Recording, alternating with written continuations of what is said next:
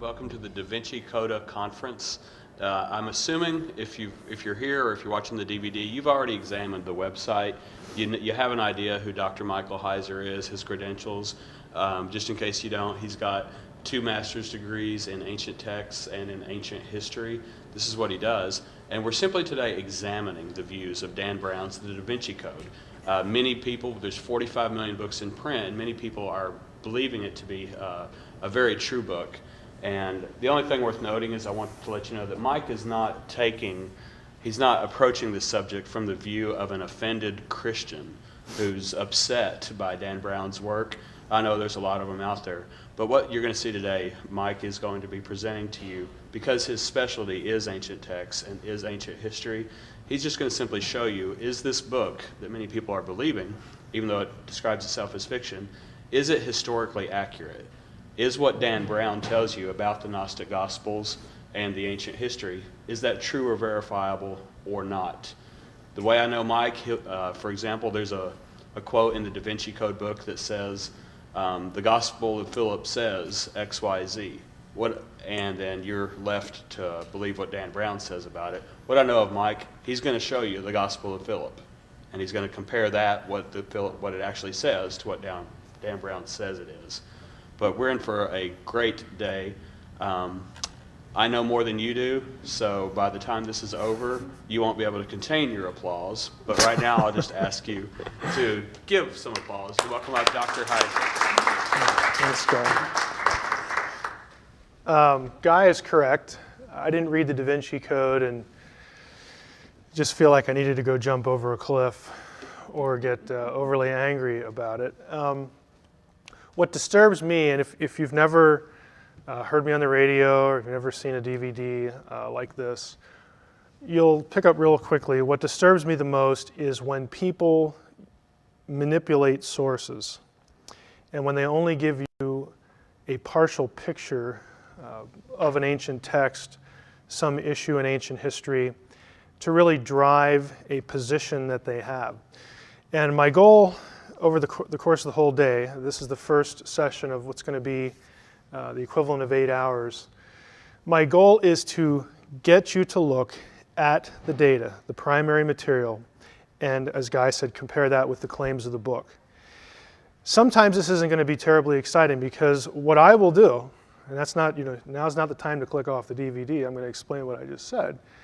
What I tend to do is I tend to try to show you the source, and when I'm quoting from a secondary source like a dictionary or some accepted scholarly work that is just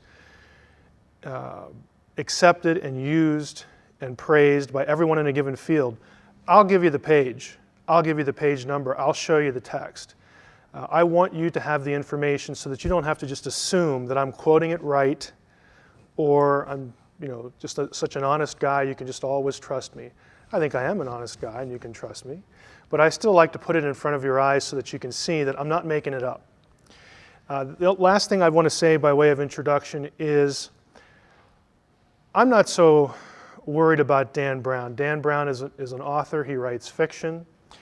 He probably has gone a little too far in sort of implying, and in some cases saying, that he believes this or that about his sources. The people that if I'm going to target anybody today, it's going to be the people he uses as sources, because I do think that they're being dishonest and I do think they're being manipulative. And I will name them by name. They know where to find me if they don't like it, and they're free to prove otherwise, because I think it's going to be pretty hard, because it's going to be right in front of your face. The first session that I think we need to go through is introducing Gnosticism for you. This is a term that you often hear related to the DaVinci Code and its contents.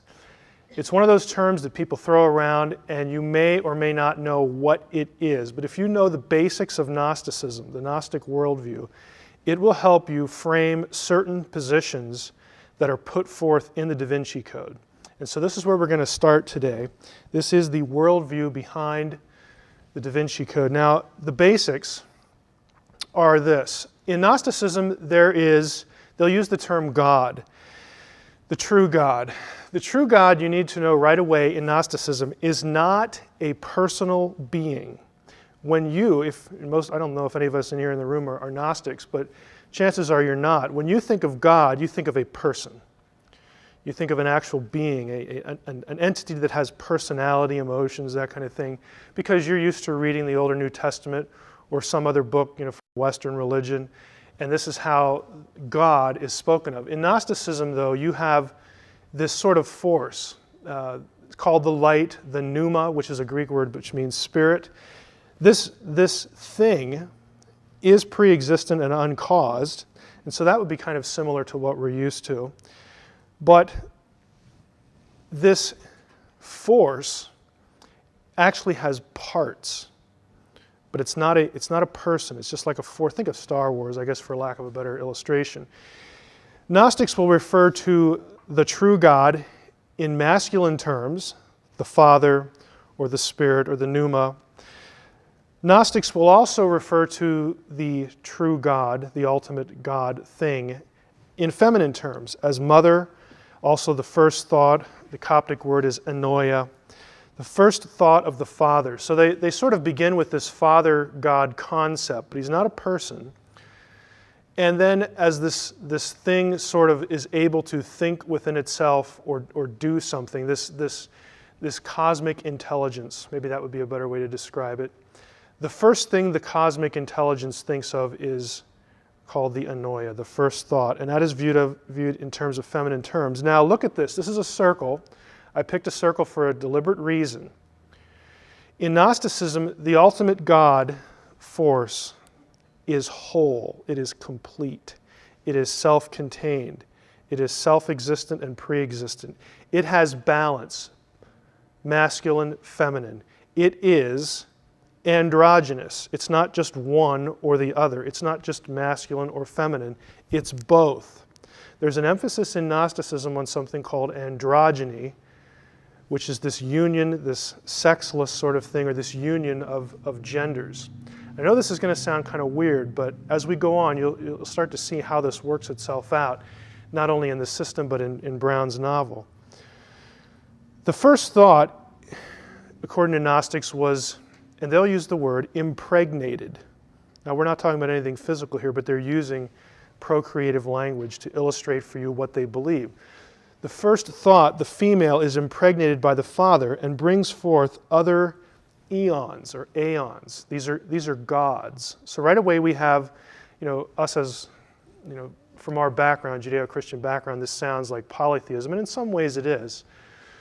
But the point I want to stress now is not essentially the nature of the system, but you have the true God. The true God sort of creates other gods. Okay? So you have this thing up above.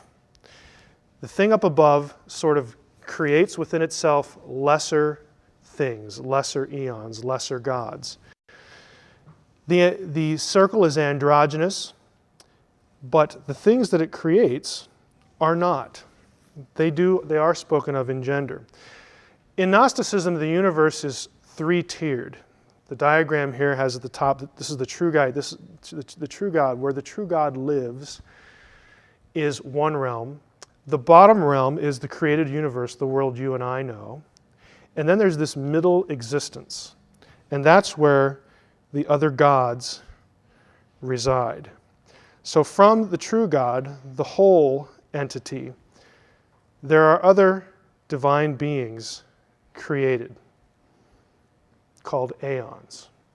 You'll notice by the features here, some are masculine, some are feminine. Now, we're not going to get too far into Gnosticism, but what happens is they pair up and they procreate. Again, I'm using sort of literal language, but they produce other aeons. And so you have a whole system of gods, plural, underneath this divine thing, this cosmic mind or cosmic force. The middle gods are sort of expressions of the greater whole. These are called aeons. The word next to it, pleroma, means fullness. When all the aeons are together and in harmony with the true light, that is called the fullness. It's the way things ought to be. The fullness. We'll come back to that term. They are the true God's essence, and together the parts equal the whole. Now, the true God, again, or the light, produces these aeons. One of them is the Logos. Now, for those of us who are Christians in the room, Logos is a word that gets applied to Jesus in John chapter 1. But now mentally stop yourself. The Logos in Gnosticism here is not Jesus. This is not a one-to-one equation. Jesus is something else to a Gnostic.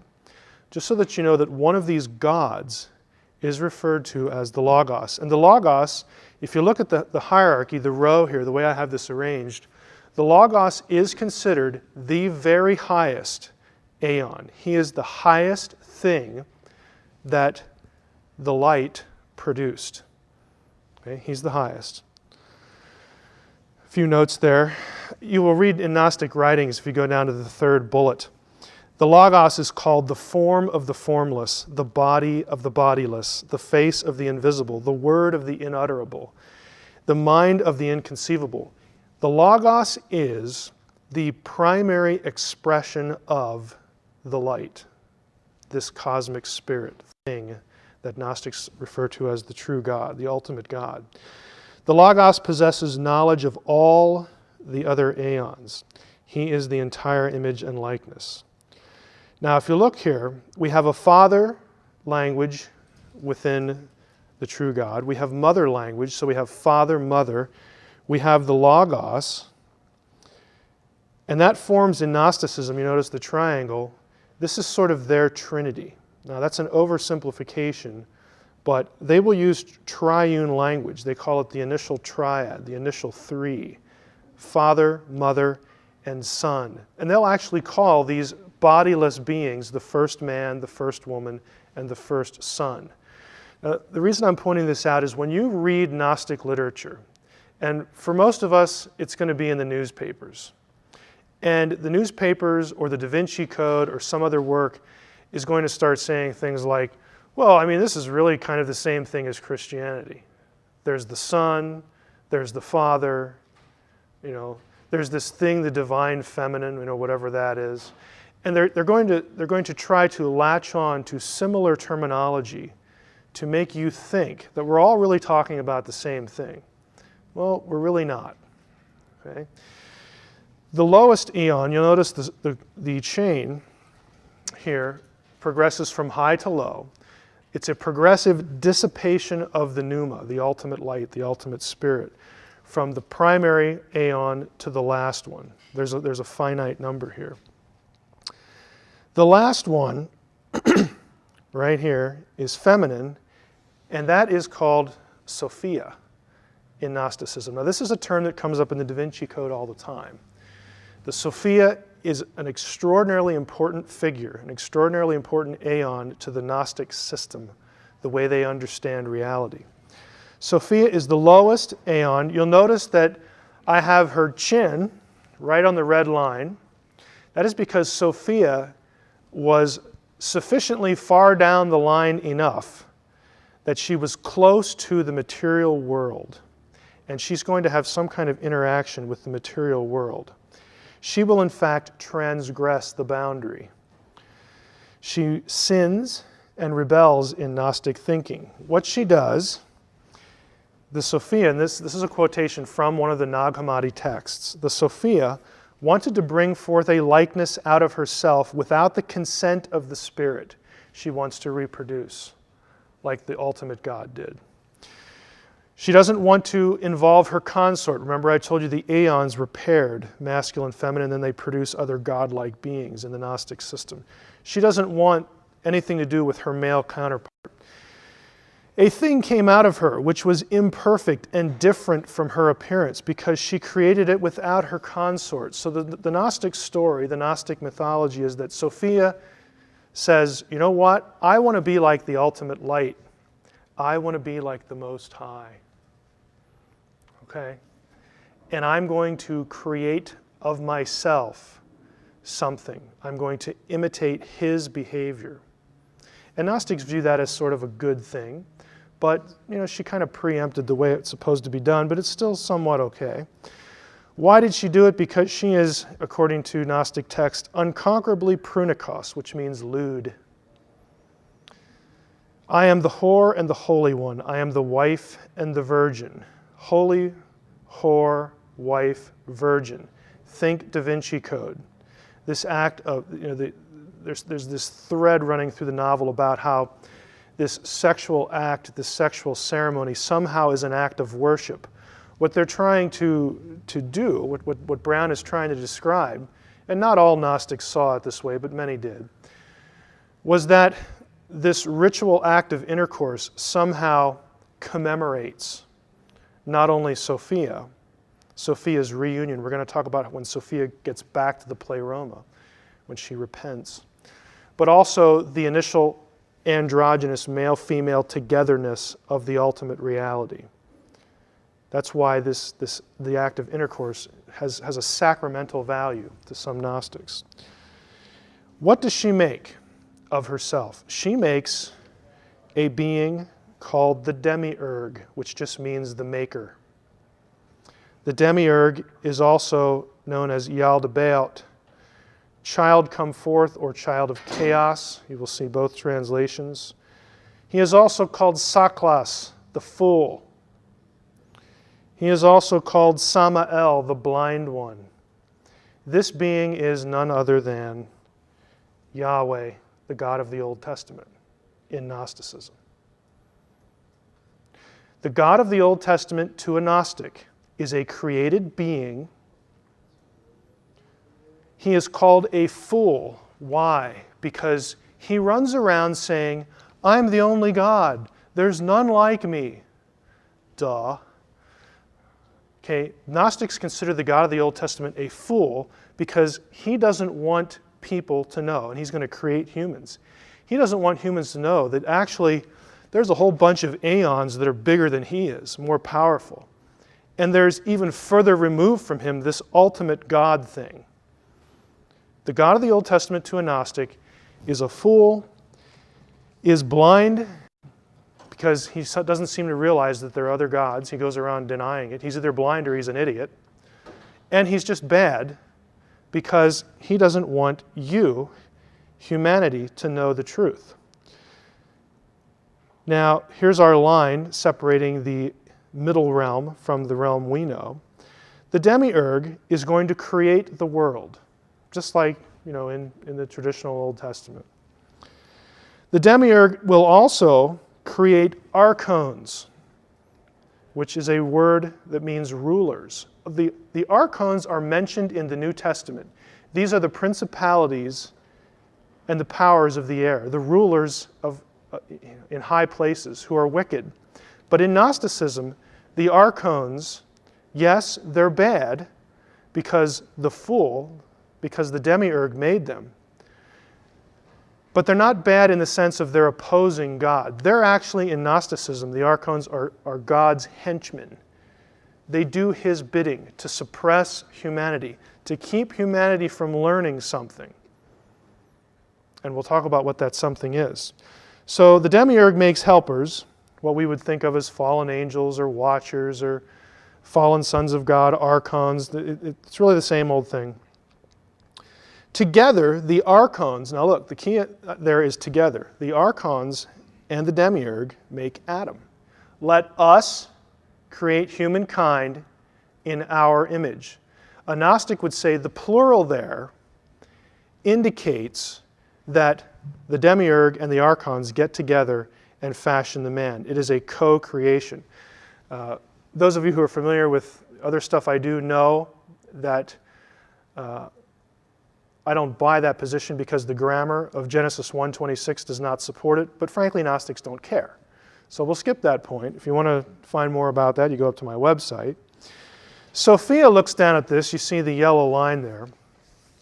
Sophia looks down at what's happening and she goes, this was probably a mistake because this guy's kind of nasty. The demiurge's kind of nasty. And now the demiurge is just kind of doing what I did and he's starting to make all this stuff. And I guess it was okay when he made this world thing, like who cares? And the archons, well, we're more powerful than they are anyway, so I'm not too concerned. But Sophia takes pity on Adam, because Adam is created to be a slave of the demiurge and of the archons. And something clicks inside Sophia, according to the Gnostic myth, that says, I need to do something. This is just a little too far. I can't abide this. And so the Sophia, Gnosticism disagrees here. There are two versions of this. One has the Sophia voluntarily putting some of her divine essence into Adam. The other version has Saklos, the demiurge, being tricked into doing it himself. But either way, a spark of the divine, you've all heard that phrase before, a spark of the divine gets deposited into Adam. So that now Adam is not just a worm-like, creature that just can't think or has no mind and no spirit, just to serve the demiurge. Now Adam is flesh and spirit. He is material and he is divine. Okay, he's a mix. Adam then is used to bring forth Eve. In a later session that's really devoted to this DaVinci Code myth about how the Gnostics just treated women so wonderfully and the Christians are just the misogynistic Neanderthals of the ancient world, we're going to see that that is not the case. In Gnosticism, I'll just telegraph one point here. In Gnosticism, Adam has the divine spark. Eve doesn't. Eve is less than Adam. She is less than divine to a Gnostic. That's not a very positive, affirming thing, for women. But that's Gnosticism really, as you'll see it in Gnostic texts, not in Dan Brown's novel. Advanced concepts, I'm not going to part too much on this. Sophia is redeemed. She's the youngest and last eon. She was furthest from the light. She makes a mistake. She's again driven by this procreative urge. Her desire, again, was viewed positively in that she wanted to be like the Father. There are really two parts to her. She's conflicted in the Gnostic myth. She wants to be like the ultimate God, but yet she has this own self-willed rebellion thing going on. Eventually, the rest of the Pleroma says, we can't let this go. We need to get Sophia back here so that we are full, we're complete. So we have the old Pleroma back, the fullness. And so what they do is they decide to attract her. Several high aeons, the Holy Spirit, these are all separate beings in Gnosticism. The Holy Spirit, the Christos, and Jesus. Now, if that surprises you, if you're a DaVinci Code reader, good. Because the DaVinci Code has characters saying that in the true Gnostic scriptures, Jesus was just an ordinary man. If you read the Gnostic text, you will not get that message. Jesus is an aeon. He is a divine being in Gnosticism. He's not just an ordinary Joe. These three devise a plan to attract Sophia back to the true light. The Christos appears to Sophia in the shape of a transcosmic cross. And now she sees that out in the universe, and she knows that this is a sign from the Pleroma that you can come back, just follow the light. Isn't that a nice phrase we've all heard in our culture? Follow the light. It's Gnostic. You look, you keep your eye on the cross, you follow the light, and you will make it back to the Pleroma. Her celestial bridegroom, Jesus, awaits her. Again, think of the Dan Brown, Jesus, Mary Magdalene. They get together, they have intercourse, either ritually or just to enjoy it. Probably just ritually if Dan Brown's going to be consistent with his Gnosticism, but he often isn't. This whole idea of Jesus needing a consort, Jesus needing a wife to further the faith is this idea. Jesus and Mary Magdalene are mimicking the journey of Sophia back to the cosmic Jesus so that they can be one. It's an expression of godliness. It's an expression of fullness in the Gnostic system. That is your introduction to Gnosticism. I don't know what the time is here. 32, we have time. We have 10, 15 minutes for questions, but let me just summarize real quickly. The whole point with this is when you read about sacred marriage in the DaVinci Code, the reason that is an issue and the reason that Dan Brown and his sources want to convince you that this was part of Christianity, that Christianity has suppressed the female, that Christianity has suppressed the goddess, is not because this stuff is really taught in the Bible. Okay? Some will try to make it, force it into the New Testament in some odd passages, and we'll talk about those a little later. What they're really saying is, look, this is the way this particular sect of Christianity saw things. And this is the truth. This is the real Christianity. And it was suppressed because these nasty church fathers that you and I think of as the orthodox, of Christianity, they were just prudish. They didn't like to talk about women. They didn't like to talk about sexual things. They tried to do whatever they could to suppress women and their roles in the church and their leadership and their character and everything like this.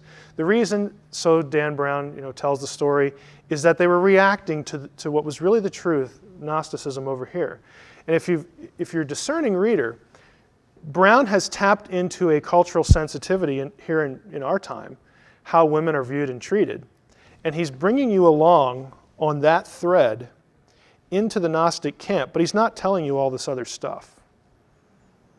He's not telling you about, again, sexual sacraments. He's not telling you that the God of your Old Testament is a liar and a fool and a blind person and frankly bad. He's not telling you all sorts of that stuff. Now, he may not know it. That's possible. But don't be duped into thinking that, it's two sides of the same coin. There are fundamental differences between the Gnostic sect and what historically was Orthodox Christianity. The primary one is, I'll give you the primary two and then I'll take questions. Orthodoxy has Jesus as an uncreated being. United in essence with God the Father, and they are both good. Gnosticism has Jesus as a created being who is above the God of the Old Testament, who is bad. Those are not two sides of the same coin. They are mutually exclusive. Okay? So don't be led astray into thinking that we're just talking about the same thing. We have any questions? If not, we can take a little break and we'll move to the next one. Go ahead. Question. Do Gnostics consider Yahweh on par with the other aeons? Yahweh is under the aeons. He is lesser in power than the aeons. He straddles, and really when he starts to create material things like the world, he moves away from the middle realm down to the lower realm in the Gnostic universe. He is derivative from one of them, and even the lowest of them. So he is not on a par. Another question? In the back? So there were Gnostics at the time of Jesus. Mm-hmm. And where did they come from? Where did the Gnostic thinking come from? And where did they fit into that time in history we as Christians view? Like, what were they doing? Right. The question is where, the Gnostics were around, they developed, where did they come from? Gnosticism as a full-blown system, you don't have what we call Gnosticism until the 2nd or 3rd century AD as a system. You have elements of its thought, of its worldview prior. And the strands come from different places. One of the more obvious is that it was a struggle, and frankly, if we're honest, it still is to some extent. It was a struggle to understand how you can have a God and 3 persons, but they're all the same, but yet they're not. And the Council of Nicaea was an attempt not to come up with a new position. The Council of Nicaea is arguing for an ancient way of understanding that. And in, I think, the 3rd or 4th session here, we're going to talk about Jesus as God well before Nicaea. And frankly, the idea that there was a Godhead in Judaism. That idea is not a Christian invention. It's Jewish. But backtracking, it's hard to understand. I'll take you through some Old Testament passages today. And you'll look at them and you'll go, well, there's 2 there. How can that be? How can there be 2 gods? I thought Judaism was this monotheist, It is and it isn't. It depends how you define your terms, and it depends what the texts are saying. And they were struggling with this like some of you. When I show you some of these things, you're going to go, well, how did that work? Why didn't they get that? Or if they got it, why did they go over here with it? That kind of thing. Gnostics are trying to they're struggling. And I feel somewhat sympathetic to Gnostics on that level, and to Arius, who was the focal point of the Council of Nicaea, his heresy, because he's just trying to figure this out. Another strand is Jewish mysticism. The idea of, well, what is it really like at home in the Godhead? I mean, what is it really like? Who lives there with God? And we ask these questions now. Well, before there was a creation, what was there? What was God doing? If there was no time, can God have thoughts that are in order? Can there be chronology before time? I mean, they're thinking these thoughts, and when the ancients are thinking these thoughts, they're essentially putting them down either in the heads or in writing. They're trying to systematize their thinking to understand what goes on with God and what's his relationship to these other beings that we see in the Scripture. We see plural Elohim in the Old Testament. We see the Word. We see the name. We see the angel of the Lord. We see the one who rides on the clouds, who isn't Yahweh in Daniel 7. They're reading their Bibles, and they're trying to grapple with how to correctly systematize this. Now, what happens is you take those questions, which are all legitimate, and Gnostics come from Egypt, and what they did was they started to try to merge what they're seeing in the Old Testament and in Jewish writings. This is all before the New Testament's written, and it carries on when the New Testament starts getting written. And they start looking for counterparts in the local religion of Egypt. And once that happens, you see this convergence of threads. And out of that comes Gnosticism. Another strand is, what about evil? Why is there evil?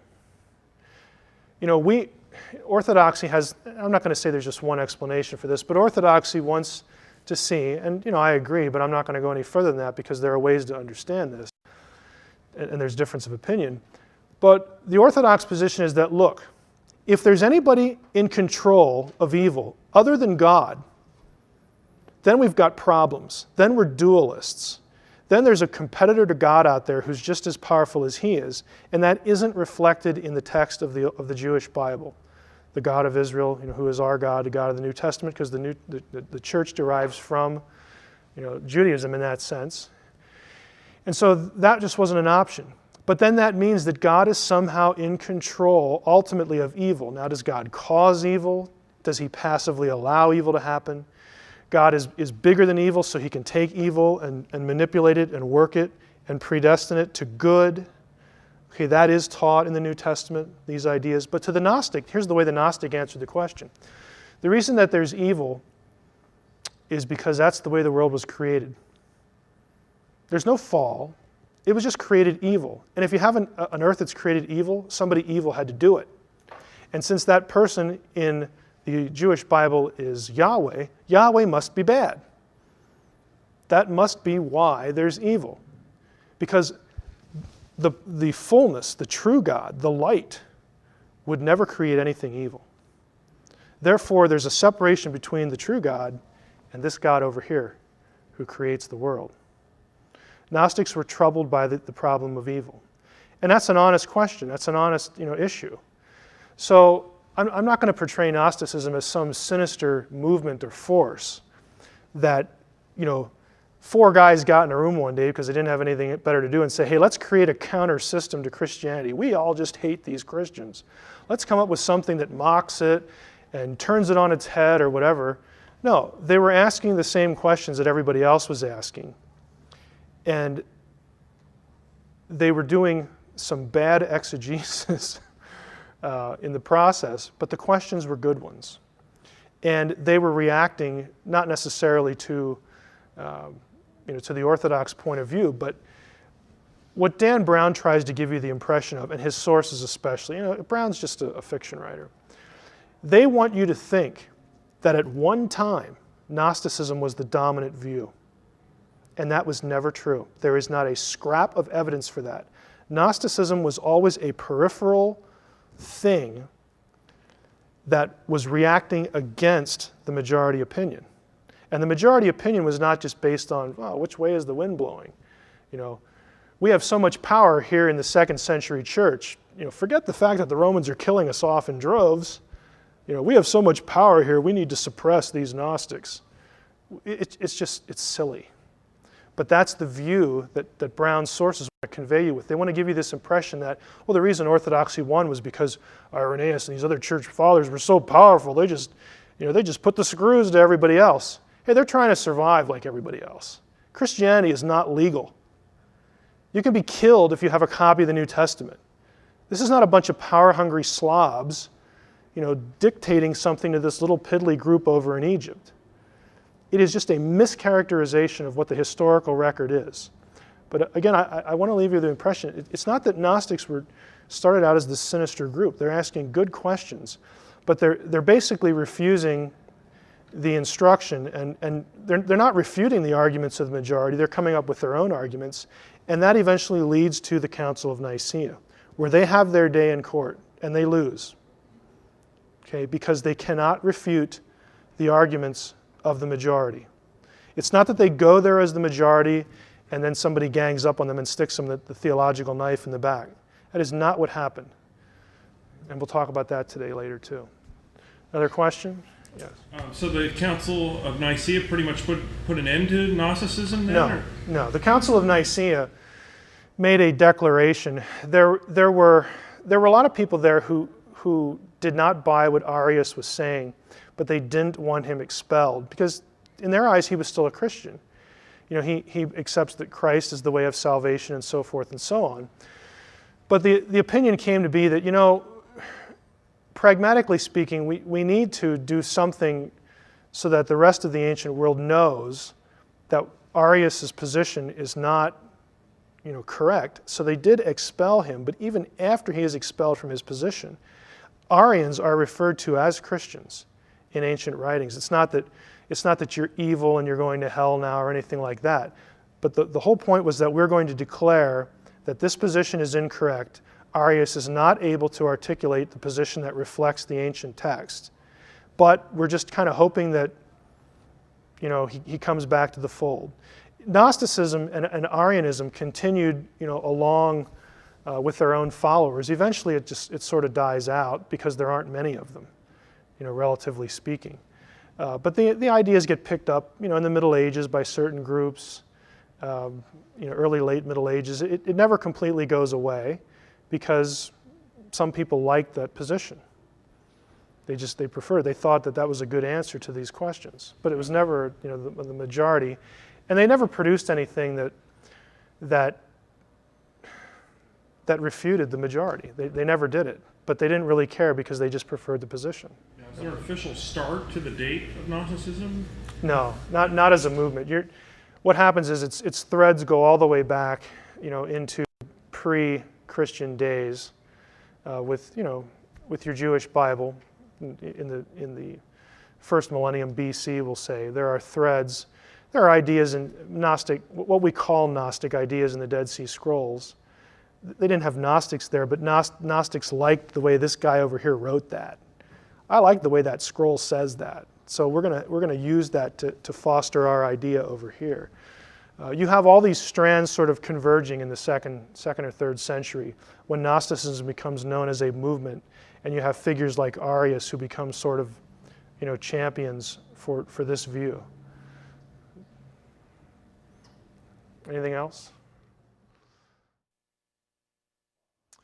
Okay, the second session today is a comparison really of the Testament issue, the gospel issue. I'm going to make it a little bit broader than that. But the manuscripts of the New Testament, not just the Gospels, versus the Gnostic Gospels from Nag Hammadi. In the DaVinci Code, one of the characters, Lee Teabing, who is cast in the story as an expert on the Holy Grail, which we find out in the DaVinci Code, the Holy Grail is not a chalice or cup. It is a bloodline of Jesus.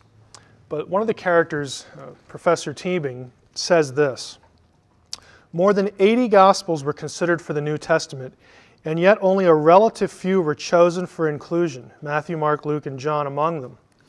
These texts, quote, are the earliest Christian records and the unaltered Gospels. Now, before I turn the slide here, there is a reason why, when the DaVinci Code came out, every scholar from any theological position, from the most rabid fundamentalist to the most rank atheistic liberal, said, this is bunk. And this is one of the biggest reasons why. These claims, as far as the nature of the Gospels, earliest and unaltered, are just frankly laughable to people who do this for a living. But again, it's like, well, it's just fiction. And everybody could have lived with that if it wasn't for the fact on the first page, or the inside cover of the DaVinci Code, he talks about the meticulous research that went into this and how this is just going to change everything, and then successive interviews. That's what torqued people off, regardless of their theological position. Because frankly, scholars don't like when people invade their turf and say dumb things about it. Okay? Now, what are the Nag Hammadi documents? You'll notice in red there on the map, the bottom third is Nag Hammadi, the place. The Nag Hammadi texts are a collection of 13 ancient codices, which is essentially what we'll call it a book, something bound on one side or folded, containing over 50 Gnostic texts. They were discovered by accident in Upper Egypt in 1945. The man at the center is the accredited discoverer, Muhammad Ali Saman. Had gone off, kind of like the Dead Sea Scrolls story. He goes off and is looking for fertilizer in the mountains close to his village, and he unearths a jar, and the rest, they say, is history. The books that were found at this location were quickly sold into the black market. The Egyptian government eventually got them fairly quickly. This is what they look like. You'll notice that as manuscripts go, this is pretty decent condition. I mean, you can get a whole lot worse than this.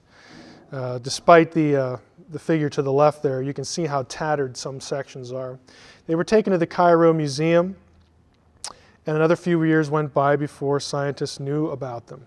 In 1966, at a conference in Italy devoted to Gnosticism and these new texts, James Robinson assembled a group of editors and translators to publish the codices in English. This is the cover of the book. I have it with me here if you want to look at it today.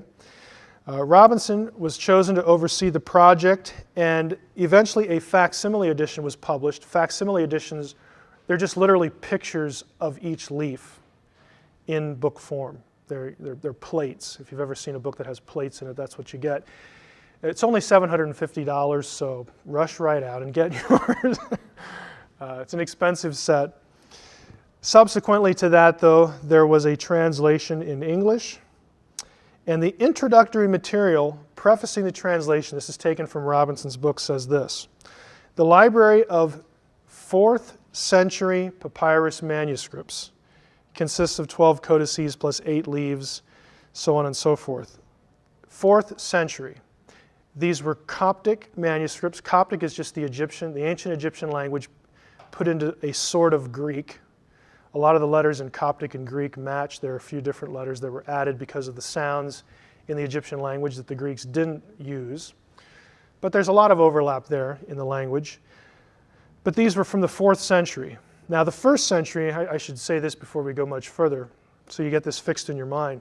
The 1st century is the year 0 to 99. 2nd century begins with the 1, as in 100 on. 3rd century begins with 2. You back it up a digit, okay? So 4th century, we're talking about written in the 300s sometime. This is Coptic, but everyone agrees, and rightly so, that the Coptic texts were actually themselves translations of older Greek material. One of the ways that's known is there are lots of Greek loanwords in the texts. There are other ways to tell that too, but we're not going to worry about that for today. These texts, according to the DaVinci Code, are the earliest Christian records. Okay. Boy, he didn't look very far for that. Here are some sources, and again, if you get the DVDs, you can look these books up if you're interested, and I recommend taking some interest in textual criticism. I know it sounds horrible, but it's actually really interesting. Text of the Greek New Testament. Textual Criticism by David Allen Black is a nice intro for the layperson. I recommend it. Dave's a nice guy too. He's a friend of mine. Canon of Scripture, F.F. Bruce is a classic. And the latest work on the canon, The Formation of the Christian Biblical Canon by MacDonald, is really quite good. Again, these are well-recognized mainstream scholars with no particular axe to grind. Let's talk about the date, though. From those books were my sources, places you can go to check up on me as I go through this. If you look at the timeline here, you have the cross, 33 AD. We'll take that as a sort of a consensus date. New Testament Gospels and Acts, the book of Acts, which is the fifth book in the New Testament order, were written sometime between 50 and 80 AD. That is not a conservative fundamentalist number. That is a consensus view. There are very few people who would date them before. Some people would put Mark in the 40s. And there are very few people who would go beyond 80 for any gospel. 50 to 80.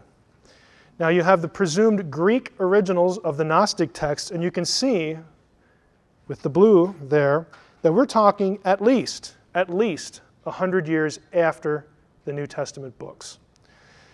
And then, of course, the Coptic Gnostic copies. Now, why 50 to 80 AD for the New Testament? What's the evidence? In other words, are you going to come here and just have me tell you that and walk away thinking, oh, that's nice?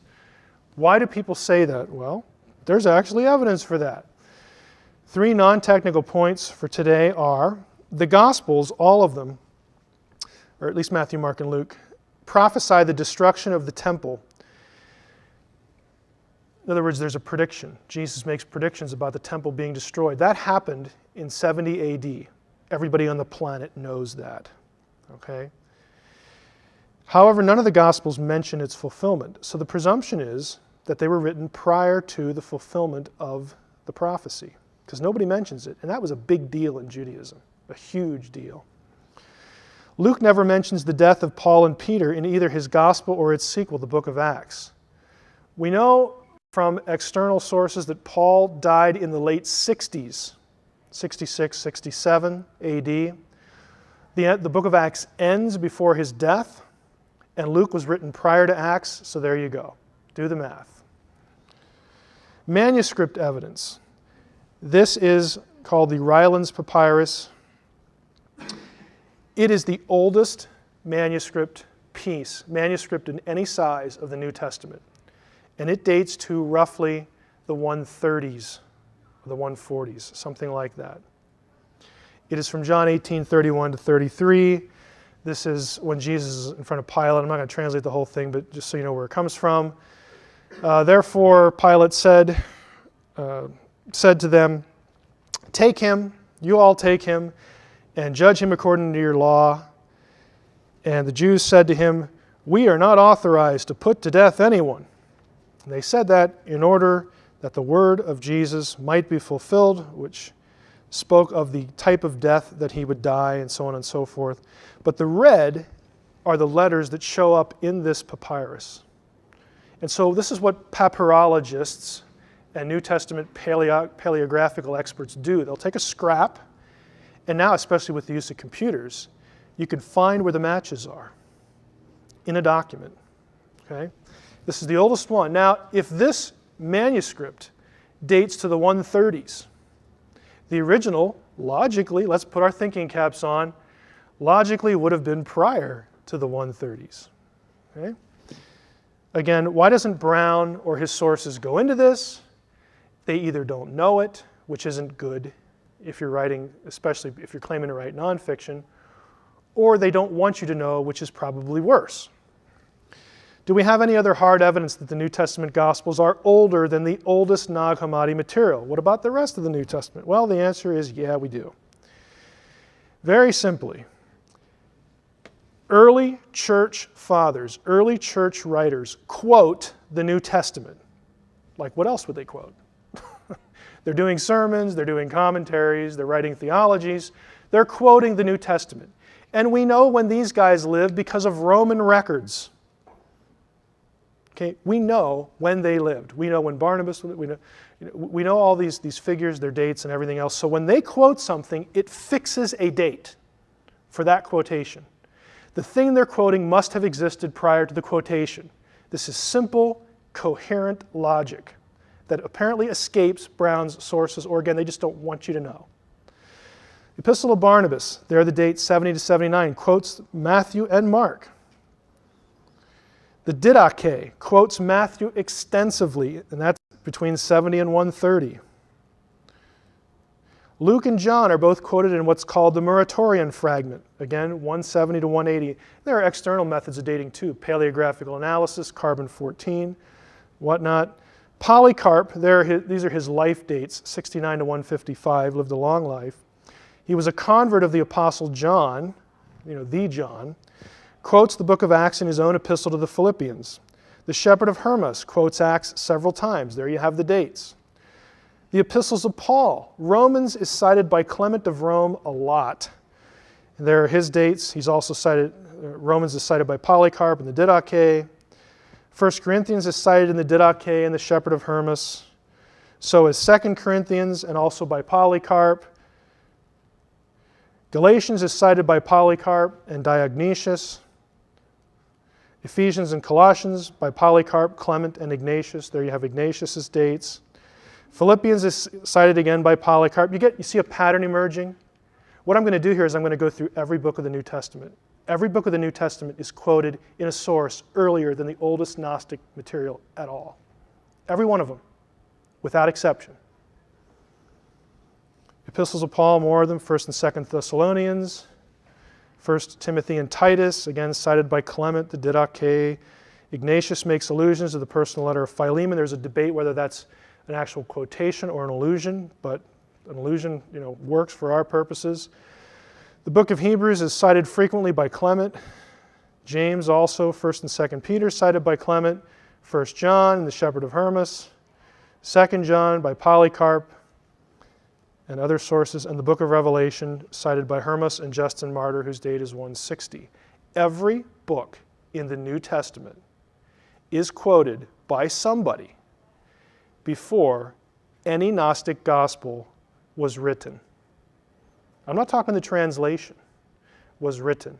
Now, the only possible exception among the Gnostic material is the Gospel of Thomas. Thomas might be roughly contemporary with some of the later Gospels, but that is the only one, and there's debate over that. But I'm telling you because there's debate on it. Okay? And by the way, the Gospel of Thomas, if you, again, a lot of this scholarly material is really expensive, and you have to be near a library to get a hold of it. But there are, you know what a harmony of the Gospels is?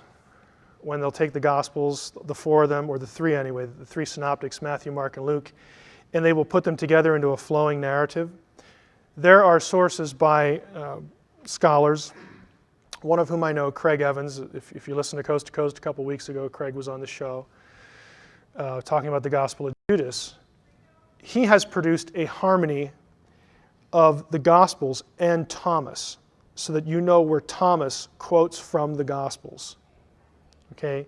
Now, let's put our thinking caps on again. Again, I'm really speaking to people who are going to view the DVD who just are enamored with the DaVinci Code. If you're quoting from something, that something exists prior to your quote. Okay, it just makes sense. So even in the oldest case, again, it's debated, Thomas might be later, but just so that you know, we're not running from the Gospel of Thomas. The statement implies or assumes several things. Let me go back to the statement. You've seen it before, but repeating it. More than 80 Gospels are considered for the New Testament, yet only a few were chosen. When Teebing says that, you, the reader, are given certain suggestions. Certain things are implanted in your mind. Things like that all the Gospels written in the ancient world were being considered at relatively the same time. There are over 80 Gospels considered, like they're having this big smackdown of Gospels, like we've got to choose which ones are in now. That isn't true. Again, in the DaVinci Code, Brown's academic characters make the assertion that the decision over what books to include was done at Nicaea. Nicaea did not meet to discuss anything about the canon. We'll get to that when we get to Nicaea, the session on that. But it's not true that all the Gospels were around and they, being considered at the same time. He also sort of plants the thought in your head that there existed no early consensus. In other words, roughly around the decades that followed the writing of the New Testament Gospels, for which Gospels told the true story of Jesus, there was a consensus about which Gospels correctly preserve the story. The early church almost immediately recognized what we know as the four. And we're going to talk a little bit about that in a minute or two. But there was an early consensus. What Brown wants you to think is that nobody knew. It was just so up in the air. What do we do? We've got 80 Gospels. How do we know? There was a consensus long before most of the other ones were written. And in fact, Thomas might be the only exception. The four were in existence before any of the other ones were around. That sort of compels a consensus if there's like only four to start with. Third thing is that he creates the impression that all the Gospels were worthy of equal weight or consideration. Nobody believed that in the ancient world. Some liked others. Oh, that one's kind of cool. I kind of like the way that guy says that. And some of them, oh, this is just ridiculous. Why would anyone want to read this? Who's the idiot that wrote it? I mean, it was an uneven thing. It was an uneven thing as far as the other Gospels. The fact is that the followers of Christ had chosen the four canonical Gospels very early, again, with the possible exception of Thomas. Now, here's how we know that. Okay, don't just take my word for it. Here's how we know that. John dies roughly 96 AD. We know the Gospels are 50 to 80. John dies right around 100. In 144, this is 50 years, basically a generation afterward, we have a guy named Marcion come along. Marcion produced some writings in which he divided up the books he thought were inspired or were worthy of canonical status, and he grouped them into two headings, the Gospel and the Apostle. Basically, the Gospel he liked, and then certain writings of the Apostles. Marcion was kind of flaky. A lot of church fathers took off after him, but the important point is that he was thinking of which books were accepted. He did not include the Gospel of Thomas. He did not include any of the Nag Hammadi Gospels. Marcion, to call Marcion orthodox is really iffy, so he could have felt very free to include one of the Gnostic Gospels in his, but he doesn't. Again, you can go look up Marcion and read about him if you want. Justin Martyr, in 160, produces a listing of what he calls the memoirs of the apostles. In 170, Tatian did something very important. He produced what's called the Diatessaron. It was a harmony of the four. This is 170 AD. Again, this is before most of the Nag Hammadi Gospels are even written. They've never even seen the light of day. Tatian produces a harmony of the four, Matthew, Mark, Luke, John. And it's still available in fragmentary form, mostly in Syriac. The Muratorian fragment, again listed various books as canonical, again the Gospels, 170.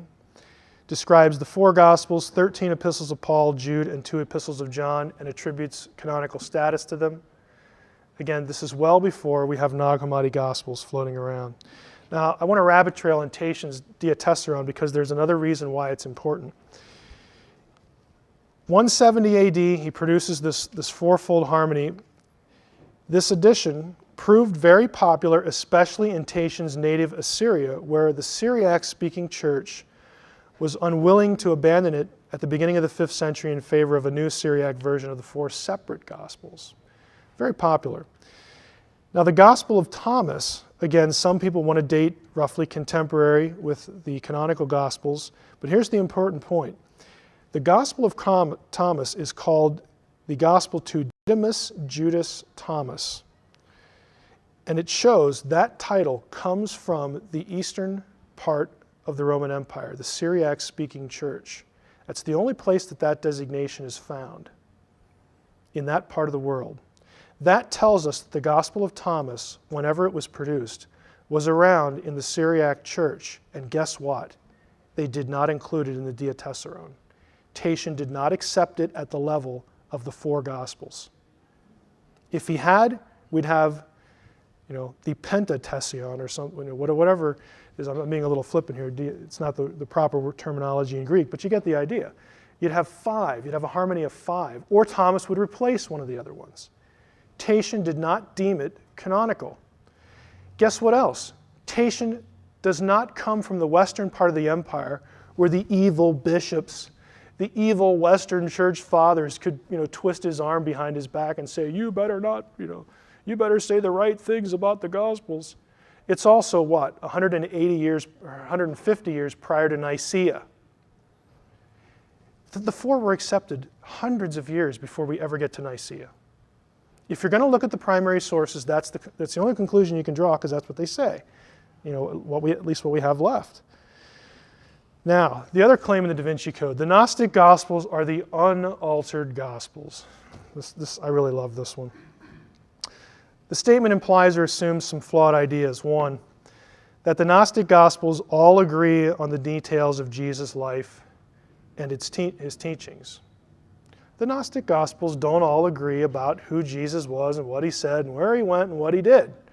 There are disagreements. They do not match perfectly. Therefore, there could have been some changes, some alterations, whatever. They're not this unified monolithic thing that, perfect agreement. It's just not true. It also implies that disagreements between the canonical Gospels invalidate them as accurate sources for the life and teachings of Jesus. Let's examine the logic a little bit before we move on. If I were to, let's just take a look here. Let's go to this one. The Gnostic Gospels do frequently agree or disagree. This is a quote from Dictionary of Jesus and the Gospels. You will notice here the portion that is in yellow. There are significant differences between the Greek fragments of Thomas, and we must therefore it must have existed in two versions, two redactions. So on the one hand, the DaVinci Code wants you to think that the stuff in the New Testament just disagrees all the time about Jesus, and how can any of them be right? There must be errors in there. They don't give us a unified picture of Jesus. Something's wrong here. But over here, the Gnostic Gospels are unaltered. They just present this wonderful story about Jesus, and it's so coherent. And we don't have these problems over with the evil, nasty New Testament where the Gospels disagree with each other on points. It is just buffoonery, okay? On the one hand, the Gnostic Gospels disagree a lot. On the other hand, disagreement doesn't mean error. Illustration. Let's go back to 9/11. Maybe some of you did save the newspaper. If you went to New York the day after 9/11 and you bought 3 or 4 newspapers about what happened on that day, would the accounts all agree word for word? No. You pick up a newspaper any day and look at a common story, sports page, lifestyle, whatever. You have different people writing. They use different words. They highlight different parts of an event. Does that mean that any of them are wrong? Does it of necessity mean that any version is wrong? No. They might be, but it doesn't necessarily mean that, because there's different people. They write from their own perspective. They have a pile of information in a limited amount of space. Same thing in the ancient world. You don't go down to your Rite Aid or to Office Max and get another ream of paper. You got what you got. And if you screw it up, God be with you to find another piece of paper to write on, because it's not like you can't buy it. You got to make it. And it takes a long time. Or you got to go skin the goat that you're saving, for whatever meal. It's just a different world. On the other hand, let's put yourself in the classroom. let's say you're a high school teacher, professor, whatever, and you've given an assignment to your class to write a paper. And you go into class the day the paper's due, and you collect the papers, and you're shuffling through them in your office, and lo and behold, there's 4 of them here that they agree word for word. What would you think? Somebody's copying. We have plagiarism here, or somebody's copying, there's collusion, and whatnot. Let's take this to the Gospels. Yeah, the Gospels disagree. Disagreement does not necessarily mean that any of them are wrong. This is why it's kind of neat when people come along and produce harmonies and synoptics. Exact agreement would suggest collusion, but that isn't what you find in the New Testament. I'm glad they disagree, because if they all agreed word for word, that would look like they all got together in a smoke-filled room and said, let's get the story right. That's not what you have. The Gospels disagree again because of difference in audience, difference in personality. You know, there are similarities because these guys know each other. They probably pal around with each other periodically, but there's also independent work. It's just what you'd expect in the normal circumstance of, those days. Now, I'm going to recommend some books. Again, check up on me, buy them. They're not expensive, at least these aren't.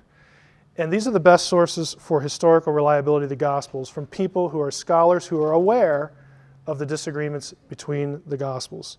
Craig Blomberg has produced one on the historical reliability of the Gospels. That's Matthew, Mark, and Luke. He has a companion volume on John's Gospel, same focus. This is not light reading, I will warn you, but it's the best thing in print, just bar none. Why 4 Gospels? Again, from my friend David Allen Black. Black tries to write for the lay audience, so if you're going to start somewhere, I'd start with Black, but the mother lode, the trench work, is Blomberg. And Rethinking the Synoptic Problem, again by Black.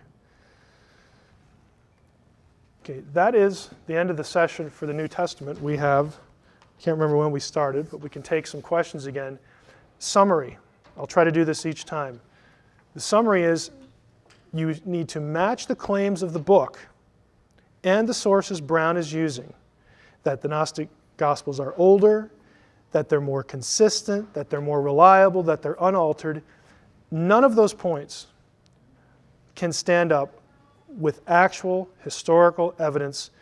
Guys who were alive, who were quoting the New Testament, we know their dates are fixed absolutely. They're quoting the material before any of the Gnostic Gospels even existed. Now, I don't know why Brown doesn't put this in his book.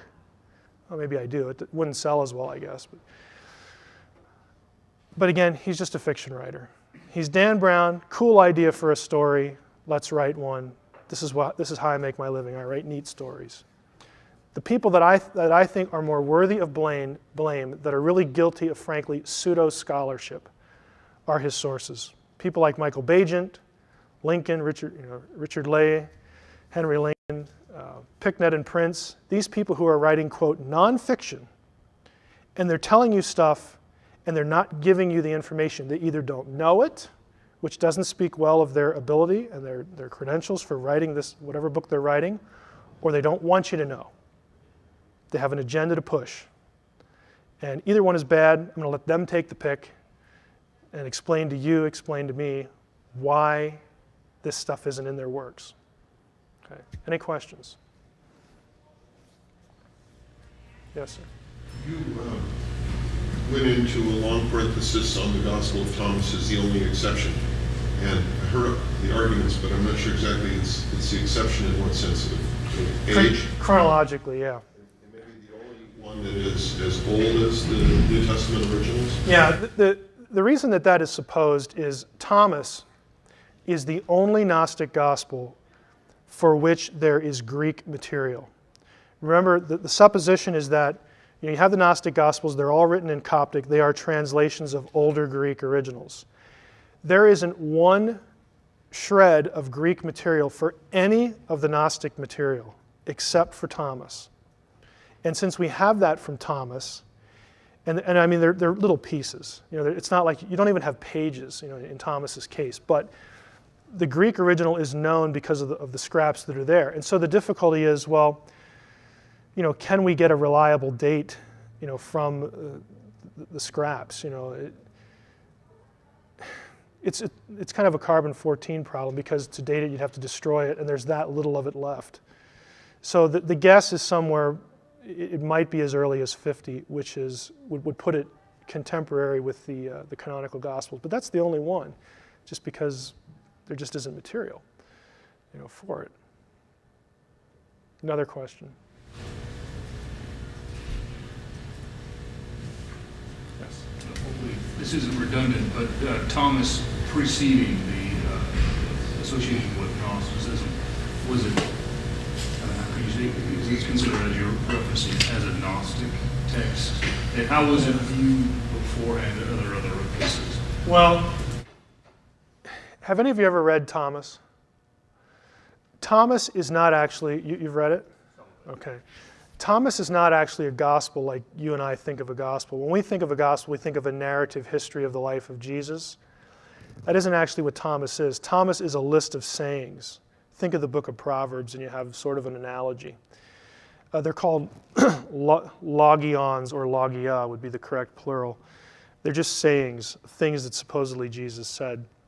So the reason that this collection of sayings is viewed as Gnostic is because some of the content of the sayings thematically and conceptually will match Gnostic material that is much longer and more theological treatises. So that's where the association comes in.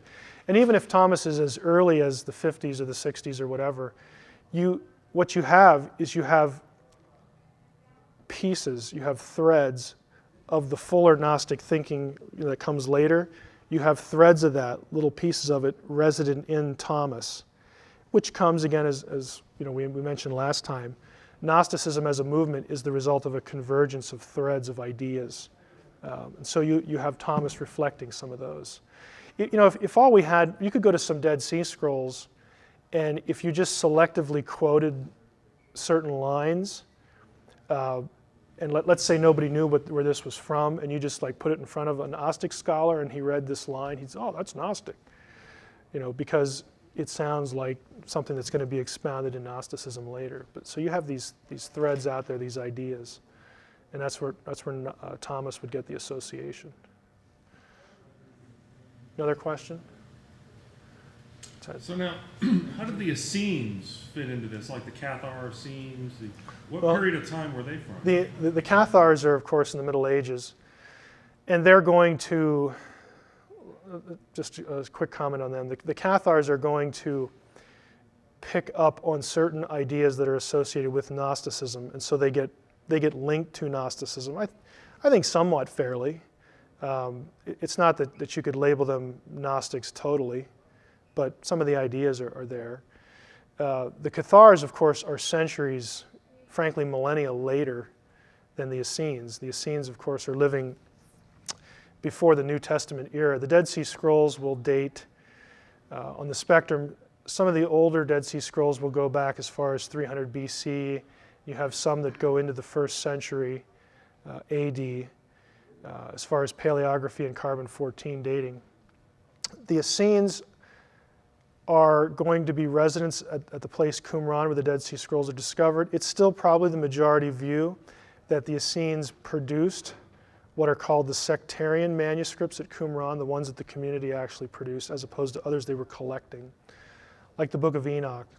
The Essenes didn't write the Book of Enoch, but they had a library there and it was in there. But some of the Dead Sea Scrolls they produced and wrote about themselves and their own ideas. Those are called the sectarian manuscripts. You will have certain ideas within the sectarian manuscripts, again, little threads that will show up later in Gnosticism. But it would not be accurate to call the Essenes Gnostics, because we don't have Gnosticism as a movement when I say movement, I'm talking about a religious system that has its own books and its own fully developed theology. You don't have that until 2nd or 3rd century, and we know that because of the Gnostic Gospels. That's the evidence for that. But you'll have certain ideas that are present at Qumran. A lot of the popular writers like Bajent and Lee and Lincoln and Picknett and Prince want to create some sort of association between the Essenes and the Gnostics and the Masons and all these other groups. The only way you can do that is to ignore the date of the Dead Sea Scrolls. And I think there's one person, maybe two that I'm thinking of here. One for sure, there's one scholar who doesn't like the dating, Barbara Teering, whose writings show up a lot in these other sources. So basically they're quoting Teering against literally the thousands of other scholars who agree with the work of the team that produced the dating on the scrolls. And Teering does not base her date on carbon-14 or paleography. She thinks that she's unlocked a coded language in the scrolls that convinces her that there's overlap with the New Testament, and that even though no New Testament characters are mentioned in the Dead Sea Scrolls, and they aren't, go read them. I'm not keeping you from them. Go read the Dead Sea Scrolls. They're in English. You will not find any New Testament character in any Dead Sea Scroll. Zero. Nada. I don't know any other way to say it. You just won't find them. But that doesn't deter Teering. She says, well, the New Testament characters are encrypted, and they're coded in there. And I'm glad you brought that up, Ted. The best book written on this subject is right here. Written by two liberals. They're not fundamentalists. They're not evangelicals. They're not Bible bangers. Okay, they're two liberal scholars, Jesus, Qumran, and the Vatican. Frankly, they got ticked. They got upset. And, I have often made the comment on radio and in venues like this that it is such a crying shame that scholars think themselves too far above the interested general readership to fool around with this nonsense that people like Bajent, Lee, and Lincoln and these other guys are writing. Honestly, I travel in these circles. Scholars generally are elitists. That shouldn't surprise you, okay? They honestly think that writing against these guys is just frankly beneath them and is a waste of their time. Here's an exception. These two guys finally got irritated enough with this twaddle that they wrote this book. It's probably about 15 years old now. Let me take a quick look. 1994, 12 years. And this is a thorough dismantling of Teering and all these popular writings. You finally had two guys. They weren't on the Scrolls team, so they're not part of the conspiracy. Okay? They're just two New Testament scholars, early Judaism scholars that just said, enough, enough. This is nuts. And we're going to address it. So they did that. I highly recommend the book. It's out of print. You'd have to get it used, but I found a cheap copy. So you can too. Okay, the third session for today is Were Jesus and Mary Magdalene married? And it's an assessment of the evidence for this offered in the DaVinci Code and, of course, in Dan Brown's sources that he draws from. This, of course, is the central question. Who was Mary Magdalene of the whole debate? Brown and his sources build a lot on understanding Mary as the lower left-hand corner. Of course, the bare breasts depicted in art often this way because of the supposition, an incorrect supposition, that Mary Magdalene's sins were somehow related to sexual activity, that she was a harlot, a prostitute, and whatnot. There really isn't any evidence in the New Testament for that, but we're going to talk in the course of this session as to where the idea came from. And I'm going to try to show you how, essentially the chain of logic, the chain of thinking that led to a misconception of who Mary was. And then we'll talk about who she really was and the claims of the DaVinci Code. But the DaVinci Code makes a great deal of casting the church as an evil enemy, an enemy to be looked upon with the hermeneutic of suspicion. because they allegedly, supposedly, deliberately cast Mary as a prostitute, not because they misunderstood the New Testament, which is what I'm going to show you. That's really where it comes from. But they would say, no, Mary was taken as a harlot because the church deliberately wanted to suppress the idea that Jesus and Mary were married. That this was part of a greater conspiracy to put down Mary in reaction to this truth that they wanted to suppress, that Jesus had a wife. Oh, by the way, I should mention, you notice in some of these that Mary is holding an egg. Just thought I'd mention this in passing. If you wonder what that's about, there's a story, it's not a biblical story, so it's extra biblical, about after the resurrection, Mary had audience with the Emperor Tiberius. And she went before Tiberius and essentially was giving him the gospel, telling him about Jesus and the resurrection and so on and so forth. And she, the story isn't clear whether she was going to do something or whether this just was a happenstance. But the emperor said, resurrection, oh, come on, I see you have an egg in your hand. That egg would no sooner turn red right now than the resurrection be true. And of course the story is that the egg turns red.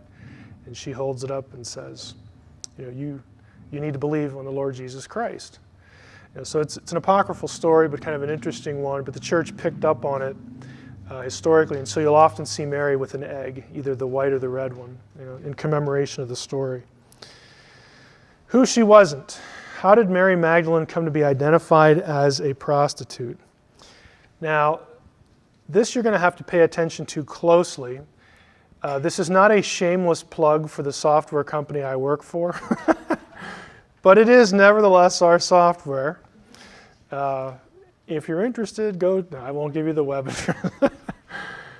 This is the passage in Luke chapter 7 where a sinful woman comes to Jesus and does certain thing and anoints his feet and whatnot. Let's just take a quick look at the passage. I don't want to read all these passages. I'm going to show you a bunch of them.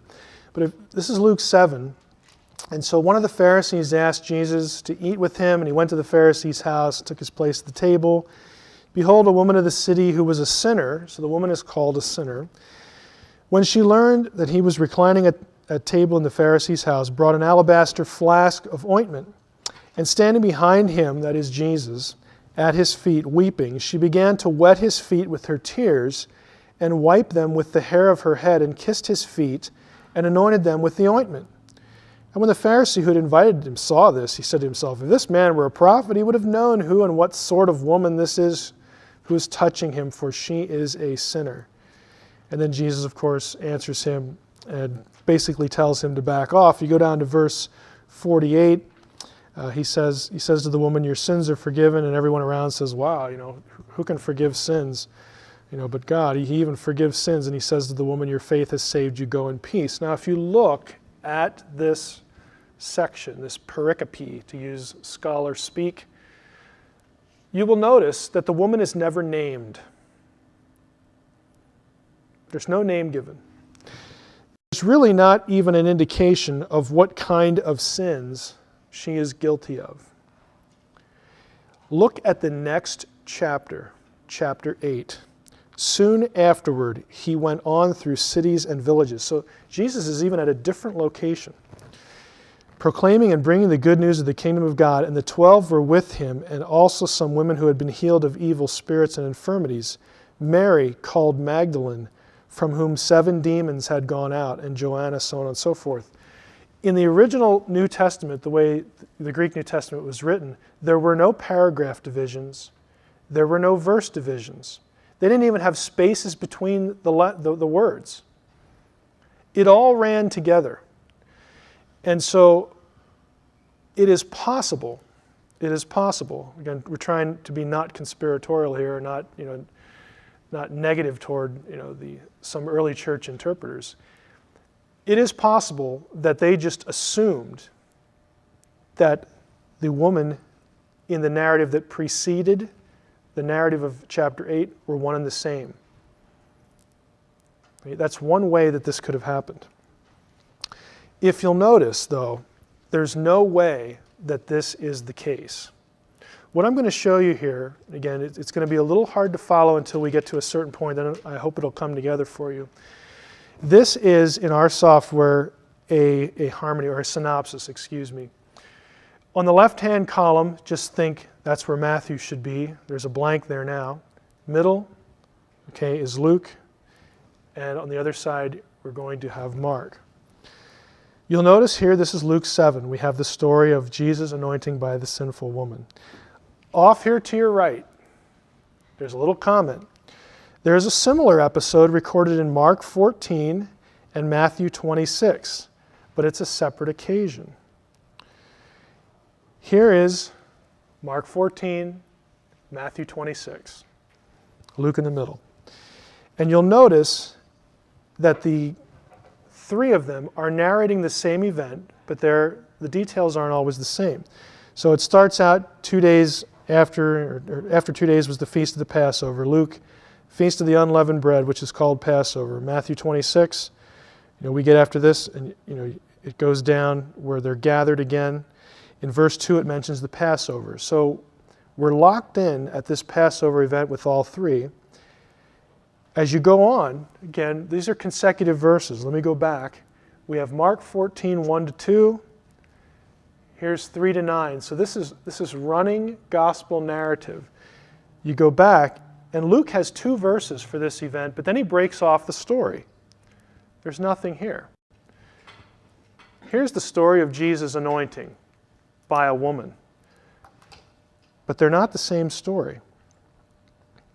We'll get to that in a second. Here Luke resumes, verse 3. Here's 10th verse of Mark, Matthew 26, and Luke resumes his account. Here's what you get if you look at them all together. You've got running narrative. Luke starts up here at the same place as Matthew and Mark. Then there's this gap, and then they resume at the same place. This, again, going back to the last thing about the synoptic problem, this is where there's disagreements between the Gospels. They won't include all the same stories, or they'll disagree on details as well. Now, my point here is to say that the account in Luke 7, the sinful woman anointing Jesus, with the ointment in the alabaster jar and weeping and wiping his feet with tears, that is a different story than the story in Matthew and Mark. How do we know that? How do we know they're different accounts? The one in Luke is chronologically displaced. If you look here, this is the flow of the Gospel of Luke. Jesus begins his ministry in chapter 4, and here's your subject matter. Right here is where the sinful woman anoints Jesus. Down here is the passion and the resurrection narratives. This is where Matthew and Mark's stories are.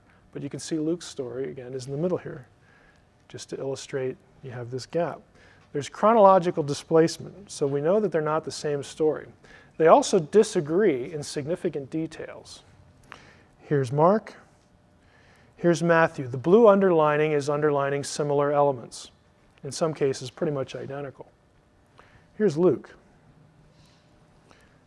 The stuff in the red are the different details.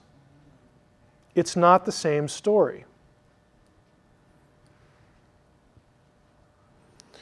Now, what I'm angling here toward here, and I'm going to get here in a few minutes, is I said before,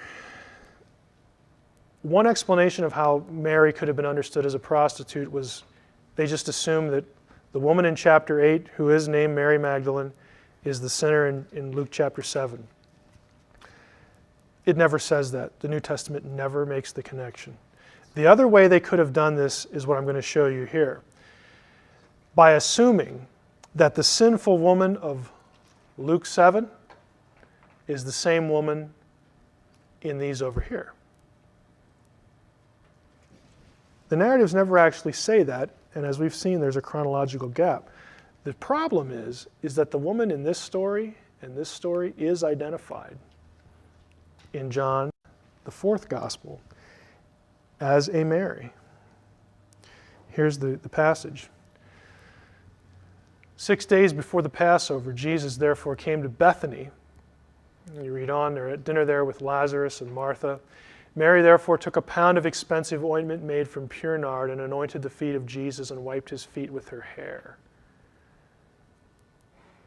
Now, the early church, many interpreters read this from John 12 and assumed that this named the woman in Matthew and Mark, and then they assumed that Matthew, Mark, and Luke were telling the same story. And that is how Mary Magdalene became an evil, sinful woman.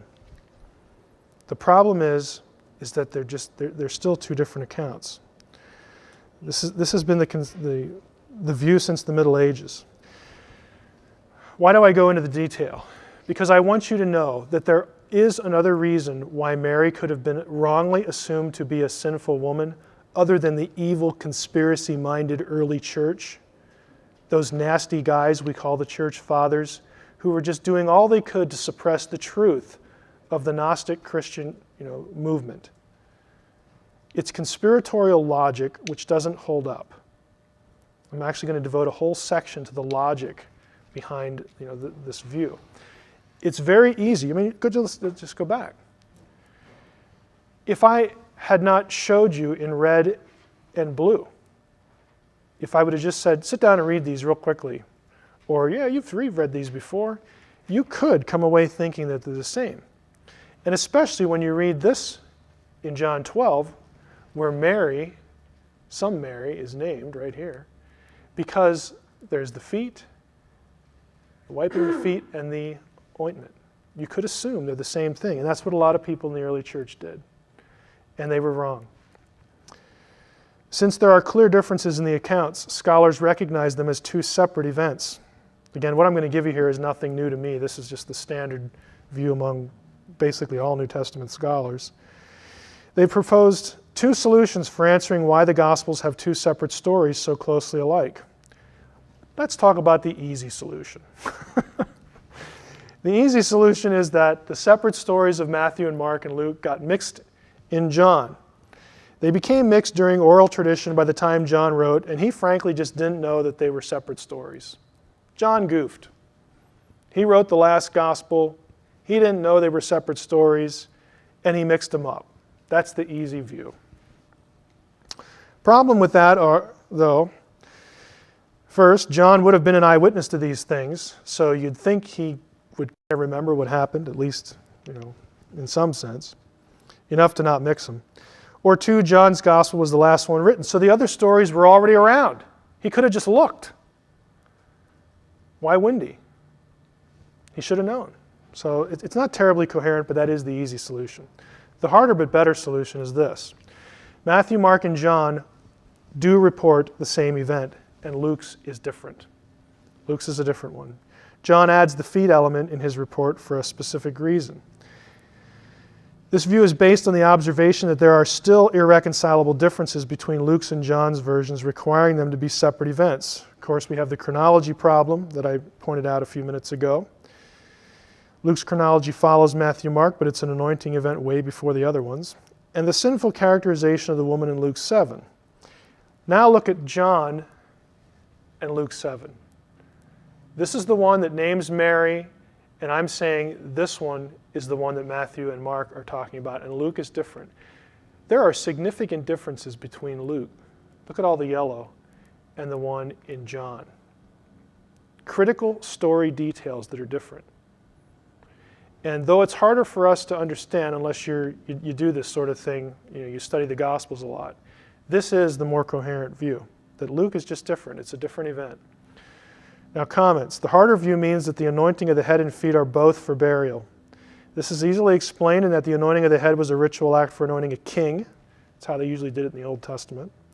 The feet denoted putting one's enemies under one's feet. That's why you would anoint a king's feet, to signify that he would, it's a very common Old Testament gesture, to put the foot on the neck of your enemy meant that you've conquered them. If you go read Joshua, for instance, Joshua specifically commands, it's either Joshua or Judges, this is specifically commanded on an occasion or two where to signify victory, he says, go up and you put your foot on the neck of this conquered king to denote to everyone that victory is complete. It was a commonly known gesture. 2, how likely is it that there would have been 2 anointing events in Jesus' life? Well, actually vary, because it was a common practice for formal meals, which were held all the time. The harder view also means that there are 2 separate Simons. We find out later in Luke that the Pharisee was named Simon. How likely is that? Vary. There are 19 Simons in the work of Josephus. It's a common name. It's like Smith is now, or John, or Dave, or Mike for that matter. Simon was a popular name since it was the name of one of Israel's tribes and a Maccabean hero in the intertestamental period. Jesus' apostolic band had 2 Simons. Even in the 12, he got 2 of them. Peter and Simon the Zealot, and there were 3 Jameses among the 12. You just have common names, so it's not much of a stretch. The harder view means that the gospel accounts don't contradict and that Mary Magdalene is not a prostitute. But there were lots of guys in the early church that they were wrong. And the tradition stuck. And Mary Magdalene became known in history as a prostitute, wrongly, because the New Testament never says that. It's unfortunate. So if she wasn't a prostitute, who was she? This is a search result that shows us all the places where Mary Magdalene shows up in the New Testament. This is it. I mean, she's an important character for sure, but not in terms of quantity of reference. You've got, of course, Matthew, Mark references there, and some of that we've already seen. She's the first one, of course, to see the resurrected Christ. She's at the crucifixion, very loyal to Jesus when Peter and the apostles are, getting out of Dodge. Mary sticks by the Lord and goes to the crucifixion site. Luke 8, 1-3 says Jesus cast 7 demons out of Mary Magdalene. We know that for sure. Matthew 27:55 tells us that several women, including her, traveled with Jesus and the 12. According to Mark 15, a group of women watched the crucifixion from afar. The first one mentioned is Mary. Mark 15, again, she gets to see the empty tomb. The story makes apparent that Mary Magdalene, like the other disciples, was not anticipating encountering a risen Jesus. Now, if you stop and think about it, this runs quite contrary to the claim in the DaVinci Code that there was a conspiracy to get Jesus off the cross early, or this was a plot that they crucified someone else. It's all the basic Passover plot stuff from the 1960s by Hugh Schoenfeld that now Michael Bagent in his book, The Jesus Papers, is basically rehashing for us 40 years later. They were not expecting Jesus to rise from the dead. If this was some sort of plot, these kinds of references are pointless. The disciples are depressed in the Gospels. They're bummed, to put it in our vernacular. This is not a good thing. They are caught by surprise. When I'll grant you they should have known better, because Jesus is walking around half the time saying, the Son of Man must go up to Jerusalem, and there the chief priests will grab him, and they'll beat him, and they'll kill him, and he'll rise again the 3rd day. And the disciples are like, what? Did you hear something? Must have been a fly buzzing by my ear or something. I mean, it's like, why don't these guys get it? Because they're like stunned when it happens. And Thomas doesn't even believe it after Mary comes back and tells them. He's the guy that says, well, until I stick my finger in the palms of his hands, I'm not going to believe it. So much for the conspiracy. It's a conspiracy of ignorance if it was anything. If this is all there is in the New Testament, where does the idea that Mary, Magdalene, and Jesus were married come from? Now look, this right here, let's go back real quick. This is it. This is every place in the New Testament that Mary Magdalene is mentioned. So where do we get this idea? Let's traverse forward here, that she was married. Well, let's go to the Coptic Gnostic library. And again, this is my pattern. This is what I like to do. I'm not making it up. What I'm going to show you, I'm not making up. This is the official publication source of all the texts from Nag Hammadi that Michael Bagent has grown to love. Okay? This is them. This is the official publication arm. Coptic Gnostic Library. And this is, by the way, a shameless plug for our software. We have them in electronic version. So I can search them at will. which is really cool. Now, in the hard copy publication, this is page 169 from this source. This is the Gospel of Philip. This is the passage that the DaVinci Code characters quote that somehow they get Jesus married from. It says, the prior pages, that Jesus loved her more than all the disciples and used to kiss her often on her blank. Sounds like Match Game, with Gene Rayburn. Okay, if you remember the old game show, why is there a blank here in the official publication of the Gnostic Gospels? Can anyone tell me why there's a blank here? Are they part of the greater conspiracy? It's blank there because there's no text there. There's a hole. There's nothing there. It's blank. Now, see the little asterisk here? What Michael Bagent should have done, A, is get the book, look it up in the book, and read the footnote. At the gap for 63, kiss, it says, or greet. It could even be greet. Although kiss may be correct, the Coptic construction found here is not normally used in this sense. Now, I didn't steal the book and put that in. Okay, this is from the official publishing arm of the Nag Hammadi Gnostic Gospels. Look it up. The red underlining, on her blank. Every time I say that, the music from Match Game just goes through my head. On her, there was a guy at work that was actually playing that too. It's like, I don't know. I think he wanted me to have this moment that I'm having right now. On her blank, possibly on her mouth, on her feet, or on her cheek, or on her forehead. Now, why are there 4 options? This is what textual critics, like the guys who just put together the Gospel of Judas, do for a living. What they're doing, here's the Coptic. This is page 168. This is the flip page to the English I just showed you. Same underlined portion, it's a blank. The footnote down here. What they're doing is they're taking the blank and they're saying, okay, how many letters could fit in the blank in the actual manuscript? And once they have the number, and they'll actually do this. And I know this sounds horrifically boring, and it probably is. But guys who do this for a living, they will measure to the millimeter the size of the letters in a given manuscript.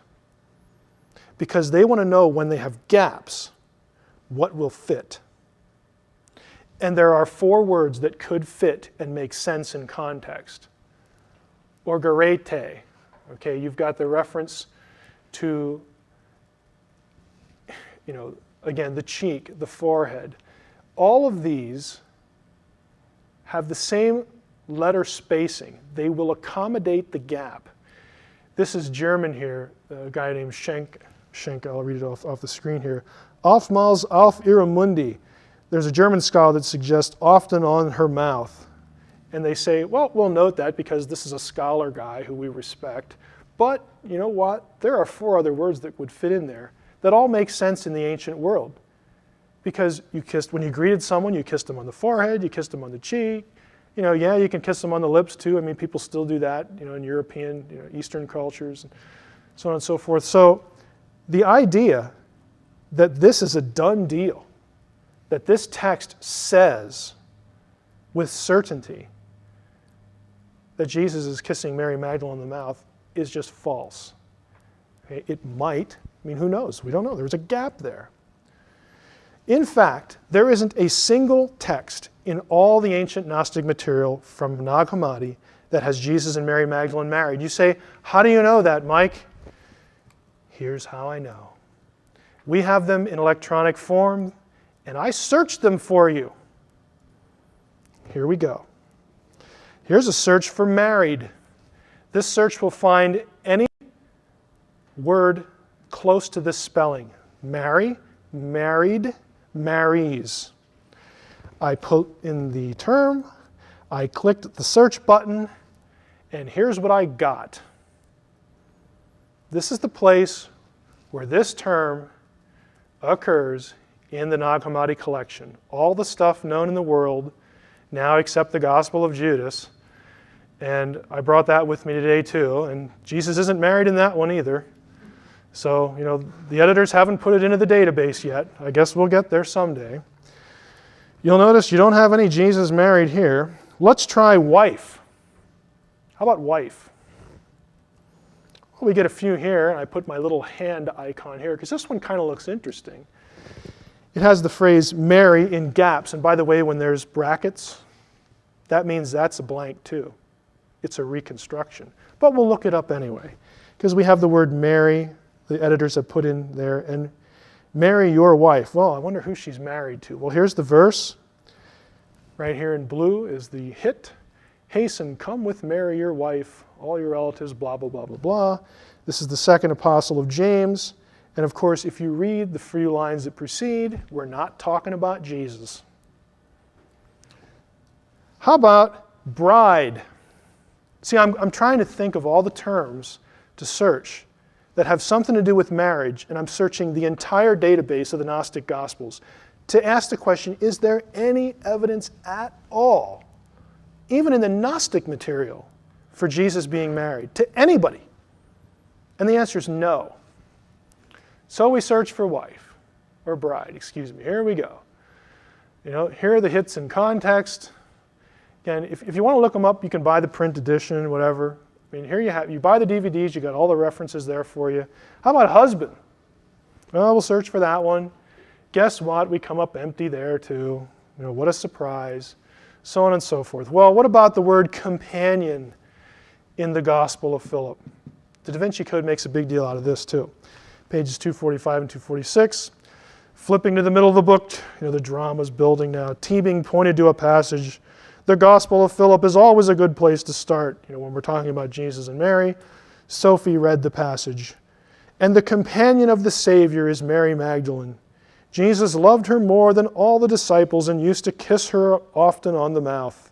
Of course, we know that's a gap now. The rest of the disciples were offended by it and expressed disapproval. And they said, why do you love her more than all of us? The words surprised Sophie, and yet they hardly seem conclusive. It says nothing of marriage, she says. Au contraire, Teebing smiled, pointing to the first line. This is my favorite quote in the DaVinci Code. You probably know this already. As any Aramaic scholar will tell you, the word companion in those days literally meant spouse. Landon concurred with a nod. I love that quote because the word for companion in the Gospel of Philip would be in what language? Coptic. And it reflects a Greek original. It's not Aramaic. Like I said, that's my favorite quote in the DaVinci Code because it's so stupid. As any Aramaic scholar will, it's not even the right language. Get the language right, Dan. Come on. Okay, I feel better now. Here's the word. In Coptic, it is koinonos. It's actually a Greek loan word, so we know exactly what the word is. This is the rather thrilling entry. Don't you just love my graphics? It's a bunch of gobbledygook unless you've had Greek. This is the entry from, this is either, I have the second one labeled, I think. Yeah. This one is Bauer, Arndt, Donker, and Gingrich. This is the primary Greek lexicon for New Testament and related literature in the world. It's expensive, but we have it in electronic. Did I mention that before? Have a little fun with that. This is the entry for koinonos. If you read through the entire entry, you will notice something, even if you can't read Greek. At no point, and you'll see the abbreviations. These are biblical books right here, Septuagint if it's Old Testament, New Testament Greek. At no point does koinonos mean wife. Not just in the New Testament, but in other Greek literature too. It's not the word for wife. Now, I can call my wife my partner, my companion, but I can go into business with someone and call them my companion, my partner, Does that mean I'm having a sexual relationship with them? No. Like, use your head. I mean, when I came to that passage in the DaVinci Code, it just about killed me. But I moved on. Here's the rest of the entry. The entry was too big to fit on one screen. You know, a koinonos is a partner. It's one who participates in something, you know, with someone else, a companion, a friend. Okay? It's not used for a sexual relationship. This is another Greek lexicon. This is the lexicon known as Liddell Scott. This is the primary Greek lexicon for non-New Testament Greek literature, classical literature, intertestamental literature, stuff like Josephus and whatnot. This is the big one. This is a mammoth resource. That these two lexicons are the standard lexicons in the field of Greek studies in the world. Okay? And they're going to tell you where to look up, you know, the abbreviations. If you do have an electronic, you can just hover your mouse over it. It tells you where it is, where to go, all that kind of thing. Koinonos, the companion argument, is a non-argument. It is entirely fabricated.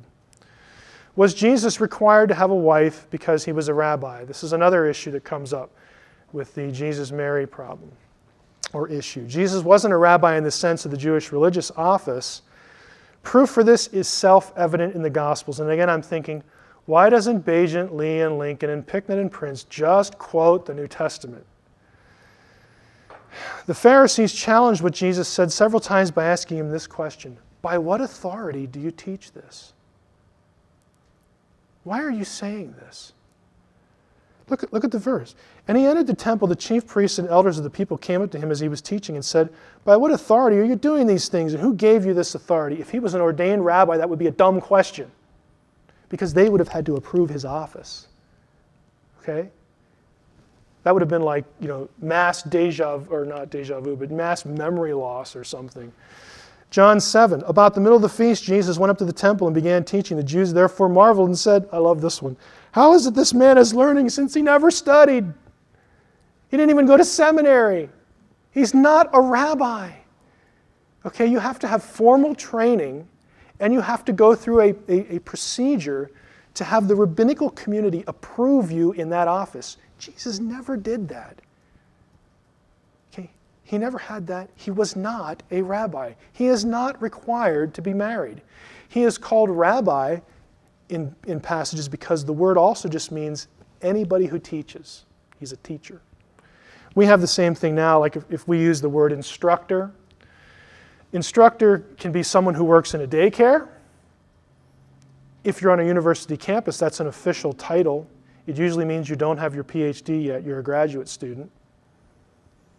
If you are an instructor beyond your PhD, that is a non-tenure track specific designation. But it's the same word. It doesn't mean anything official inherently. It depends on the context. Same thing going on here. Is there anything theologically amiss with the idea that Jesus was married in principle? I would say no. It really wouldn't matter if he was, other than the fact that people would be coming up with these weird theories about his kids being like super holy or something, or supermen. You know, and I think honestly that's probably one of the great reasons why he never was, because people would just come up with loony ideas about his kids if he ever had any. So in principle, no, there's nothing wrong with it. This is from the Apostle Paul, 1 Corinthians 9. Paul says, don't we have the right to eat and drink? Don't we have the right to take along a believing wife, as do the other apostles and the brothers of the Lord? And Cephas is Peter. He says, hey, I could be married if I want to. Paul was single. Paul may have been divorced. He may have been deserted by a spouse, or he may have never been married. We just don't know. He refers to himself as unmarried, and unmarried just means the state of being without a spouse. So we don't know why he was unmarried. Who knows? Traditions encouraging dedicated single life also existed elsewhere in Judaism. This one is a kicker for me, because often Bagent and Lincoln and Lee and all these people want to link Jesus with the Essenes and the Dead Sea Scrolls. That was the place where you had 99% of the men refused to be married. Up until a few years ago, it was assumed that no Essene could be married and join the community. Since then, there have been skeletons discovered that are female and a few that are children. So the assumption is that at least one of these people was married. Okay, but if you're going to put Jesus in the Essenes, why are you talking about him being married to Mary Magdalene? It's completely contradictory. But again, no, it's like they don't care. They don't care about being consistent. They don't care about the primary data. The Essenes, again, were known for their emphasis on celibacy. And so that is not uncommon to have a teacher, a rabbi, a Jewish leader who wasn't married. There's no evidence that Jesus was. Doesn't really matter, at least in my view. But that is the primary data. Again, to summarize, I'll just say it in one sentence. There isn't a single text, a single line in the New Testament or in the Gnostic material that has Jesus married to anybody, much less Mary Magdalene. It's a myth. Okay. Questions? Wouldn't you think that there's a great appeal for the readers to think that Mary Magdalene married Jesus? I think it gives... Define what you mean by appeal. Well, I'm trying to think of some people, without saying this in a pejorative sort of way, but I know more than a few women who like the idea that Mary Magdalene achieved a sort of state of blessedness through her union. She was redeemed, and I think it gives some people a lot of credibility who otherwise might feel like they're second-rate followers of Jesus. Yeah, I would say, on the one hand, I understand how hanging on to that idea would, I don't want this to sound negative, but to convey the impression that that would give them a warm, fuzzy feeling, that would just make them feel good. I understand that. What I don't understand is the flawed thinking that says, whether consciously or unconsciously, that I need that to be true, to feel essentially that I'm valued in the eyes of God. In other words, what I'm saying is if a woman today or even then needed to think that Mary Magdalene was married so that she could feel more worthy or worthy at all in God's eyes, that's really bad theology. And it's probably not her fault. It's probably the fault of whoever's supposed to be teaching her, probably her own household in those days. But that is really bad theology. Now we're going to see, though, I think it's the next session when we talk about women in Christianity, that it was common, just generally speaking, whether in Jewish circles, early Christian circles, and, surprise, surprise, Gnostic circles, to have a low view of women generally. Now, there's a lot going on in the New Testament, and we're going to look at this, in the content of the New Testament that actually elevates women well above the normal social situation, the normal social milieu of the New Testament era. Jesus does things, just one example. He has women followers that travel with him. That was just unheard of. There are things like that that are going on that with what Jesus is doing and what the New Testament writers are doing brings the woman's social station up here. Now, it's not the 20th century. It's still a patriarchal culture. But to think that the New Testament puts women down at foot level, like the broader culture did, and even the broader culture, not everybody thought that way, but to think that that's what's going on in the New Testament, you're just not reading it. You're just not reading it. You're taking somebody's word for it. And we'll get into that. I realize that in some sense, even in Christian circles, this is controversial because of the can women be ordained question, that kind of thing. But the fact that that's a question tells you that there's stuff going on in the New Testament that have women very highly placed. If that wasn't the case, we would not even have that debate. You follow what I'm saying?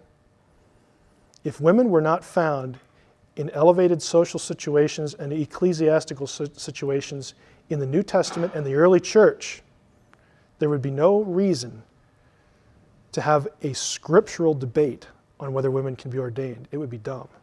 It'd be like debating if Jesus was some sort of beaver.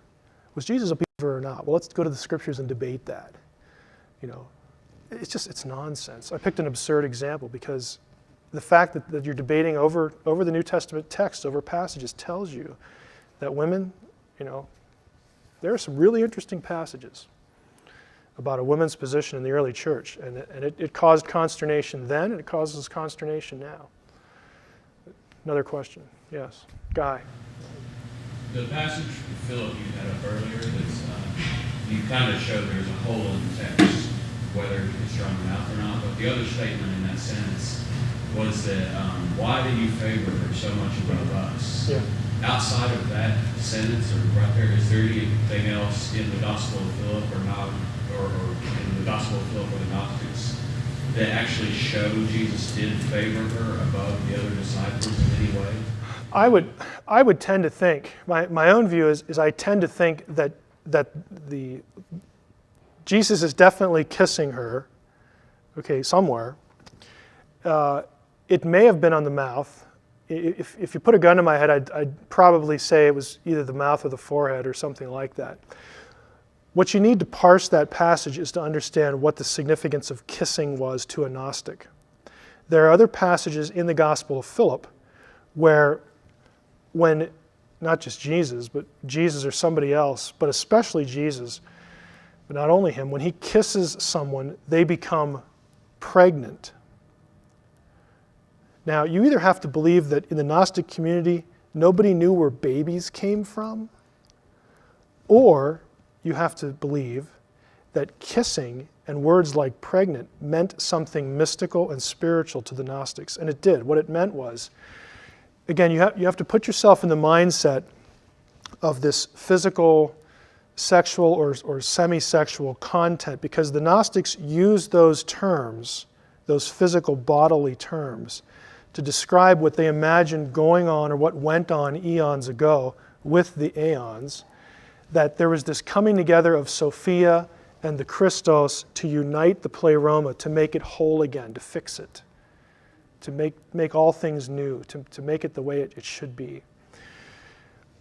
To a Gnostic, when the earthly Jesus kissed someone, he was imparting to them, he was doing that because he viewed that person as spiritually enlightened, and he was transmitting the Spirit to them. He was transmitting spiritual stuff. Like in Christian circles, we use words like grace.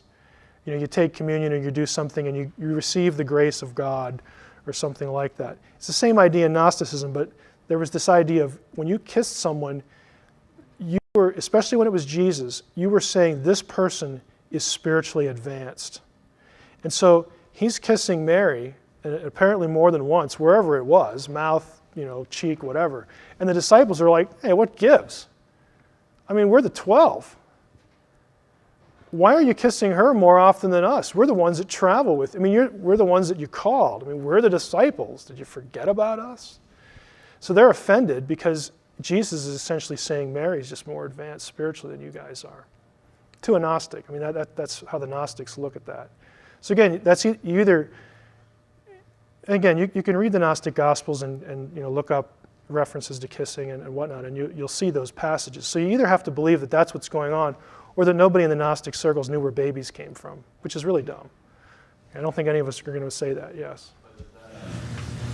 Since you already covered how much later the Gnostic Gospels came or were written than the New Testament, do you even consider that account feasible, that he did kiss her, or that he did whatever? I would say I think it's feasible in that Paul uses the same terminology, greet one another with a holy kiss.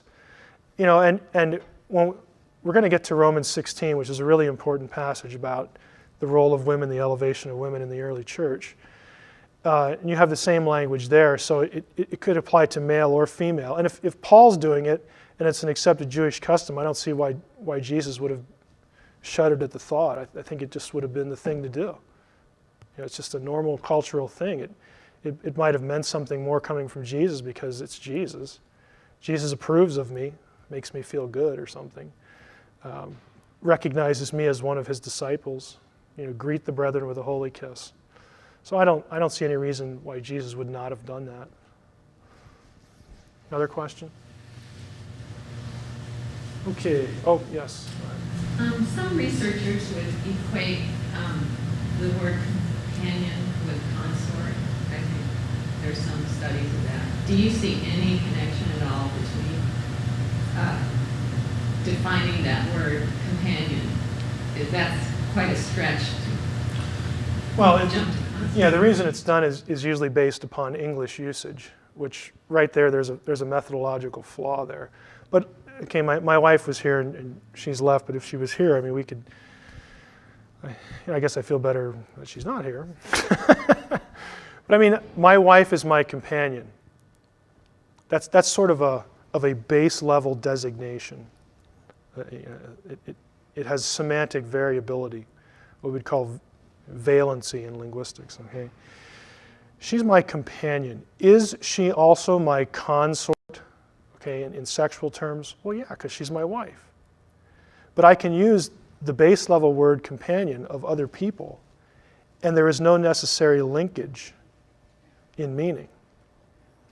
You know, it's just simple vocabulary. You know, we use words in varied ways, and what you have to ask yourself as a reader is, when I read this in the DaVinci Code or whatever the source is there a necessary cause and effect relationship? This meaning causes that one. Just ask yourself simple logic questions. You know, how do I frame the issue so that it becomes coherent? And I think, you know, if we do that, we start seeing things like, I call lots of people companions, but they're not necessarily my consort. They might be in a given context. And if it's in Jesus, I would say the same thing with Jesus and Mary. Okay, Mary was the companion of Jesus. We could say, well, then she might have been involved sexually with him. Yes, she might have. Are there texts that say that? The answer is no. So if you're going to say something either publicly or in writing, and you care about the primary texts that tell us about these people, then I would think the responsible thing to do is go look at them and say what they say and don't say what they don't say. But you know, again, I'm not blaming Brown for this because it's a good storyline. That's where it started with Dan Brown. I have no doubt that this would make a cool novel. You know, good storyline, good plot line. The people that I object to more are his sources, who are purveying this stuff as though it is just unassailable truth, and we are the real researchers in these texts. And this information has been hidden from the public. Bunk. Okay, if anybody's hiding anything, you are, either by default because you're not looking it up, or if you did look it up and saw it and it didn't fit with your theory, you're not telling people. Okay? I don't know which it is. I don't worry about questions like that. I'm just saying, if you're going to say something about figure A, figure B, and you're going to use this text or that text, read the thing and be honest. That's all I care about. That's what drives me when I do stuff like this. Okay, our fourth session is titled as follows: Enlightened Gnostics and Misogynistic Christians, ? The New Testament attitude toward women. I've made the comment before that much is made in the DaVinci Code of the, frankly correct, or at least real, abuse and negative attitude toward women that you can find in Judaism, in Christianity, the early church, the wider culture into which the New Testament church was founded, the biblical milieu, as we'll call it. There was a prevailing attitude, and much is made of this prevailing attitude to prop up the idea that Judeo-Christian worldview, and hence, of course, Judeo-Christian Bible, bad, Gnostic Gospels, good, okay, because of this allegedly elevated view of women that the Gnostic communities, the Gnostic sect of Christianity had. And that's what I want to focus on today as far as this session, because, again, I think what's going on here is a lack of information and also a little bit of overstatement. I will telegraph this one other way by saying, even if you're a Christian here in the room, there is going to be disagreement on certain issues within the Christian church, the Orthodox, what we would call orthodoxy. This is one of them as far as the role of women in the church. I'm not going to specifically address that in the session, I will bring up passages that are central to the discussion. And if you want to ask me after, during the question and answer period and have that on tape, that's fine. You can ask me anything you want, and I'll tell you what I think. I'm just not zeroing in. This isn't going to be necessarily a theology class, although it'll sound like it at some certain points. Now, women in the social cultural context of the 1st century AD, the general attitude, I'm going to have a few quotations here from primary sources again, that if you're a woman, this isn't going to make you feel real good.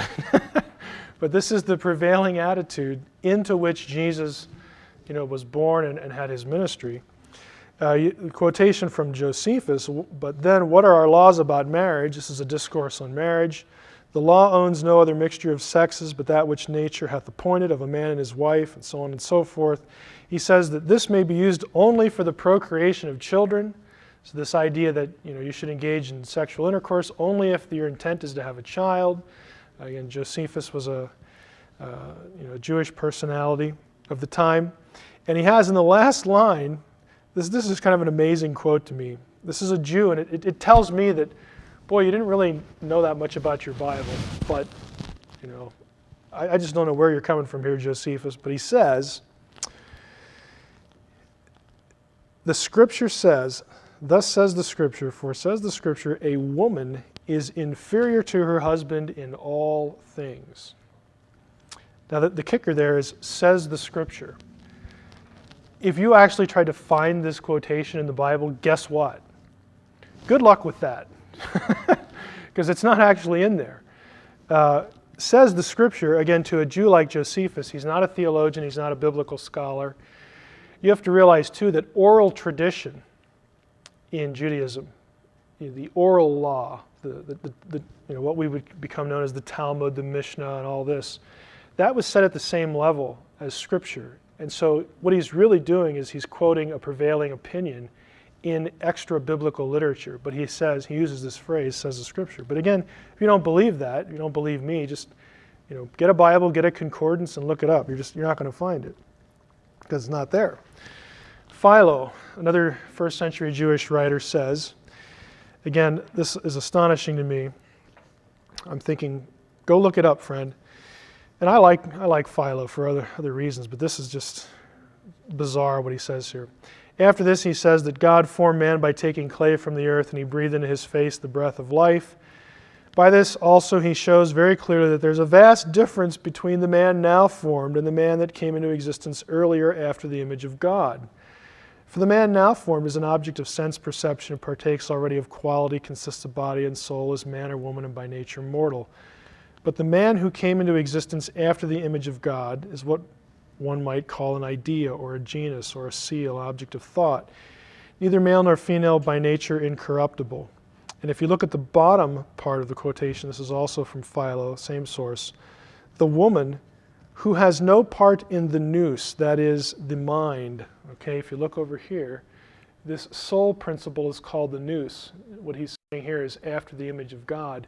He's saying the woman who has no part in the nous is not fashioned in the image of God. It's astonishing because it's exactly the opposite of what Genesis 1, 26 and 27 says. It says, let us create humankind in our image, so on and so forth. It says, male and female, he created them in his image. I don't know where Philo's getting this, other than, again, oral tradition. Because Genesis 1, 26 and 27 says exactly the opposite, but this reflects a prevailing attitude among, educated Jewish circles at this time. Philo again says the woman was more accustomed to be deceived than the man. Of course, talking about the fall, blaming Eve's the fact that she was deceived in the account. And we know that the Old Testament says that. It doesn't say that the woman was somehow kind of dumber. But again, this reflects a prevailing, not a biblical opinion, but the opinion of people who were educated and who were Jews at the time. Philo again, wives must be slaves to their husbands, a servitude not imposed by violent ill treatment, but promoting obedience in all things. He's just saying this is the way it should be. I mean, I'm not advocating that men be brutal to their wives, but this is just the way it should be. Again, so this is a prevailing Jewish attitude. Other general attitudes, You have the sources there from the Talmud, another one from Josephus. It is better that the words of the law, the Torah, should be burned than that they should be given to a woman. I mean, come on. That's just unbelievable. He that talks much with women brings evil upon himself, neglects the study of the Torah, and at last will inherit Gehenna. Now this one is really significant because one of the things Jesus does most often in the Gospels is talk to women. I mean, so it is, Jesus' behavior is completely contrary to this passage in the Talmud. Again, it reflects a later Jewish opinion, but it's just unbelievable that it's evil to do this, and you're going to go to hell if you do too much of this. You know. Josephus again, women were not allowed to testify in a court of law. Josephus makes this comment. The rabbis taught, quote, "This is the governing principle. Any evidence which a woman is not valid to offer testimony, also they are not valid to offer testimony." You could not call a woman to be any kind of material witness or any kind of witness to any issue that had to be brought before the Jewish high court, the Sanhedrin, because women they're not trustworthy. They're not good witnesses. They're not fill in the blank. I mean, this is the prevailing attitude. Simon Peter said to him, "Let Mary leave us, for women are not worthy of life." Jesus said, "I myself shall lead her in order to make her male, so that she too may become a living spirit resembling you males. For every woman who will make herself male will enter the kingdom of heaven." Does this sound negative toward women? Everybody's going, yeah. Guess where this comes from? Are you ready for this, Dan Brown? Are you ready for this, Michael Bajent? Picnic Prince, the whole bunch. That's from the Gospel of Thomas. Oops. Dan Brown didn't tell us about that one. If you want a misogynistic statement, that's my candidate. And it's from the Gnostic Gospel of Thomas. Now, I'm prepping you with this because one thing I want you to go away with from this session is the fact that the idea that Gnosticism elevates women and these Christians over here are basically Neanderthals is just a myth. It is another myth. Now, we move on here. There are exceptions in the wider culture. We're not at the New Testament yet. There were exceptions to the attitude toward women that you do see here and there in different texts. There is evidence that some women held the office of a ruler or a president of a synagogue. There's a woman called Beruriah, 2nd century rabbi. So she's a fact of history. The non-canonical book, the Testament of Job. Job's 3 daughters speak the language of angels. They were prophets or prophetesses. You get that? There were infrequent exceptions until you get to the time of Jesus and the apostles, when those Neanderthal Christians came along, and they did all sorts of things that were against the prevailing attitude. Now, I'm not going to lie to you and tell you that the New Testament was just like it is today. It wasn't. But I will tell you this, it was a whole lot better than the wider culture. And Jesus did some things that were just utterly would have, well, like the quote I gave you from the Talmud, they would have said, "Jesus, you're just going to hell because you spend time talking to women and teaching them the law." Jesus did all sorts of things that were contrary to the cultural expectation. What is the New Testament attitude toward women, and what did Jesus' actions tell us? Again, lots and lots of differences. Here's one. This is Matthew 19. This is a famous passage on divorce. At the time, if you look at the actual narrative, the Pharisees in verse 3 come up to him and tested him by asking, "Is it lawful to divorce one's wife for any cause?" Now the question is important because there was a very popular rabbi at the time, Hillel and his followers, that they said you could essentially divorce your wife for anything that didn't make you happy. There's really only one major passage in the Old Testament that talks about divorce, and that's Deuteronomy 24, verses 1 through 4. And it says, "A man can put away his wife for uncleanness." And there's a big debate over what uncleanness means. Hillel said it's basically anything you don't like. She burns a toast, give her a bill of divorcement. She doesn't give you the newspaper when you come home, tell her to take a hike. So they asked Jesus, and they said they want to know what he thinks. Do you think this is right? Do you divorce your wife for anything you want? He answered, haven't you read that he who created them from the beginning made them male and female, and said, therefore a man shall leave his father and mother and hold fast to a wife, and they shall become one flesh? So they're no longer two, but one flesh. What therefore God has joined together, let not man separate. They said to him, why did Moses then say divorce was okay? You could send her away. He said, because of the hardness of your heart, Moses allowed you to divorce your wives, but from the beginning it wasn't so. Basically, Moses faced reality and allowed it because of you. Because of people like you. Not because of God. I say to you, whoever divorces his wife except for sexual immorality and marries another commits adultery. Now, the point being that Jesus does give permission. He doesn't necessarily mandate it, but if your spouse is sexually unfaithful, he doesn't condemn the woman to living with that situation. But it's a pretty narrow list. It's not like she burned the toast, kiss her goodbye. So he takes an unpopular view there, and the disciples say, oh boy, then better not to get married. Man, it's tough to get out of marriage according to Jesus. Jesus had respect toward a woman's situation in that instance. This is a classic passage. Jesus and the woman at the well in John chapter 4. This is directly against that Talmudic statement I gave you earlier. Verse 7, there came a woman of Samaria to draw water. Jesus is at a well. Jesus said to her, give me a drink. For his disciples had gone away into the city to buy food. The Samaritan woman said, how is it that you, a Jew, ask for a drink from me, a woman of Samaria? For Jews have no dealings with Samaritans. The Jews and Samaritans did not get along. There was a racial problem there, an interracial problem. Plus, she was a woman. Jesus answered, if you knew the gift of God and who it is that it's saying to you, give me a drink, you would have asked him and he would have given you living water. And they get into this conversation. And you'll notice when it's over, if you go down to verse 27 at the bottom, just then his disciples came back. They marveled that he was talking with a woman. Holy cow, what's he doing now? We never know what to expect, do we? But no one said, what do you seek, or what are you doing? Why are you talking with her? So the woman left her water jar and went away into town and said to the people, come, see a man who told me all that I ever did. Can this be the Christ? Maybe this is the Messiah. And she was, frankly speaking, pretty immoral. Jesus sat down, talked with her, told her who he was. In fact, this is the first person in the New Testament that Jesus tells who he is. He picks a woman and he picks a Samaritan.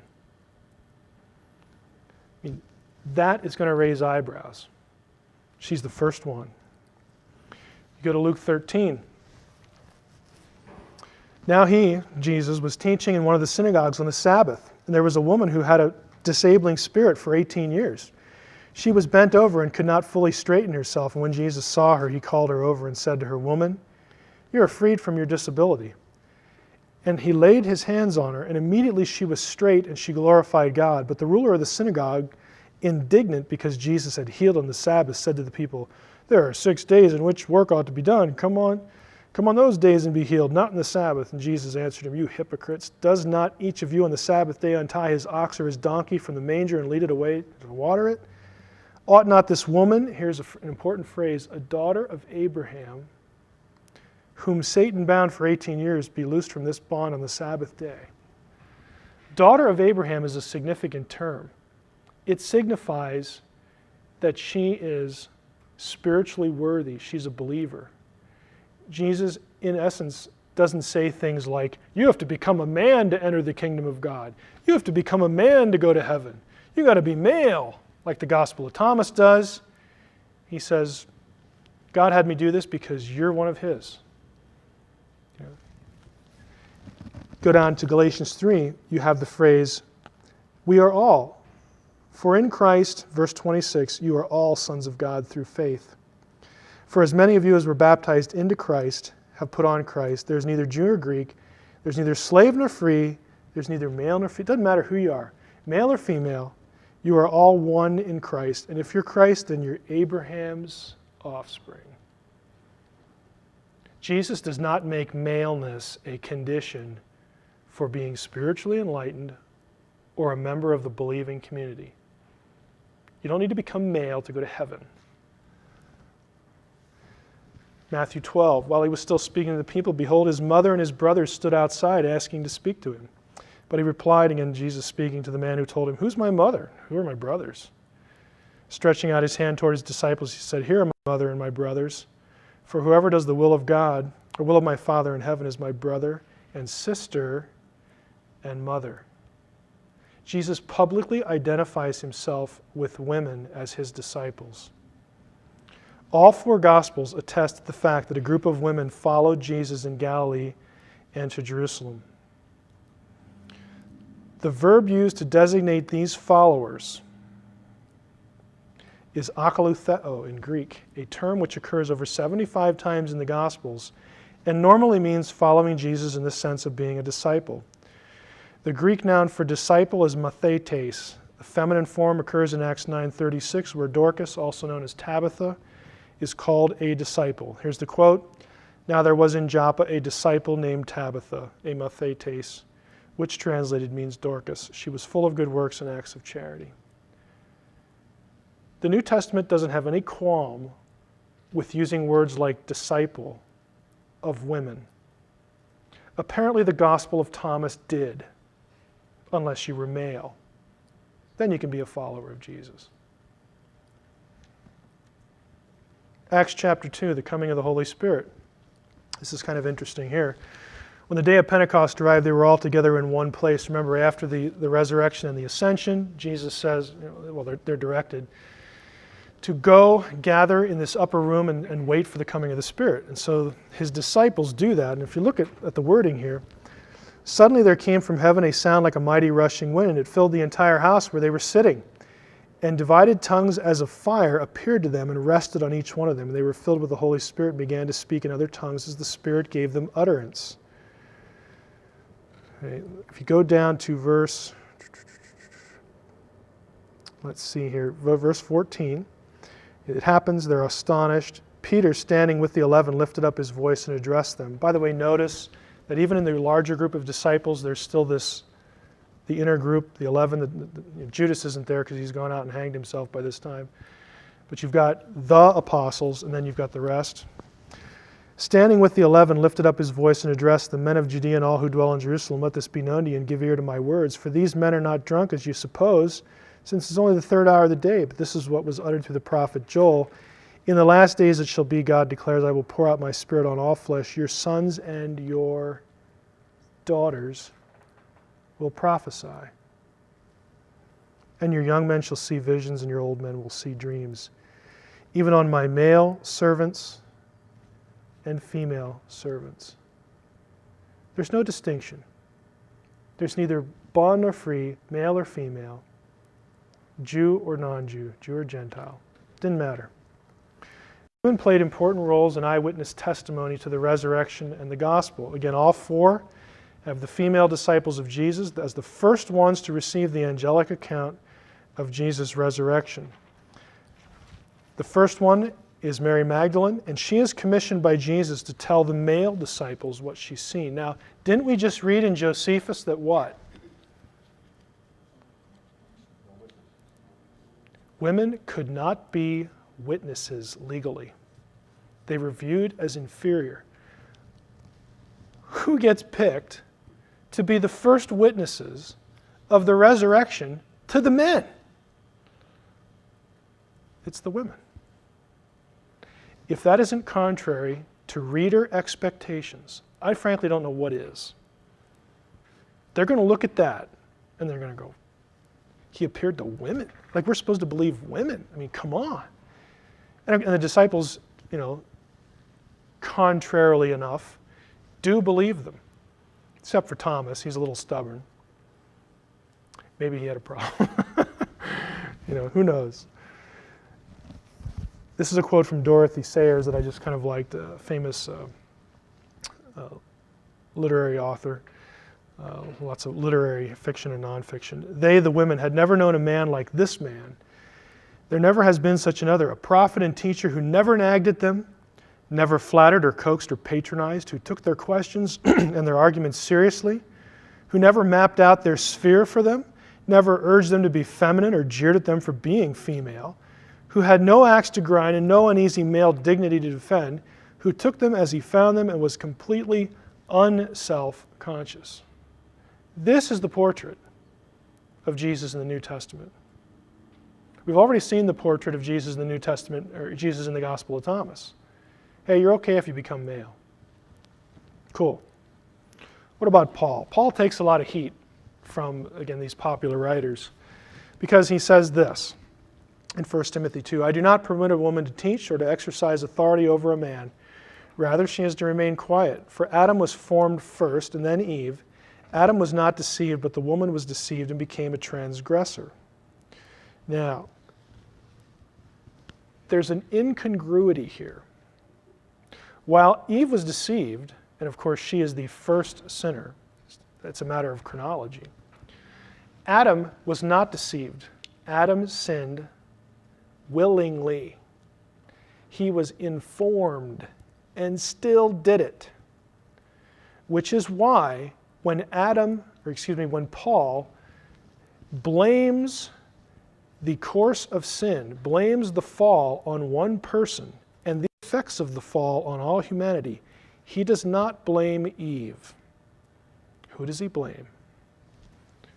Adam. All over the place in Romans 5.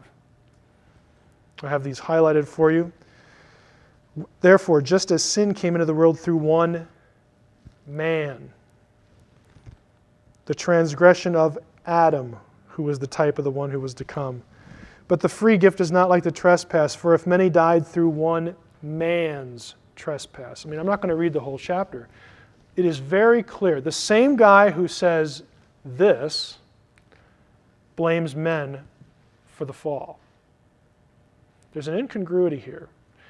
We'll get a little bit to this Pauline stuff. My own opinion is that this statement here was conditioned by a specific set of circumstances.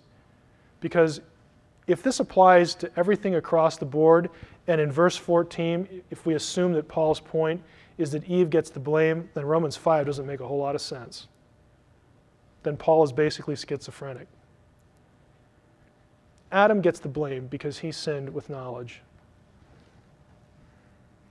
He had the greater responsibility. This is again Galatians 3 again, and 1 Corinthians 7. My point in Galatians 3 is this phrase right here. There's neither male nor female. You're all one in Christ. Let's talk about 1 Corinthians 7. Whereas Philo said, you should only have sexual relations to procreate. What does Paul say? What does the misogynistic, evil Paul say? How does he contribute to the suppression of women's sexuality? Well, he says this in 1 Corinthians 7. Now, concerning the matters about which you wrote, it is good for a man not to have sexual relations with a woman. Literally, it says it's good for a man not to touch a woman, but in the context, probably that's what he's talking about.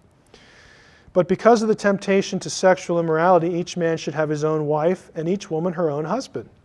The husband should give to his wife her conjugal rights, and likewise the wife to her husband. For the wife does not have authority over her own body, but the husband does.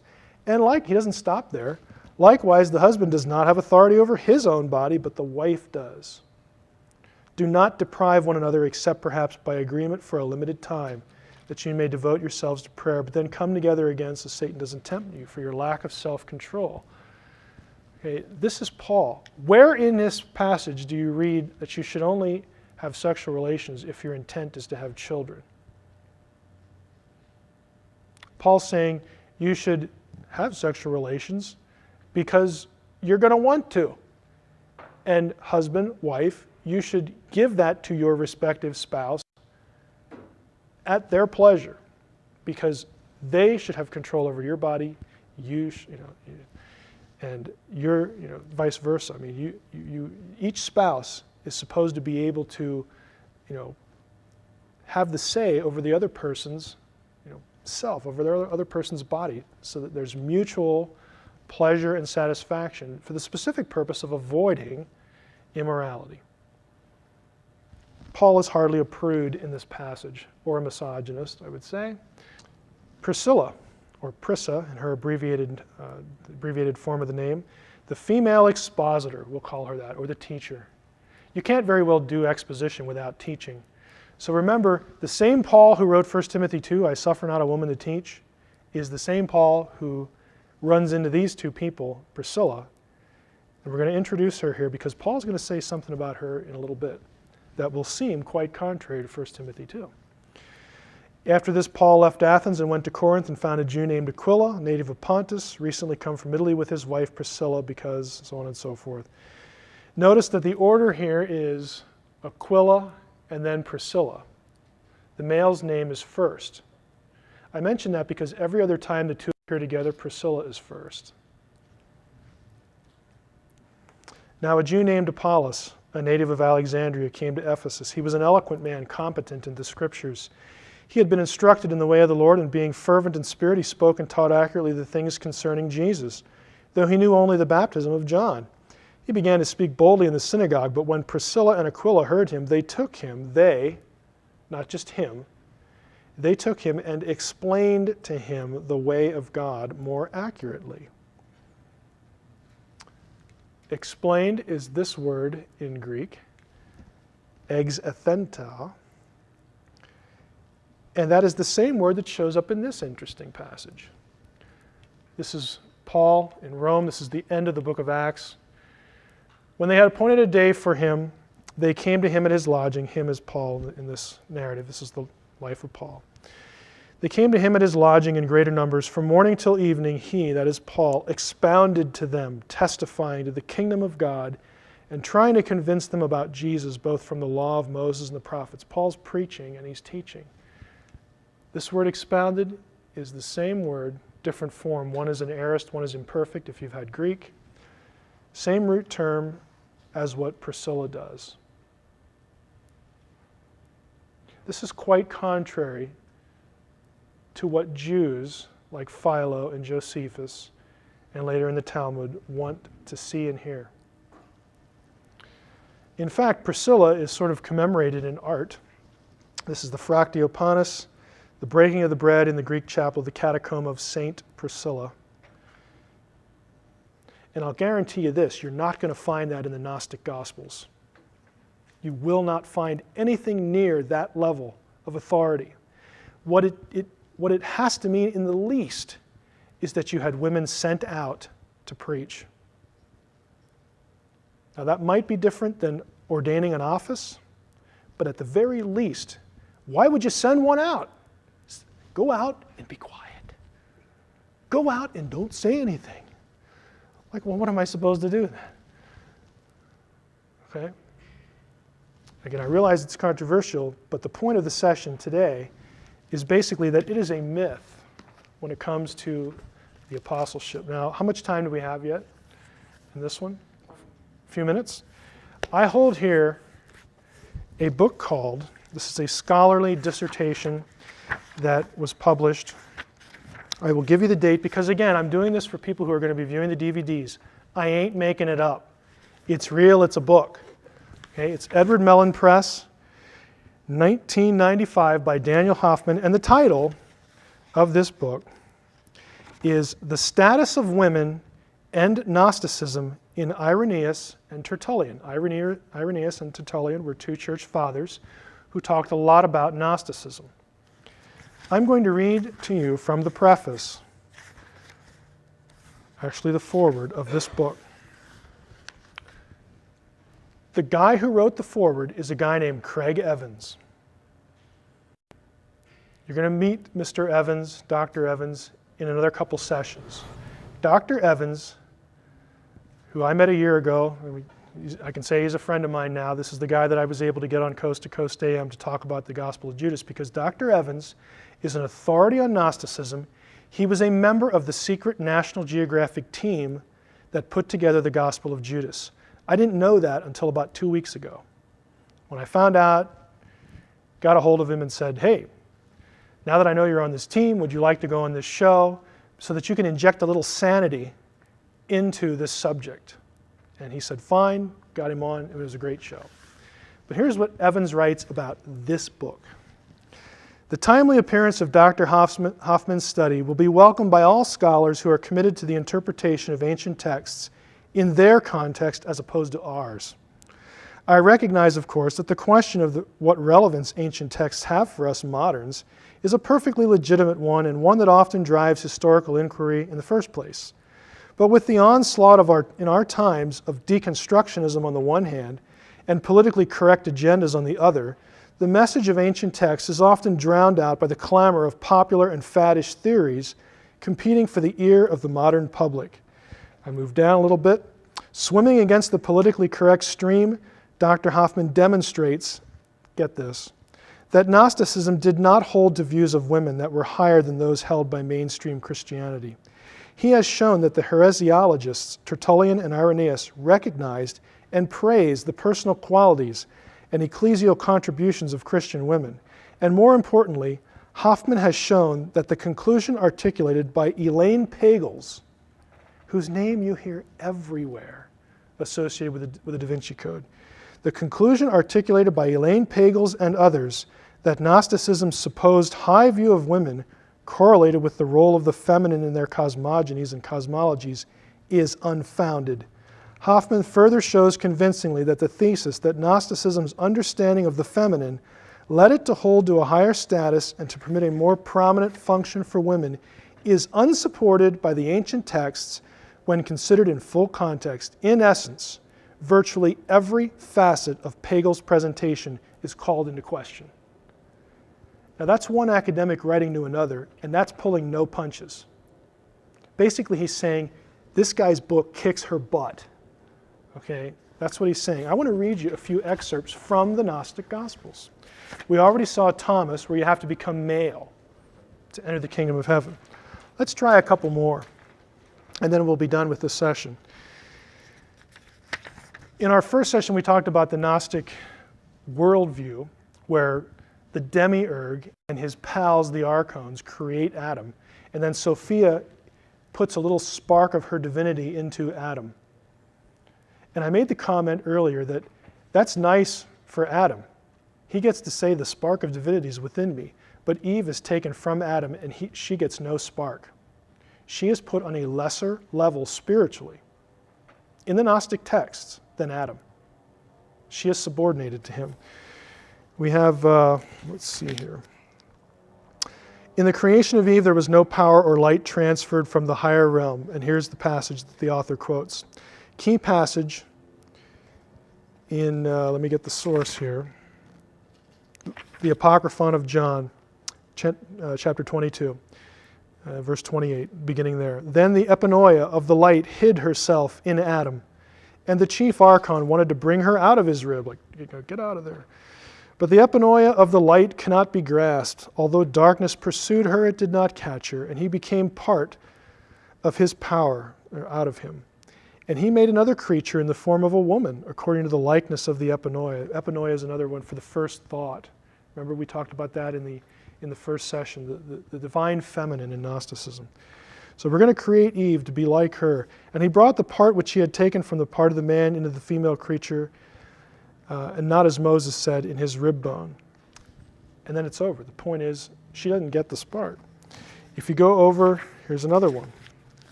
In verse 36. Attitudes towards sexuality.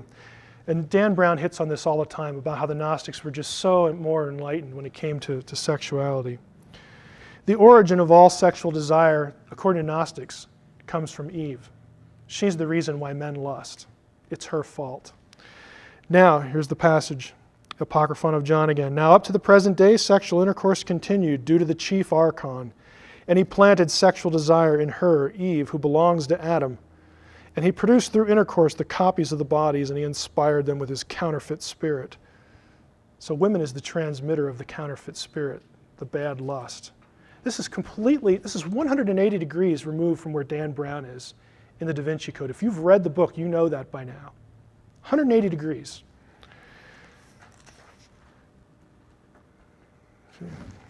Another selection here.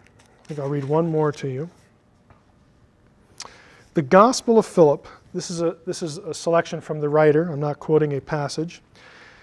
As noted by Pagels, the Gospel of Philip refers frequently to a feminine Holy Spirit. However, these references do not have clear positive implications for women, since the role of the Holy Spirit is ambiguous in this book in a manner reminiscent of the role of Sophia in other Gnostic texts. The Holy Spirit, quote unquote, has a double name, according to the author of the Gospel of Philip. And this apparently meant that this being had both a higher pleromatic self, the pleroma, and a lower worldly self.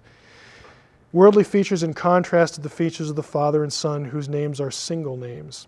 An example of the lower negative character of the Holy Spirit, get this, is in the Gospel of Philip, chapter 59. It's the same gospel with Jesus kissing Mary. Same gospel. The Holy Spirit is said to blind the saints into pursuing evil ways. And the Holy Spirit is Sophia, who is the divine feminine. I realize this is kind of throwing a lot of stuff at you. Okay? But if you think that what Dan Brown and his sources are telling you about the elevation of the divine feminine is like up, it's way up here and virtuous and wonderful in Gnosticism, and then again you have the Neanderthal Christians over here who are doing things like appointing them deacons, and letting them speak in churches. Get a clue. I just have to say that to Bajent, because I just think, again, my problem isn't with Brown, it's with these people who just have an agenda and are not giving you the texts. You should insist as a reader to get the primary material and go look it up. You should insist that they tell you where to go for the research, rather than just saying something and leaving you hanging. Those who go astray are the ones that the Spirit begets. They go astray because of the Spirit. It's the Gnostic Gospels. Again, I'm not quoting anything from a Roman Catholic source that was part of the greater conspiracy. Okay, I'm not quoting something from a fundamentalist Christian. I'm quoting something from a guy's dissertation on the role of women in Gnosticism, which, by the way, is approved by one of the guys on the team who put together the Gospel of Judas, an expert on Gnosticism. Okay. By way of summary again, go and insist in these writers, the ones who are proclaiming what they're giving you as research, as the truth. You should insist from them, I want to know where you got that. You give me chapter and verse in the Gnostic texts, and I will go look it up. Because if you do, if they're brave enough to do that, you're going to find a quite different story than what you're getting. Questions? Yes. The first woman the Samaritan woman at the well, what was that was from? John chapter 4. Gospel of John chapter 4. Yeah. The very first person he proclaimed is, I am the return, Messiah. Yeah. All of his ministry. Yeah, this was the first person that Jesus lets know who he is. She goes back to town and says, boy, guess who I met today? And the whole town, the amazing thing is that, again, these are Samaritans. The Samaritans are essentially half-breeds. They were viewed as impure by Jews. If you know a little bit of Old Testament history, what happened was the nation of Israel was 12 tribes, and at one point the kingdom split. They had a civil war, 10 in the north, 2 in the south. The northern kingdom of the 10 tribes was eventually conquered and carried away by the Assyrians in 722 BC. What the Assyrians did to people was they would take one population and move it out, and then they would take other people from some other area in their empire and move them in. And so, just things being what they are, you had Jewish people who were left behind who transgressed the Torah. You weren't supposed to marry Gentiles. And they married Gentiles, they married who was there, and they started having mixed children, mixed marriages. And since the region of the 10 tribes, their capital was Samaria, they became known as Samaritans. it was a pejorative term. It's not always the same in the Bible. Samaritan isn't always pointing to that situation, but the Samaritans were not popular. In fact, Jesus in that chapter said he's going to his destination, and he says, "I must needs go through Samaria. I need to go through Samaria." And the disciples are like, "Why?" Because the usual road was you went from Galilee and you hit Samaritan territory, and then you went around. You just avoided the whole place. And then you went down and you came back over to Jerusalem, and he says, "I need to go through it." Because he knows he's going to meet this woman. And she's the first one he picks. Another question. Okay, Guy, you wanted to come up and tell us what we're doing here? Add something? As a reader, what I found one of the main flaws in the book that I think needs to be addressed for DVD, both theologically as a Christian or whatever, is we already know that Mike's expressed some, that one of the main themes of the book, it's an overarching theme. It's not like a page number that you can just quote and rebut. Is Dan Brown is affirming this sacred feminine goddess worship Venus thing as the one true religion for all time, that Christianity came along, or specifically that the church, that's mainly what he's attacking, is the church after the 3rd century, and they came along and suppressed this one true religion of God, that had to do with goddess worship. And the first thing is that it's not, when you read the book, it's almost like a conspiracy, like they targeted that one. Well, that's far from the only religion that Christianity rebutted, attacked, or just by default stamped out as people converted from it. There were all kinds of what we'd call pagan rituals. There was the Roman and Greek gods. There was the Hindu idea of reincarnation, and it's okay to throw your baby daughter in the Ganges River so she'll be reincarnated as a boy and have a better life. That's the goddess worship thing is only among the many alternative, or we might say false religions that Christianity did. But one of the main themes of the book is that the proper way, according to the ancient religion, the sacred feminine and the sacred masculine come together in the act of having sex, and that not so much Dan Brown, but the religion in the book that he's promoting, they say this is the proper way to commune with God.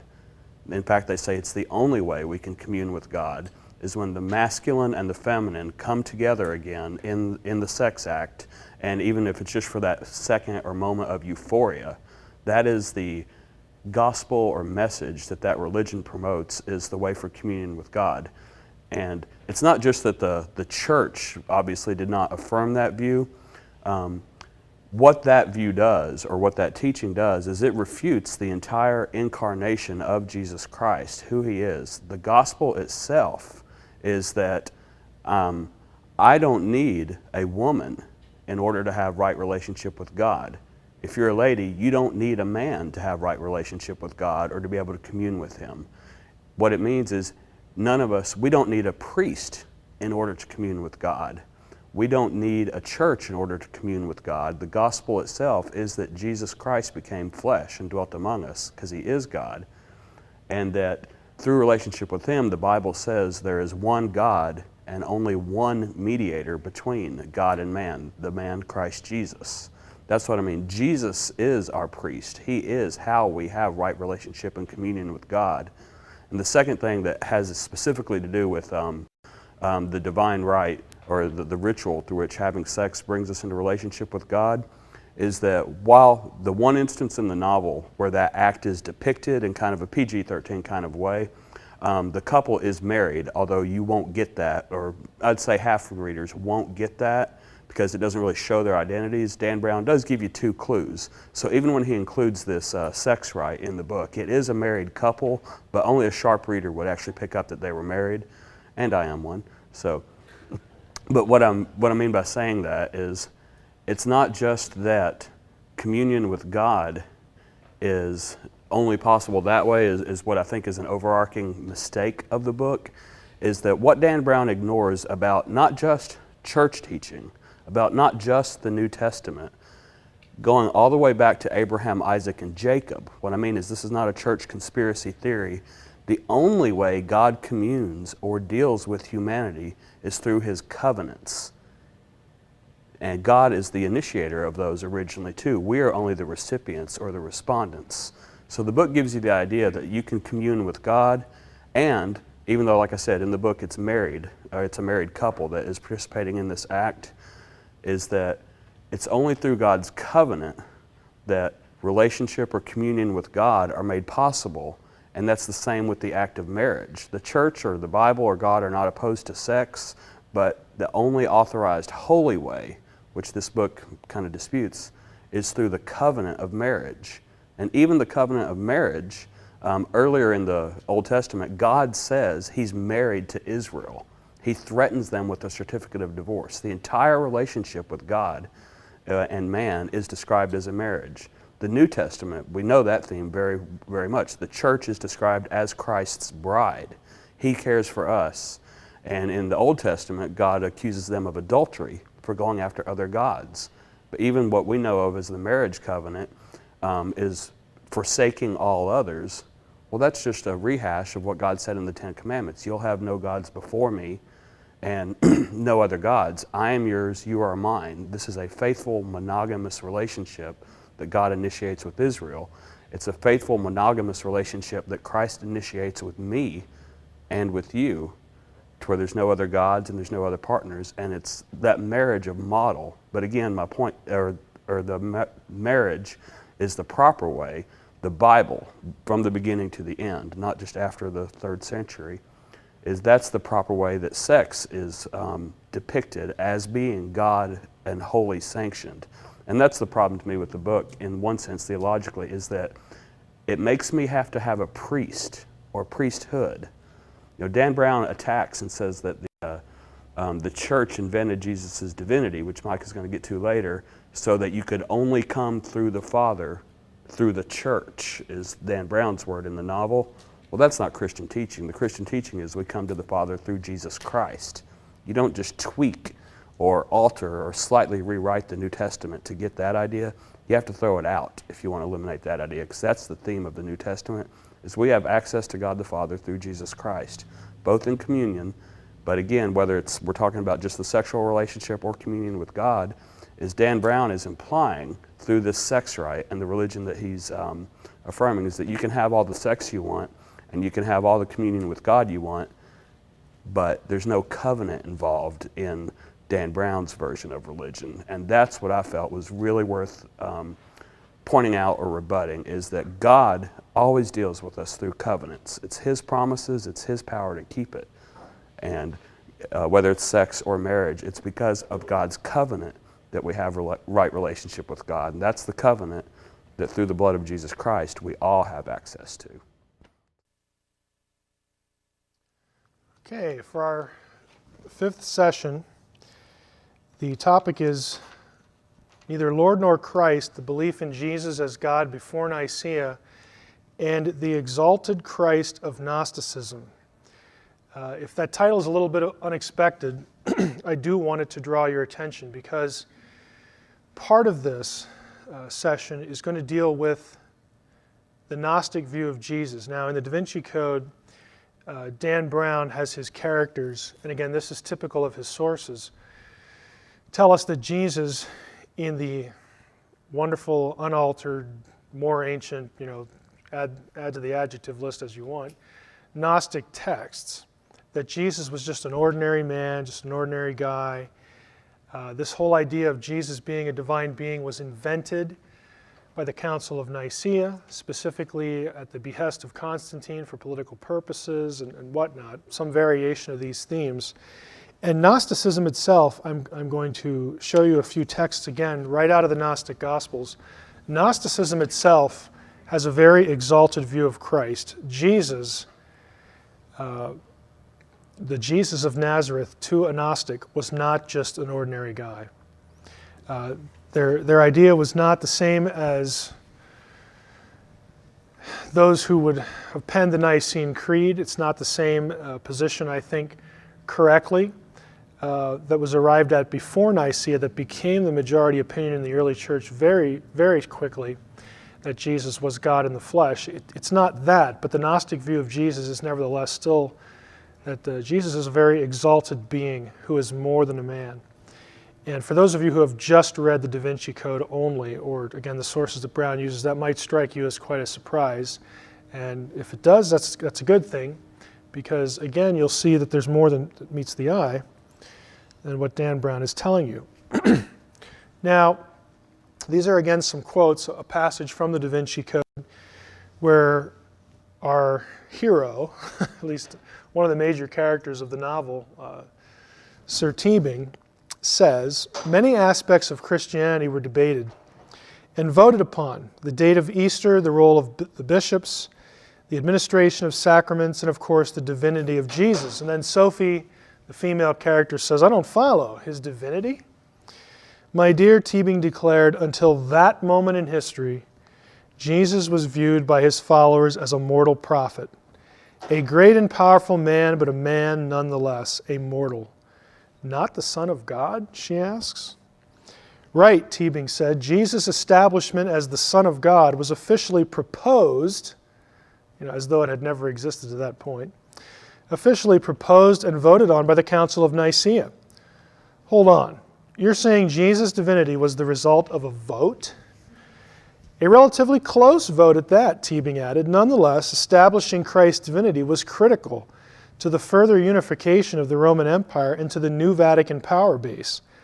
By officially endorsing Jesus as the Son of God, Constantine turned Jesus into a deity who existed beyond the scope of the human world, an entity whose power was unchallengeable." So very clearly Brown has this notion, and again he's just drawing on sources, that the idea that Jesus was a divine being, was more than just an ordinary man, was proposed at the Council of Nicaea, voted on there, and he says by a very close vote. We're going to find out that is just absolutely untrue in our next session about Council of Nicaea specifically. Because we know how many roughly people were there, we know how many people voted, and we know who voted what way. But I'll save that for the 6th session. In this session, I want to focus on these other claims about the idea of Jesus being a divine being invented at Nicaea, which I will say very plainly is patently false. This, as it turns out providentially, draws upon my own dissertation. My specialty, as it were, academically is, my specialty in terms of academics, this guy here, my specialty is divine beings, the whole issue of polytheism, monotheism, that sort of thing in the Bible, specifically the Hebrew Bible. And my dissertation was on the idea of binitarianism, a godhead of two beings in Judaism, which of course naturally predates Christianity. And I didn't know at the time that that would be of some value to this subject here, but here we go. So what the DaVinci Code wants us to believe is that the belief that Jesus was God was foreign to Judaism. I mean, was it really? Was it foreign to early Christians? Was it invented by Constantine? And was it really decided on by only a vote? I'm going to show you that this idea is quite old, quite ancient. Yes? Go ahead. Gotcha. Look at the verse on the screen. This is Genesis 19:24. Take a good look at it. Tell me what's odd about it.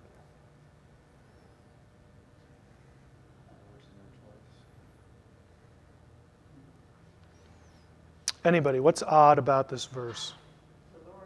From the Lord. Yeah. The word here is Yahweh in both occasions.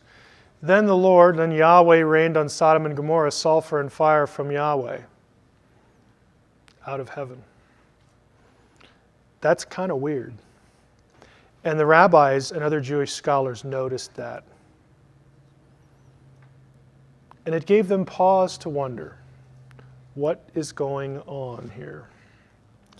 Let's try another one. Genesis 31:10 through 13.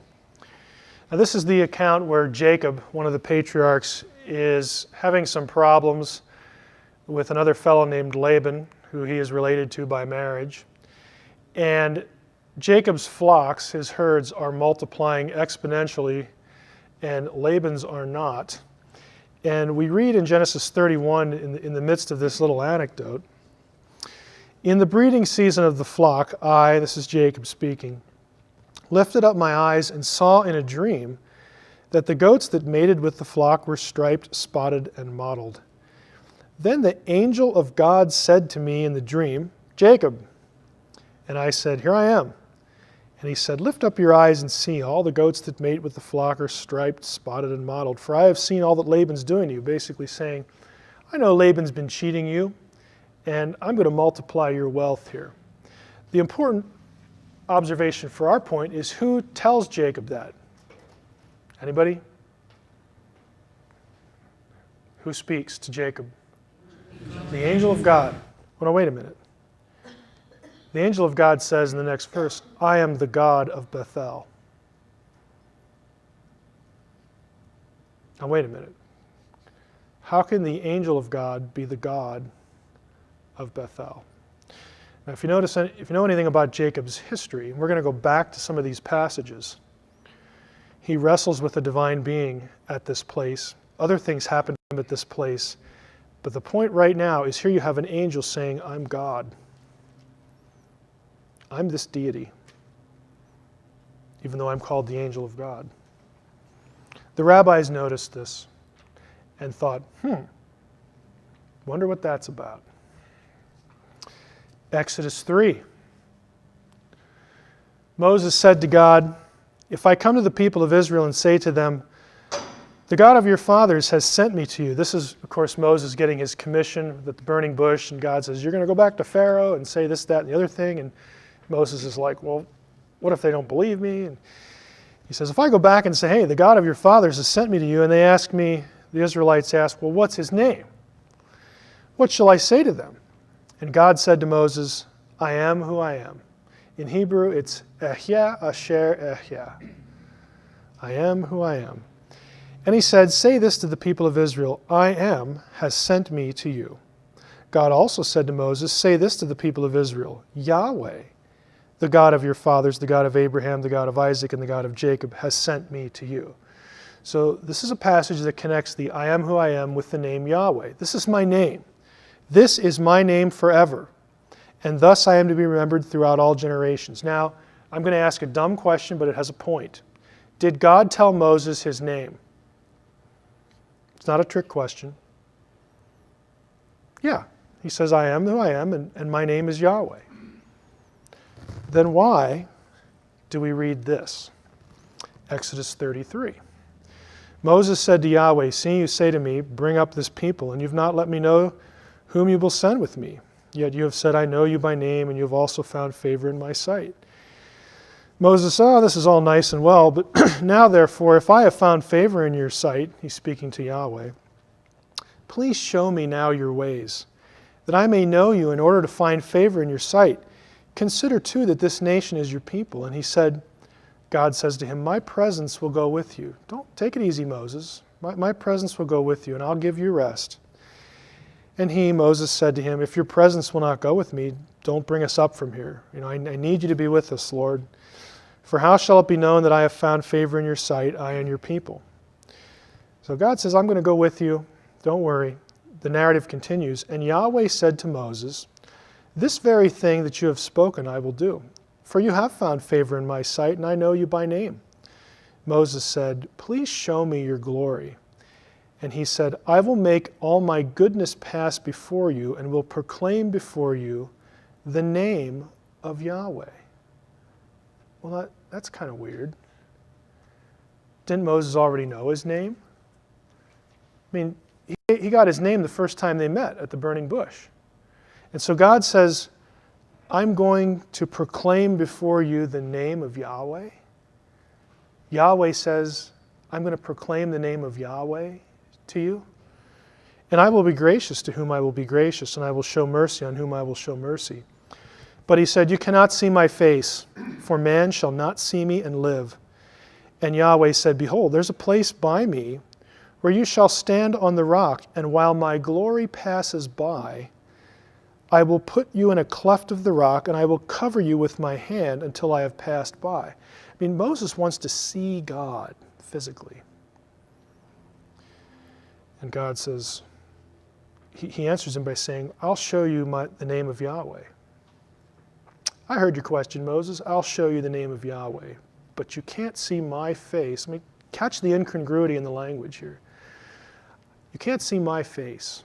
That would be trouble. You'd die. So I'm going to put you in this little cleft of a rock and protect you.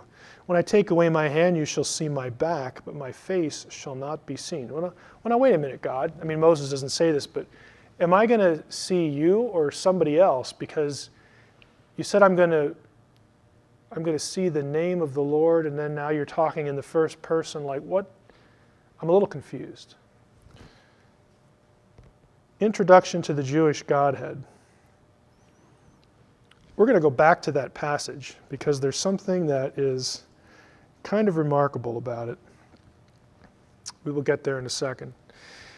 These passages and this language was noticed. This is not new with me. Okay, I'm not presenting this or myself to you as something like nobody's ever seen this before. No, lots of people saw this and other passages where it seems to be that there are two Yahwehs in the text. The Jews noticed this and they devoted a lot of time to thinking about it and articulating what is going on. Known as the two powers in heaven of ancient Judaism.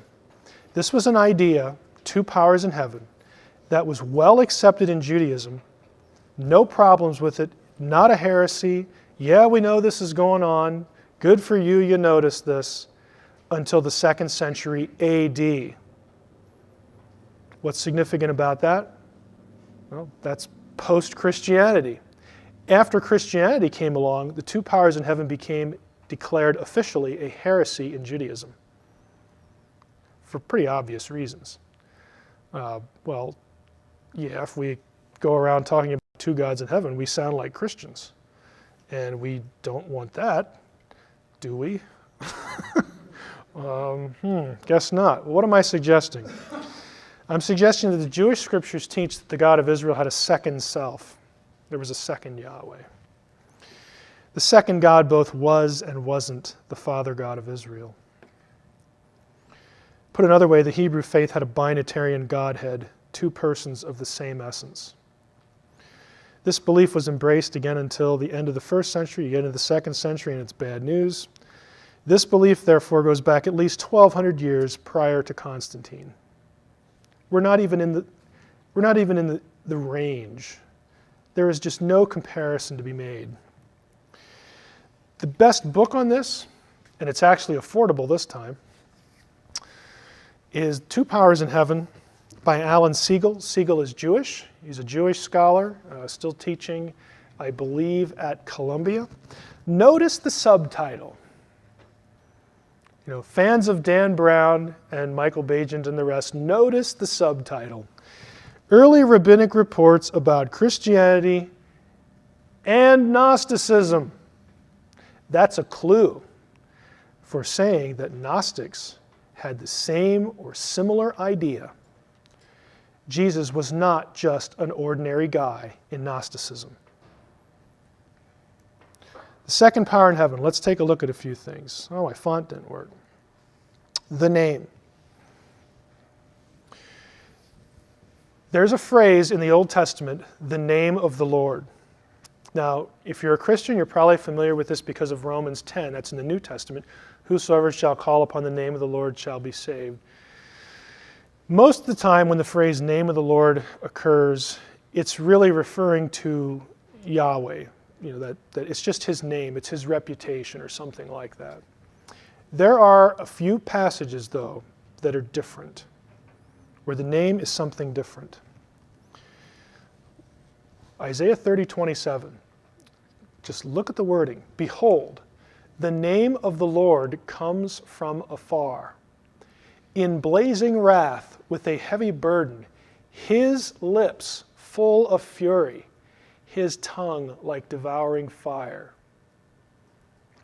Now, unless you have four letters, YHWH, floating around somewhere, coming from afar, unless we're like doing alphabet soup, like Sesame Street or something, this phrase, the name of the Lord, is described as though it is an entity, a person, a being that comes from afar. This is personification language.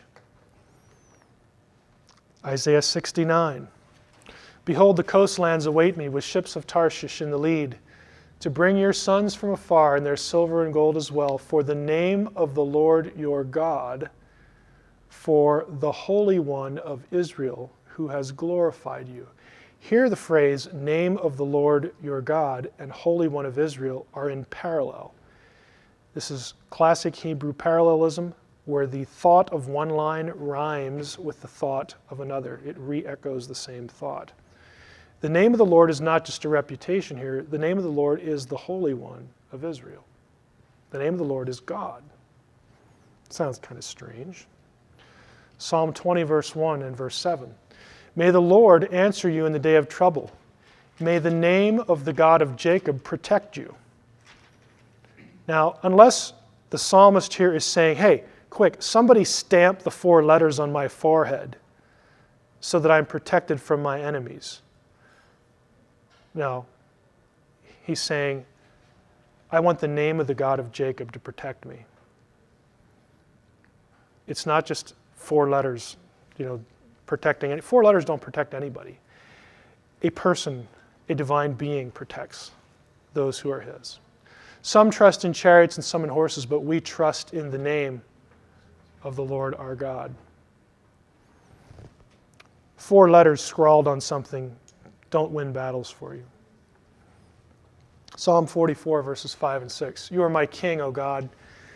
Decree victories for Jacob. Through you we gore our foes. Through your name we trample our adversaries.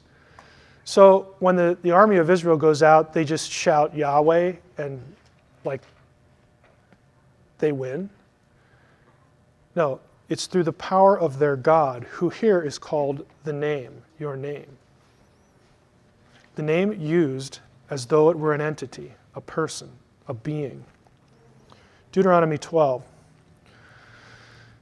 This is describing again the installation of the tabernacle, the place of worship. Verse 4, do not worship the Lord your God in like manner, like the other people do, but look only to the site that the Lord your God will choose amidst all your tribes as his habitation, the place where God lives, to establish his name there. There you're to go, so on and so forth. Verse 11, you must bring everything that I command you to the site where the Lord your God will choose to establish his name. Now, we get a better idea what that means when we hit 1 Kings, when the temple is built.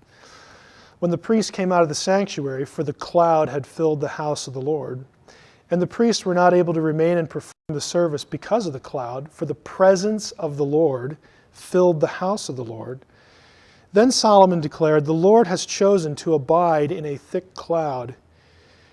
I have now built for you a stately house, a place where you may dwell. Skipping to verse 27, but will God indeed dwell on the earth? Well, we know that the heavens and the highest heaven can't contain you, how much less this house. Next chapter, but when Solomon had finished building the house of the Lord and the royal palace and everything Solomon had set his heart on constructing, the Lord appeared. Look who appeared. Yahweh appeared to Solomon a second time. Okay, building from chapter 8. As he had appeared to him at Gibeon, the Lord said to him, I have heard the prayer and supplication which you have offered to me. I consecrate this house which you have built, and I set my name there forever. There are other passages in Deuteronomy and Kings that talk about, that interchange, here's the point, interchange the name with Yahweh. They're interchangeable statements, interchangeable entities. Back to Exodus 34.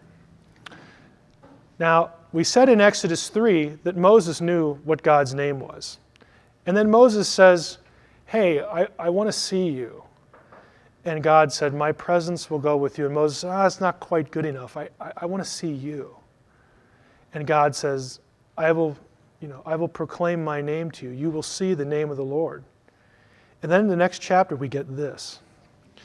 Yahweh said to Moses, cut for yourself 2 tablets of stone like the first, and I will write on the tablets the words that were on the first tablets which you broke. Be ready by the morning and come up in the morning to Mount Sinai and present yourself there to me on the top of the mountain. No one shall come up with you, and let no one be seen throughout all the mountain. Let no flocks or herds graze opposite that mountain. So Moses cut 2 tablets of stone like the first, and he rose early in the morning and went up on Mount Sinai, as Yahweh had commanded him, and took in his hand 2 tablets of stone. Now, just catch this. Yahweh descended in the cloud and stood with him, with Moses there, and proclaimed the name of Yahweh. Yahweh passed before him and proclaimed, Yahweh, Yahweh, a God merciful and gracious, slow to anger, and abounding in steadfast love and faithfulness. Now I want to illustrate something for you. Guy, can you come up here? You got 2 ways to look at this, and I'm going to ask you which makes more sense. Let's just pretend, for the sake of the illustration, that Guy is Moses, and I'm Yahweh, I descend in the cloud, I stand next to him. Now, are there 2 characters or 3 in what happens? You look at the text, Yahweh descends in the clouds, stood with him there, and proclaimed the name of Yahweh. Do I say Yahweh, and then do I walk past him saying Yahweh, Yahweh, Yahweh? He already knows my name. Or do I come down the cloud, stand next to him, and say Yahweh, Yahweh, Yahweh, the name of the Lord? Are there 2 or 3? Go ahead, thank you. Again, this was the question in the mind of Jews as they looked at passages like this, because Moses already knows the name. What he hasn't seen, what the issue really is you have the name of the Lord, you have other characters, and we're going to look at them today, who are the physical manifestation of the God who is a spirit. Jesus says, God is a spirit. John chapter 4. He tells that to the woman at the well. Well, if we assume Jesus is correct, which is probably good authority, then all these other manifestations are physical manifestations of Yahweh's own essence in visible, tangible form, even to the point where you could reach out and touch. And yet the thing that you can touch, the thing that they're seeing visibly, the physical manifestation of this spiritual thing, is also called Yahweh. There is an identification between the 2.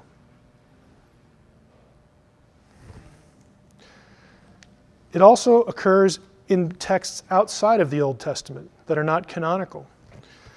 Jubilees, this is a pseudepigraphical book.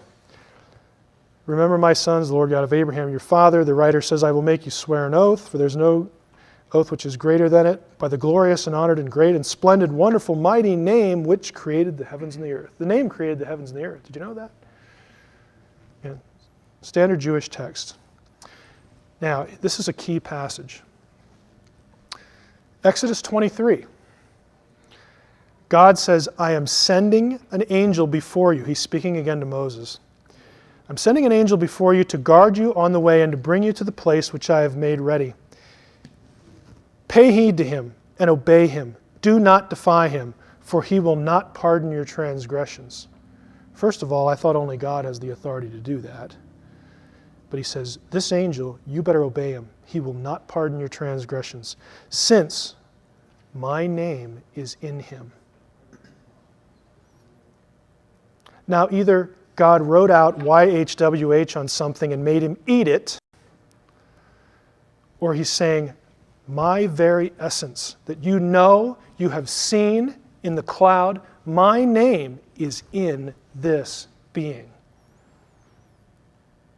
He is me. But yet we're still different. My name is in him, and when my angel goes before you, brings you to the land of the Amorites, the Hittites, the Perizzites, the whole list. This is when Israel is being led to the promised land. This is the angel of the Lord.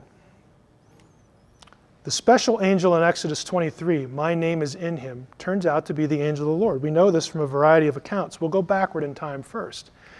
Remember the burning bush? Everybody knows this, Charlton Heston, okay? Guess who's in the bush? It's not just God.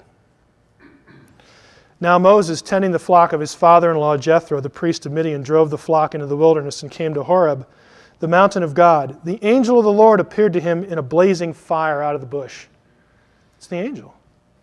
He gazed, and there was a bush all aflame. The bush wasn't consumed. Moses said, I have to turn aside and see this marvelous sight. Why doesn't the bush burn up? When the Lord, in the Hebrew it's Yahweh, when Yahweh saw that he had turned aside to look, God called to him out of the bush. Moses, Moses, he said, here I am. Takes his sandals off, verse 6.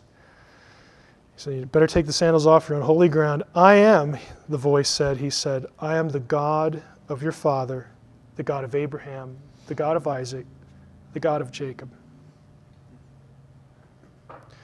Now we have first person language, but there's more than one being in the bush. Leviticus 11:45. I am the Lord who brought you up out of the land of Egypt to be your God. Who brought Israel up out of the land of Egypt? Yahweh. Deuteronomy 21, same thing. The Lord your God brings you up. Who brought Israel up out of the land of Egypt? Yahweh. Oh, well, then why do we read this? The angel of the Lord came up from Gilgal to Bochim and said, I have brought you up from Egypt. And I took you into the land which I had promised an oath to your fathers. And I said, I will never break my covenant with you. But you have not obeyed me. Look what you have done. Therefore I have resolved not to drive them out before you. They shall become your oppressors, and their God shall be a snare to you. And as the angel of the Lord spoke these words, it's the angel doing the first person. As the angel of the Lord spoke these words, all the Israelites started to cry. Why? Because he said, I've been with you up to this point. You haven't obeyed me. You are on your own. You're on your own. And they weren't too happy about it. Genesis 28, going back to Jacob. Jacob had a dream. A stairway was set on the ground. Its top reached to the sky. The angels of God were going up and down on it. And the Lord was standing beside him. And he said, I am the Lord. I'm Yahweh, the God of Abraham, the God of Isaac, and the God of Jacob. Jacob awoke from his sleep and said, surely the Lord's present in this place, and I didn't know it. He named the site Bethel. That's important. Genesis 32. The same night, this is a little bit later in Jacob's life, Jacob arose, and Jacob was left alone, and a man wrestled with him. This is a physical entity, described as a man wrestling with Jacob. They're actually touching, okay? A man wrestled with him until the break of dawn. When he saw that he had not prevailed against him, he wrenched Jacob's hip at its socket, so that the socket of his hip was strained as he wrestled with him. And he said, let me go, for dawn is breaking. But Jacob answered, I will not let you go unless you bless me. He says, what's your name? Jacob. And he said in verse 29, your name shall no longer be Jacob, but Israel, for you have striven with an Elohim. You've striven, you've fought with God, or a God. Either way, it's a divine being. And man, and you've prevailed. Jacob asked, pray me, tell me your name. And he said, you must not ask my name. And he took leave of him there. So Jacob named the place Peniel, meaning I have seen Elohim. I have seen El. I have seen God. Hosea, the prophet, referring back to this chapter and to this episode, says this. The Lord once indicted Judah and punished Jacob for his conduct, requited him for his deeds. In the womb, this refers to the way Jacob was born. In the womb, he, Jacob, tried to supplant his brother, grown to manhood. He strove with a Elohim. He strove with an angel and prevailed. Point blank, the angel is an Elohim. This is my favorite passage in the Old Testament. I just love this one. This is cool for language geeks like me. But Israel, that is Jacob, remember Jacob's name got changed to Israel. Israel stretched out his right hand and laid it on Ephraim's head. This is when Jacob is about to die. He's blessing his children, Joseph's children. He stretched his hand out, lays it on Ephraim's head, though he was the younger, and his left hand on Manasseh's head, and crossed his hands, although Manasseh was the firstborn. And he blessed Joseph. These are Joseph's two kids. He blessed Joseph, saying, "The God in whose ways my fathers Abraham and Isaac walked, the God who has been my shepherd from my birth to this day, the angel who has redeemed me from all harm." And here's the kicker. May he bless these lads. Who's the he? Is it God or is it the angel? And the answer is yes. The verb is singular. This is a complete, tight identification of the Malach Adonai, the angel of the Lord, as God. There are two. And this is where the idea of a Godhead comes from. These passages. This is not a Christian invention. This is not something Constantine came up with and sucked out of his thumb for political reasons. This is in the text. Jude 5, and here's some of the neat things about what the New Testament does with this. Jude writing, it says, "Now I want to remind you, although you once fully knew it, that Jesus, who saved a people out of the land of Egypt, afterward destroyed those who did not believe." Well, now wait a minute. I thought God delivered them out of the land of Egypt. I thought the angel delivered them out of the land of Egypt. Jesus delivered them out of the land of Egypt.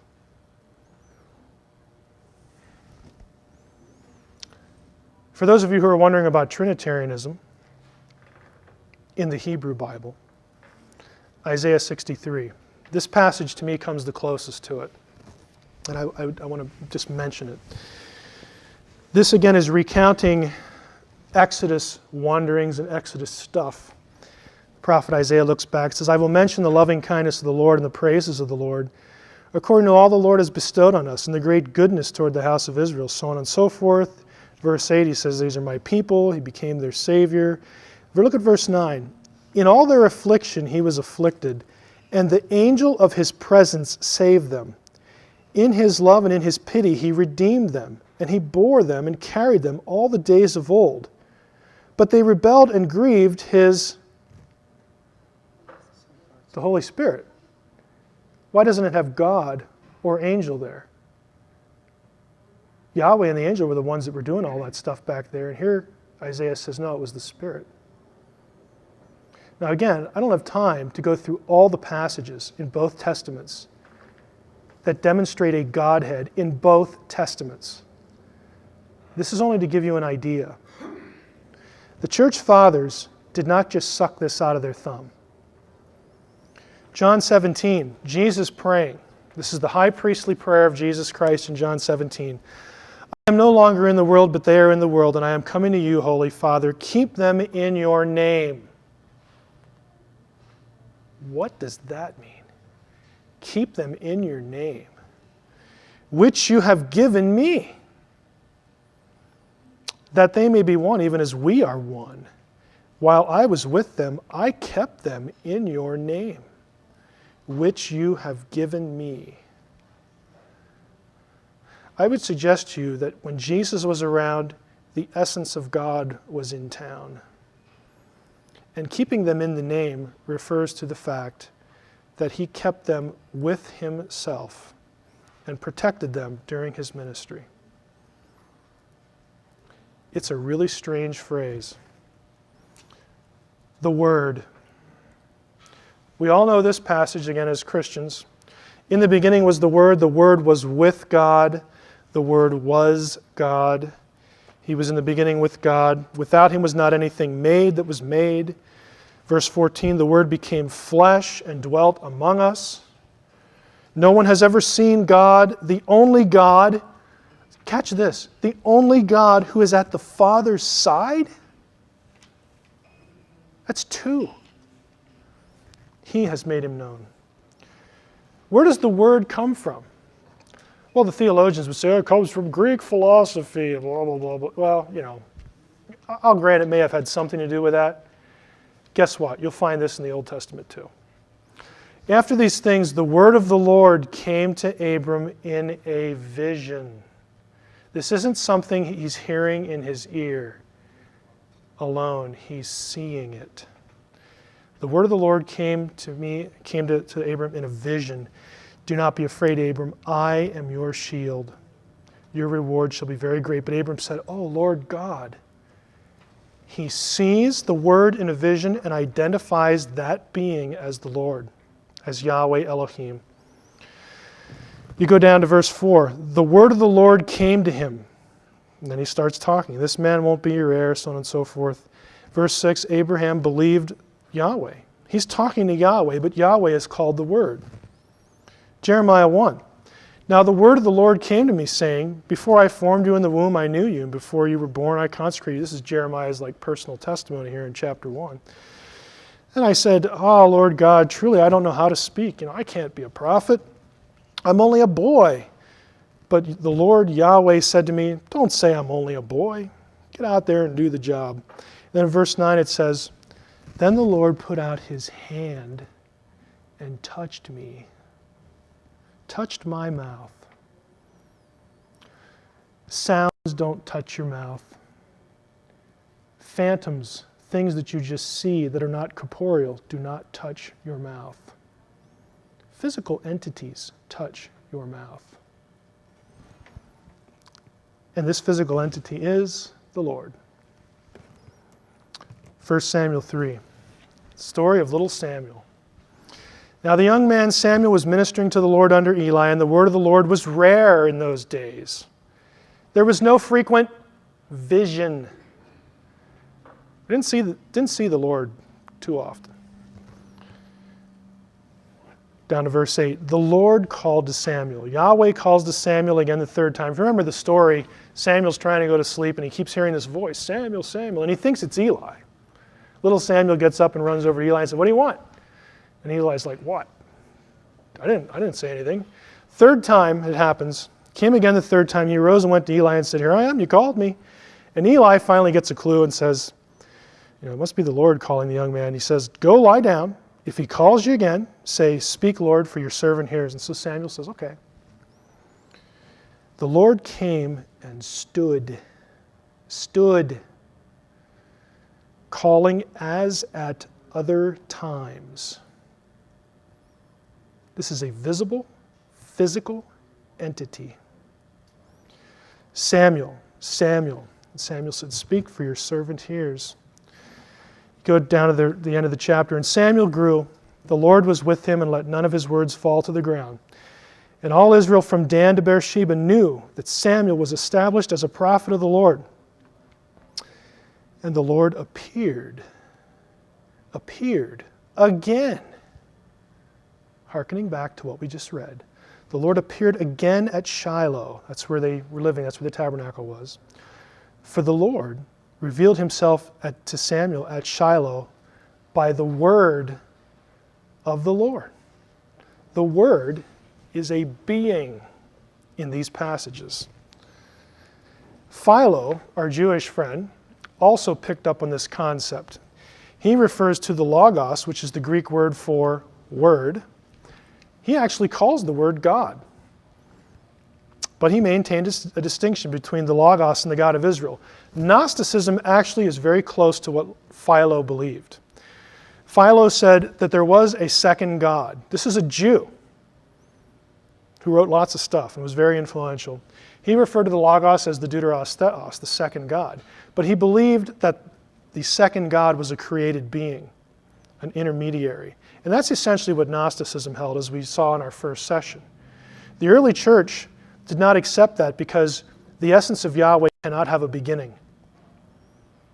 If it's Yahweh, it was always there. And that becomes the focal point for Nicaea. The dominant view was always the Orthodox view, that there's a Godhead, and every member of the Godhead is the same essence as the Father. They didn't get it because Constantine liked it. He wasn't a theologian. They got it from all those passages I just showed you, and others. Okay? And the Jews of the day, again, not everybody, could wrap their minds around that. And Philo came up with, this sounds a little more reasonable. Yeah, he's a second God, but he had to have a beginning, because. And those became the two tracks, the two views. The rider on the clouds. Guy, how much time do we have? 10, 15 minutes. Okay. Here's another one. I really like this one. The rider on the clouds, this phrase, he who rides on the clouds, he who makes the clouds his chariot. This is a phrase actually taken from pagan texts that winds up in the Old Testament. Specifically, that's drawn from Ugaritic texts about the god Baal. I mention that because it's very common for Old Testament prophets and writers to draw from literature around them and put it into the Hebrew Bible, as it were, to make a theological point. One of the things they do is they take this title, because Baal was like the big enemy in the Old Testament. Baal against Yahweh, it happens all the time, like with Elijah at Carmel. And they take the title, the one who rides the clouds, and they put it on Yahweh, as if to say, no, Baal isn't the one who controls the heavens and rides the clouds. It's Yahweh. 5 times, this title is used in the Old Testament for the God of Israel, for Yahweh. Here they are. Deuteronomy 33. There's none like God, O Jeshurun, who rides through the heavens to your help, through the skies in his majesty. None like God. Psalm 68. O kingdoms of the earth, sing to God, sing to the Lord, to him who rides in the heavens. Okay, clearly it's God, it's Yahweh. Psalm 104. Bless the Lord, O my soul, O Lord my God, you are very great. Go down to the last verse there in the section. He makes the clouds his chariot. He rides on the wings of the wind. These are all titles of Baal, descriptions. The point is, everybody in the ancient world knew Baal was a god. Or, they believed that. And the writer's saying, no, Baal is, whatever. Baal's an entity, but he is subordinate. Yahweh's the one who really has this position. And they kept at putting the phrase to Yahweh. Isaiah 19, an oracle concerning Egypt. Behold, the Lord is riding on a swift cloud. Yahweh is the one who's riding on the clouds. The lone exception. Every place in the Old Testament, the rider on the clouds is Yahweh. There is one exception. And it's this passage, Daniel 7. As I looked, Daniel says, thrones were placed, and the Ancient of Days took his seat. His clothing was white as snow, and the hair of his head like pure wool. His throne was fiery flames. Its wheels were burning fire. By the way, that's the same description as in Ezekiel 1. It's God, the Ancient of Days, is sitting on his throne, fiery throne, wheels. If you've ever seen my session on throne iconography that I do for some other topics, very familiar imagery. The stream of fire issued and came out from before him. 1,000 served him, and 10,000 times 10,000 stood before him. In the court, the divine council sat in judgment, and the books were open. There's no doubt who this is. But the passage goes on. I saw in the night visions, and behold, upon the clouds of heaven there came one like a son of man. The phrase means a human one. Son of man as opposed to son of God. And he came to the Ancient of Days. So these are clearly two different people, two different entities, and was presented before him. And to him was given dominion and glory and a kingdom, that all peoples, nations, languages should serve him. His dominion is an everlasting dominion which shall not pass away.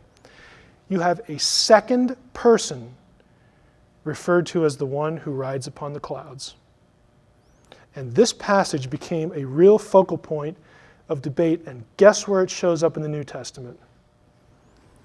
Then those who had seized Jesus led him to Caiaphas the high priest. Jesus is brought in front of Caiaphas. And the high priest says to him, verse 63, I adjure you by the living God, tell us if you are the Christ, the Son of God. They're getting tired of this. Quit beating around the bush. Are you the Son of God or not? And Jesus said to him, well, you've said so. But I tell you, from now on, you will see, he quotes Daniel 7:13, you will see the Son of Man seated at the right hand of power and coming on the clouds of heaven. Jesus' favorite title for himself in the Gospels was Son of Man. I'm the human one. I get to be human. Isn't that cool? Jesus thought it was cool to be human, to be embodied as a man. And he stands before Caiaphas, and Caiaphas says, this is a serious situation. This is life and death. And Caiaphas says, okay, tell us who you are. And Jesus gives us this throwaway, what are you quoting Daniel 7? Just yes or no would suffice. And he quotes Daniel 7:13 and says, I'll tell you who I am. Hereafter you'll see the Son of Man coming upon the clouds. And you know how we know that the Jews knew he was claiming to be God? The very next verse. Then the high priest tore his robes and said, he has uttered blasphemy. We don't need any more witnesses. This guy is claiming to be God. He is claiming to be the one who rides on the clouds. He's a blasphemer. There's no ambiguity. When you read these the news media, who did Jesus think he was? I think Caiaphas got the message. Maybe people today don't, but Caiaphas certainly did. Again, the main source here is Siegel, and I draw your attention again to the subtitle, Gnosticism. If you want a book on Jesus in the Nag Hammadi writings, I recommend this one. It's a scholarly title, somebody's dissertation work again, but it's the most thorough thing there is, Jesus in the Nag Hammadi writings, just so that you can check up on me. Going back to Dan Brown's quote, my dear, Teabing declared until that moment in history, Jesus was viewed as just a mortal prophet, just a man. Well, let's take a look in the Nag Hammadi texts again. The Apocryphon of John. We look at the text here. Let's see if I can find it here. Did I mark it up here? No, can't see it visually. The teaching of the Savior. And the revelation of the mysteries, the things hidden in silence, even these things he taught John, his disciples. It happened one day when John, the brother of James, who were the sons of Zebedee, came to the temple, that a Pharisee named Aramanius approached him and said to him, where is your master whom you followed? And he said to him, he's gone to the place from which he came. This is after Jesus' death. The Pharisee said to him, with deception did this Nazarene deceive you. He filled your ears with lies and closed your hearts and turned you away from the traditions of your fathers. Then I, John, heard these things, or when I heard these things, I turned away from the temple to a desert place. Kind of hit me pretty hard, John says. And I grieved greatly in my heart, saying, well then, how was the Savior appointed, and why was he sent into the world by his Father? And who is his Father who sent him, and of what sort is that aeon to which we shall go? Well, then why did the Father, remember, the Gnosticism, the God, the ultimate God-Father thing? Why did he send him into the world then? Not just an ordinary guy if the ultimate God is sending him somewhere. Know who Christ is. This is the teachings of Sylvanus, another Gnostic text. And acquire him as a friend, for this is the friend who is faithful. He is also God and teacher. I'm sorry, Dan Brown, you are incorrect. Okay, these are the Gnostic texts. Know who Christ is. He is God and teacher. This one, being God, became man for your sake. Frankly, folks, this could go right into the New Testament. This could go right into orthodoxy. Now, I'm not saying that the Gnostics understood the language the same way, but they're saying, this is a God who became man.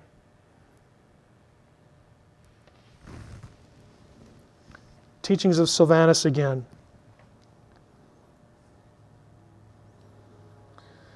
Let's see.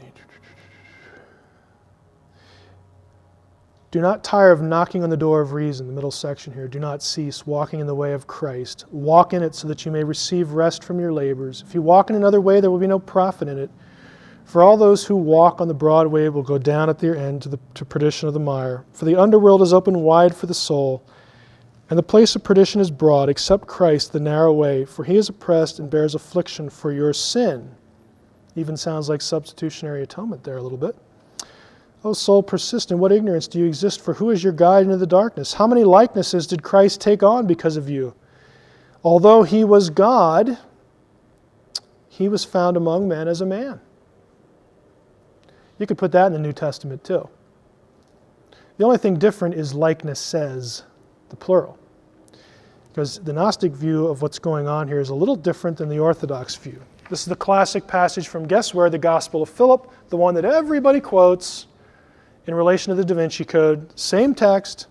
Jesus took them all by stealth, for he did not appear as he was, but in the manner in which they would be able to see him. He appeared to them all. He appeared to the great as great. He appeared to the small as small. He appeared to the angels as an angel and to men as a man. Because of this, his word hid itself from everyone. Some indeed saw him, thinking that they were seeing themselves. When he appeared to his disciples in glory on the mount, he was not small, he became great, so on and so forth. What the Gnostic view of Jesus was, and again, we'll have to quickly go through this. The Gnostic position about Jesus was this: Jesus is not just a man. He was a God. He was one of these aeons. And so was the Christ. Jesus and the Christ are two different things, two different entities in Gnosticism. What the Gnostic scriptures, and Michael Bagent and others make a big deal about this, there are certain Gnostic passages, and this is one of them and some of the other ones, where Jesus he's crucified, but yet it's not really him. Jesus is like looking at some man they're crucifying and standing there laughing, thinking, the archons, those evil entities think they got me, but they really didn't. I'm over here. It's not really me. And Bagent and Lee will take this in their minds as evidence that it wasn't the real Jesus. They don't understand Gnosticism. To the Gnostic, the eon comes down, becomes a human being, but it's like a shell. It's like a facade. It's like a, I'll use the word deception, but I don't mean it to be negative. It's just as the Gospel of Philip said, Jesus appeared as he needed to appear when he needed to appear as that. So Jesus is faking them out. He comes down, he manifests himself as this man, Jesus, the heavenly Jesus. If you're familiar with Platonic philosophy, this is another stream in Gnosticism, that there's the ideal, there's the cosmic Jesus, and there's the earthly Jesus. And the earthly Jesus gets killed, but the cosmic Jesus is still up here having a good time, untouched, unscathed. Okay. If anything, what the Gnostics did was they downplayed the humanity of Christ. They didn't think he was really, really, really, this God in flesh, and that was it. It's sort of a disguise, is what they're looking at. Treatise of the Great Seth, again talking about the crucifixion here. I know I have to hurry a little bit. Right up here, I did not die in reality, but in appearance, lest I be put to shame by them, so on and so forth. This is the Gnostic view, and I've just summarized it for the sake of time. Summary again. What I want to convey to you, I know this was a longer session because there's a lot here, and I'll grant you this is my favorite part of the whole thing, which is why it took longer. The idea that Jesus was the second power in heaven, a God in flesh, is built upon stuff that's in the Jewish Bible, and the church comes out of Judaism and accepts the Jewish Bible as inspired revelation from God. This idea precedes the Council of Nicaea by at least 1,200 years. That's a millennium plus some. Constantine did not invent this. Okay? This is something that Jews, before there even was a Christianity, noticed, tried to deal with, tried to articulate. And when Jesus came along and the Christians said, we know who the second power is. It was this guy who lived among us. and by the way, you just crucified him. But there was a reason for that, and we'll tell you about it. Okay?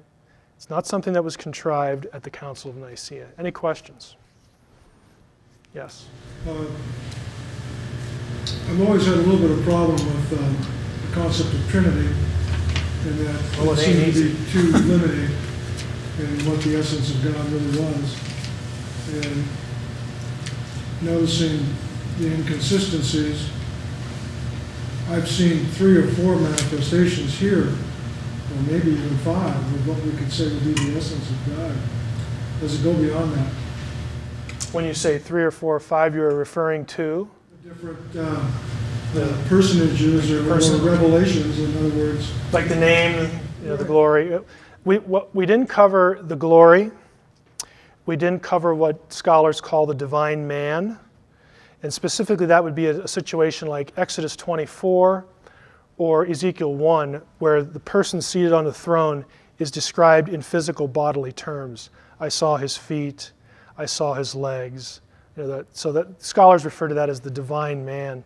We also didn't talk about, my dissertation actually focused on non-biblical stuff. In other words, how did Jews between the Testaments try to deal with this?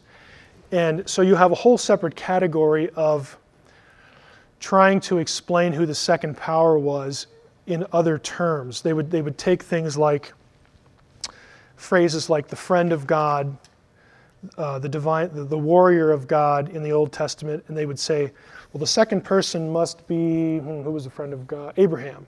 When Abraham died, then he got to sit on the throne, and yeah, I know he was around before Abraham, but it's kind of weird, but God can do anything. I mean, they were trying to fit people and angels and persons into the second category. Some people thought it was Michael. Some people thought it was Gabriel. Some people thought it was Elijah because he was taken up and never died. I mean, there are about a dozen explanations that Jews offered in the period between the Testaments for the second power, and we didn't go over any of that stuff. In a sense, are we still doing that now? I think when we talk about Trinitarianism, we're still sort of asking the same questions. We're still trying to put that Right. Godhead in a box. Now, I'll be honest with you. I spent a couple years in seminary. I never ran into any of this stuff. I was never taught this.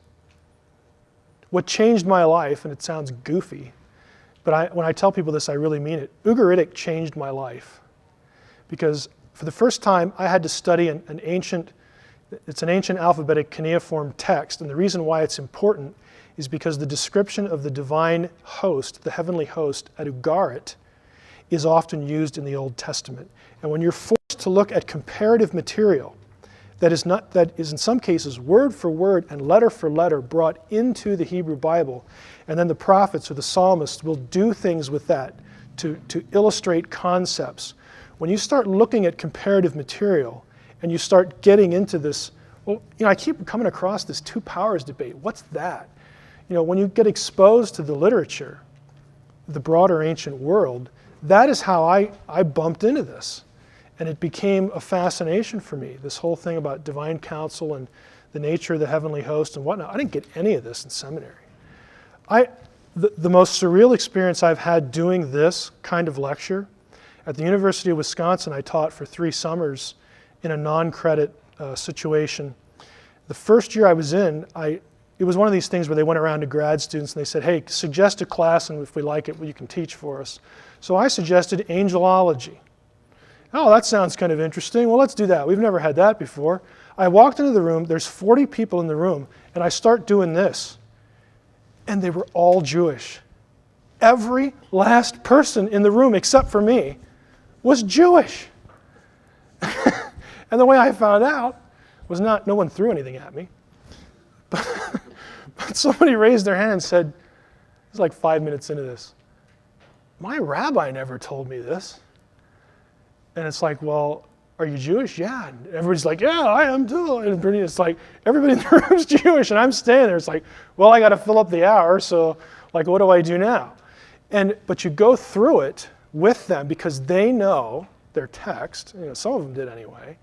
And it's like, I actually had one of them say, in front of everybody else, in front of their peers, I understand now why people became Christians. I get it. you don't get it. You go to seminary, you don't get into this nitty-gritty stuff. And for me, it just has become a fascination. This is where I spend most of my time, doing this stuff. Since the second power is, even referring to that, we're really trying to nail something in a box that shouldn't be. Yeah, I really think, and I gave 2 academic papers on this last year at academic conferences, and I really think that this is the bridge, this is the answer. This explains why the early church was so quick to worship Jesus and still die for monotheism. That is probably the thing that offends me most about the DaVinci Code. This idea that all this was invented. I'm, sorry, but there were hundreds and probably thousands of people who were put to death by the Romans, and in some cases I'm sure Jews as well, because they worshiped Jesus as God, but they refused to bow the knee to the Roman emperor who claimed to be a deity. And the Romans thought this was insane. Well, you're already worshiping this second one over here, and don't tell us you're monotheist because you're doing this. And the Christians, and Jews for that matter, would say, sorry, we're not afraid to die. And I think what Dan Brown and his sources do with this material just makes that a mockery. So for me personally, that's my biggest irritation with the book. But that's just me because I'm thinking about this. And I'm not saying Brown's out to do that. He's not. But that's just me personally. Go ahead. How does this connect to the only begotten? In other words, I think when a lot of people hear that, they think of the birth of Jesus. The begotten takes place before time. Yeah, part of the problem is the chronological. It's a twofold problem. Actually, it's a threefold problem. Part of it is a word like begotten does convey chronology, because we have the sense that it implies a beginning. The early church, though, used that term to distinguish the idea behind that term from being created, the Nicene Creed. The Son is begotten but not made. So they knew there was a distinction there that they had in their heads. We have lost that because we just don't use words like begotten. So that's the second issue. The third issue is it's a terrible translation. There's a translation problem. The word that is used that we typically think of as only begotten in the New Testament is monogenes. It used to be assumed that came from monos, which is alone or only, and it came from the verb genao. So genao means to beget, to give birth to. And so the supposition was that it meant only begotten. After there was a lot of other Greek papyri discovered in the late 19th century and early 20th century, by the way, when papyri are discovered, the neat thing that does is it widens the vocabulary, the known vocabulary and the known meaning range of a certain word. It was discovered, and this is 100 years old, it was discovered that monogenes does not come from monos and genao. It comes from monos and gene, which means unique or kind. So Jesus is the monogenes. He is the unique kind. He is the only kind of something. And the way we know that that's what's going on in the New Testament is in Hebrews chapter 11, the word monogenes is used of Isaac. Think back to your Old Testament. The writer of the Hebrews calls Isaac the monogenes. Isaac is the son of Abraham. Here's the question. Was Isaac Abraham's only son? No. He had Ishmael first. Isaac wasn't even the firstborn.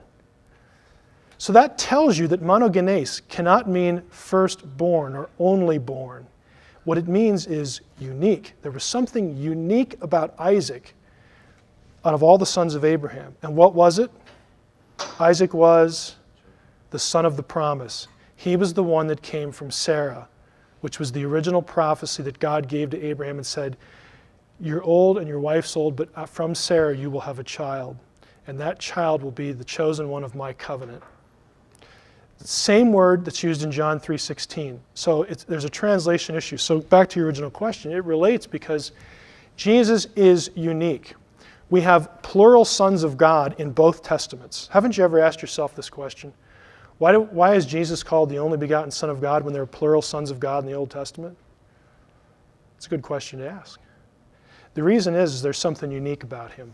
What's unique about him with respect to all the sons of God, all the heavenly host? He's the essence of the Father. They are not. He is uncreated. They are not. He is Yahweh. They are not. He's unique. He is species unique. Go ahead. Is there more of a more familiar pattern that maybe we see day to day now that you could liken the Godhead to? As far as an illustration? Correct. Like something like Oh boy. You know, the short answer is nothing that I either A, like, or B, understand. I mean, you read some of the simpler ones like an egg, or like the 3 states of water, or something like that. And they're all, some of them are kind of useful, but they all seem to break down somewhere. I've seen physicists try to tackle this with different states of matter, and that's just right over my head. I can't claim to understand it or even have anything to really suggest that would be helpful in that. It just seems difficult at times because you have, well, at least in most Jewish circles, one of the difficult thing that they proclaim being Shema. The Lord our God is one. Right.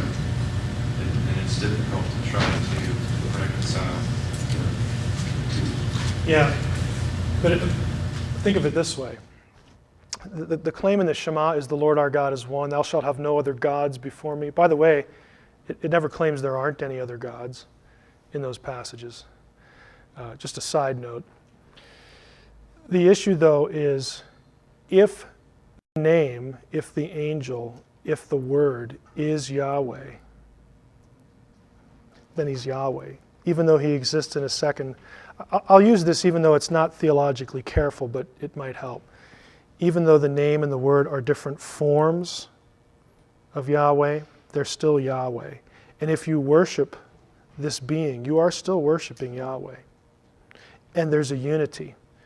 Okay, Yahweh's not taking his essence and making a lesser being, in other words, a distinct being, a being that is not him, in essence. If he did do that, then you'd have to worship 2 separate entities, and you would violate the Shema. This is how the Jews approach this.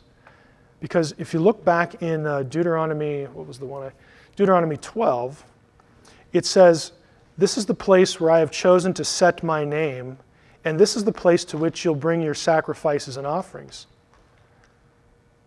Okay, they're actually offering sacrifices to the name. But they didn't see that as a violation of the Shema. Why? Because, well, the name's Yahweh. He's just the physical manifestation of Yahweh. We know that. We're not worshiping another God, we're worshiping Yahweh. It's just now we can see him.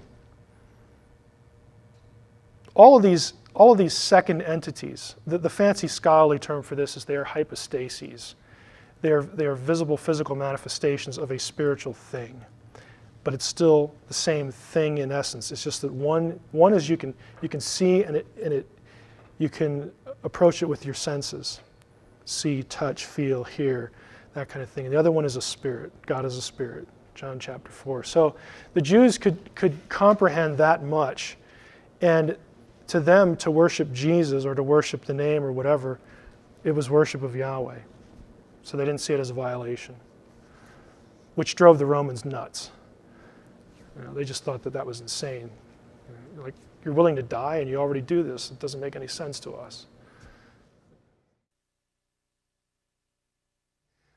Session number 6, as I roll up my sleeves and get ready here, is what really happened at the Council of Nicaea. This is going to be pretty straightforward, just essentially exactly as I have it up here. I do need to credit someone, and I will when I get to the particular point, for a lot of this material. I'm not a historian by training, and this is going to be largely historical. I'm basically a text person, although I have 1 degree in ancient history, but it's not my real focus. But I think I'll be able to communicate some good material from a friend of mine who was gracious enough to allow me to use it. The focus here again are some statements to begin in the DaVinci Code about the Council of Nicaea. Again, drawing from the dialogue, Teebing says, Jesus' establishment as the Son of God was officially proposed and voted on by the Council of Nicaea. Sophie says, hold on, you're saying Jesus' divinity was the result of a vote? A relatively close vote at that, Teebing added. Well, we'll see. Other assertions about Nicaea in the DaVinci Code. One was, you'll get a very strong feeling that the council was controlled by Constantine. Very hard to read the book and not come away with that impression. Second, that Constantine never truly converted to Christianity, but was a lifelong pagan. That is something that the book makes a point of. Third, that the council, under orders from Constantine, dictated which books got into the New Testament. This is more heavily put forth by Brown's sources, but it is suggested in the book, so I'll include it. Fourth, the idea of Jesus' deity was invented by Constantine in relation to the outcome of this council. 5, Jesus' deity was decided upon by a close vote. So these are the points of contention.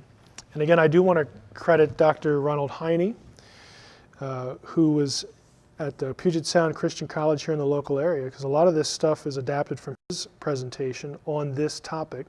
He is an early church scholar.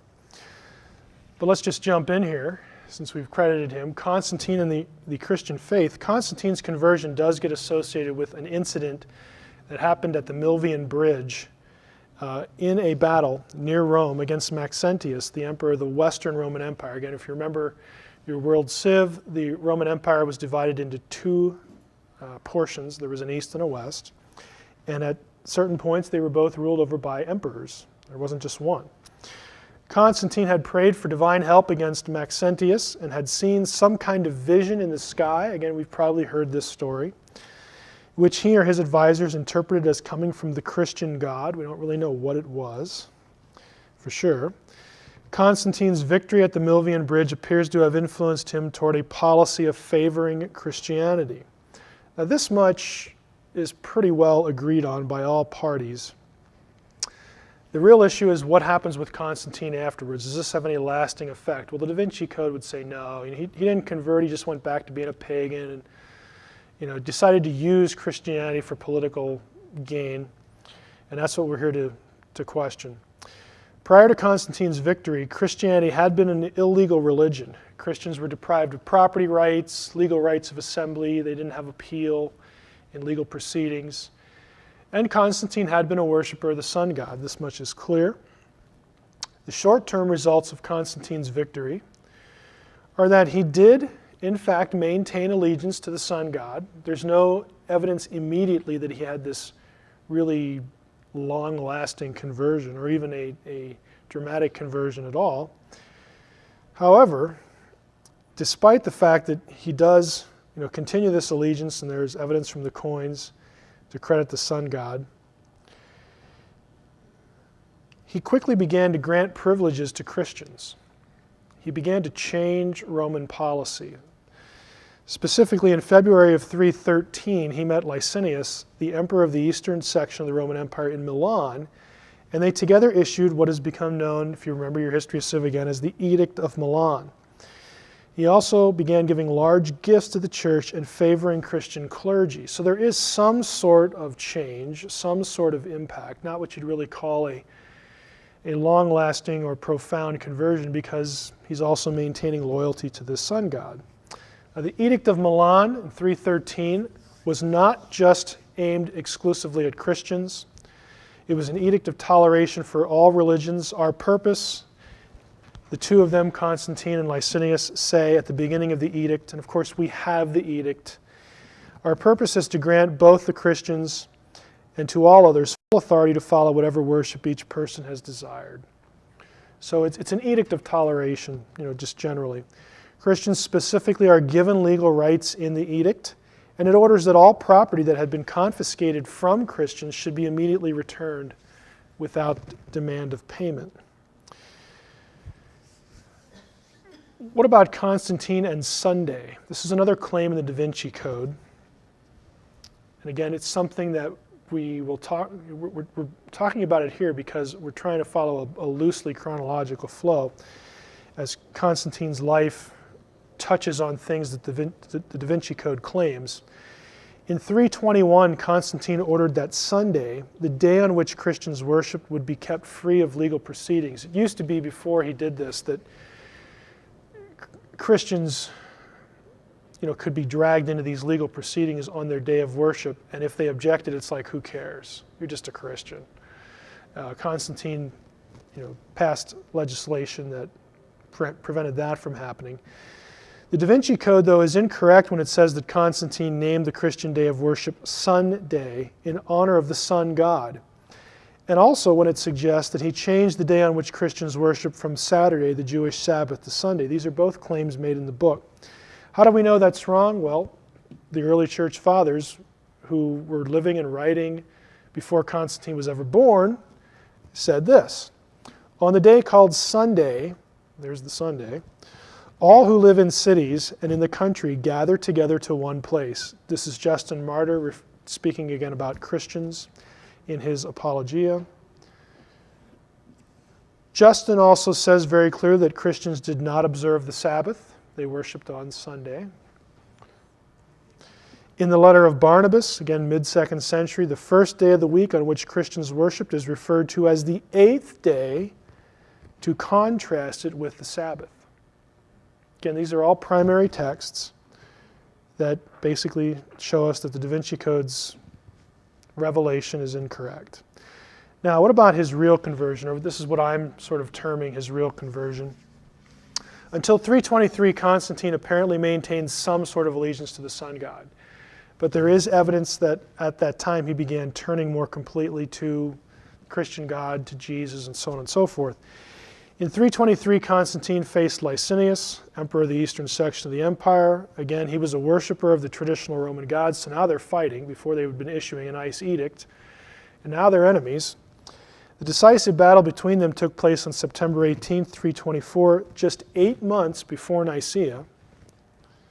Constantine won the battle, became sole emperor, and there is evidence that this victory really prompted him to follow the Christian God. Now, this is from Eusebius's Life of Constantine. Eusebius was an ancient writer who recorded some of these events in early church history. The chapter there in Roman numerals, I believe, I hate Roman numerals, 55, I think. Quotation is long, but it's significant. And now I beseech thee, this is Constantine speaking. This is what's being recorded. I beseech thee, most mighty God, to be merciful and gracious to thine eastern nations, to thy people in these provinces, worn as they are by protracted miseries, and grant them healing through thy servant. Not without cause, O holy God, do I prefer this prayer to thee, the Lord of all. Under thy guidance I have devised and accomplished measures fraught with blessings. Preceded by thy sacred sign, he's alluding back to this thing he saw at the Milvian Bridge. I have led thy armies to victory, and still on each occasion of public danger I follow the same symbol of thy perfections while advancing to meet the foe. Therefore, I have dedicated to thy service a sole duty, tempered by love and fear, for thy name I truly love. While I regard with reverence the power of which thou hast given abundant proofs to the confirmation and increase of my faith, I hasten then to devote all my powers to the restoration of thy most holy dwelling place, which those profane and impious men have defiled by the contamination of violence. He continues in the next chapter, my own desire is for the common good of the world and the advantage of all mankind, that thy people should enjoy a life of peace and undisturbed concord. He goes on and on with this, and about little under midway down, he says, only let men of sound judgment be assured of this, that those only can live a life of holiness and purity whom thou callest to a reliance upon thy holy laws. With regard to those who will hold themselves aloof from us, now catch that, he is grouping himself in one category, and he's going to distinguish himself from someone else.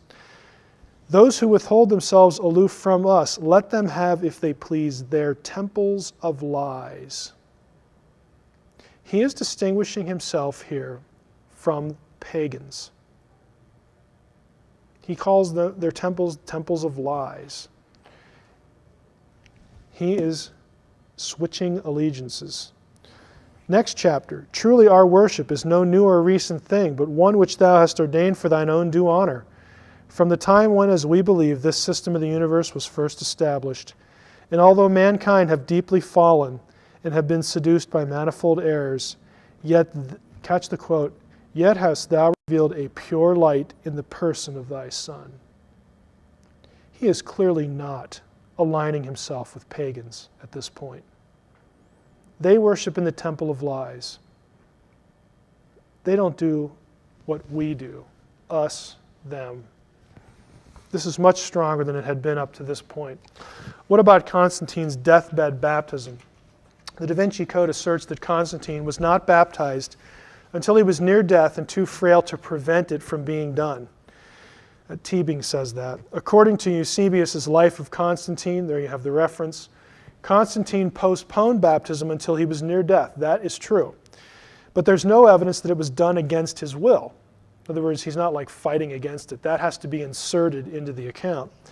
Delaying baptism was actually not an uncommon thing in the early church. The fathers didn't like it, but it was actually pretty common.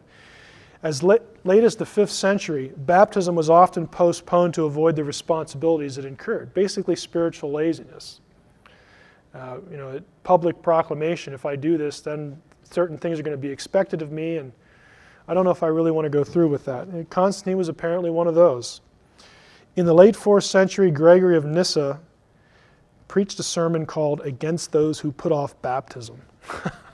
So this was a big enough problem that Gregory devotes a whole written sermon to it that, of course, gets circulated. Council of Nicaea. The DaVinci Code asserts that the idea that Jesus was God cannot be found prior to Nicaea. We've dealt with that in session 5.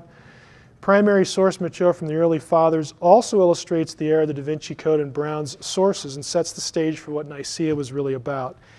It was well known by the 2nd century AD that Christians considered Jesus to be divine far more than a man.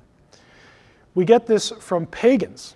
There is pagan testimony to the fact that Christians worship Jesus as God well before the time of Constantine. This is from Pliny the Younger to the Emperor Trajan, 1st decade of the 2nd century AD. Pliny writes, again in his letter, meanwhile, in the case of those who were denounced to me as Christians, I have observed the following procedure. I interrogated these as to whether they were Christians. Those who confessed, I interrogated a 2nd time and a 3rd time, threatening them with punishment. Those who persisted, I ordered executed. For I had no doubt that whatever the nature of their creed, stubbornness and inflexible obstinacy surely deserved to be punished. There were others possessed of the same folly, so on and so forth. Because they were Romans, I couldn't kill them. Remember Paul, this actually saves Paul's life in the book of Acts, the fact that he's a Roman citizen. It's alluded to right here. They asserted, however, that the sum and substance of their fault or error had been that they were accustomed to meet on a fixed day before dawn and sing responsively a hymn to Christ as to a God. Okay? This is a pagan source, Pliny. We get it from early Christians as well. I'm only going to give you 2 examples here. In a sermon, 3 examples actually. A sermon or a homily called Second Clement, chapter 1, verse 1, which dates from the middle of the 2nd century, begins this way. Brethren, we must think of Jesus Christ as of God. Ignatius refers in one of his letters to Jesus Christ, our God, specifically his letter to the Ephesians. And he says in another place, I glorify Jesus Christ, the God who has given you wisdom. It's his letter to Smyrna. This is 150 years before Constantine. We've already seen textually, when it comes to the Hebrew Bible, the New Testament, this is what the Scriptures taught. This is the position that manifested itself very early as orthodoxy, but it wasn't the only way that people looked at it because it's a tough issue. Now, I'm going to refer you to the writings of Larry Hurtado. I know Larry. Larry and I have corresponded a bit He teaches at the University of Edinburgh in Scotland. He's an American. Very nice guy. His tradition is the Assemblies of God, but he's not that anymore. He would still call himself a Christian, though. He wouldn't like conservative labels that the Americans use. Hurtado has done a truckload of work in this area. Specifically, he has devoted his scholarly expertise to two areas. One is papyrus study. The other is to the early worship of Jesus. If you want a book that is cluttered, chock full of primary source references for the early worship of Jesus as God, this is where you go. Larry is also one of the scholars I know who's read my dissertation. We go back and forth on that. I've gotten him to change his mind over a couple things, but I'm still working on one or two more. I don't know if you'll ever see this, but give him a little ribbing there. But he's a wonderful guy, just does great work. And if you want primary source material, he's the guy. That's where you should go. The struggle that led to Nicaea, how to articulate Jesus as a divine being. This is the problem. You know, we see the text, we see these passages. I took you through a number of them before, and it's like, well, how do we put this into words? How do we express, you know, a father and a son who are both Yahweh? And how do we be monotheists while we're doing that? And what about when one prays to the other? And the whole thing about becoming a man. I mean, this is mind-bending stuff. The texts themselves, if you really look at them closely, now that you've been exposed to them, there are a number of texts that are fairly clear that there's some two-ness going on here. But the problem was how to articulate that. What does that mean? Yeah, that was tough. So what did the scriptures teach in this regard? The first view, and this is the view that was the dominant view. It's the view that has become recognized as orthodoxy.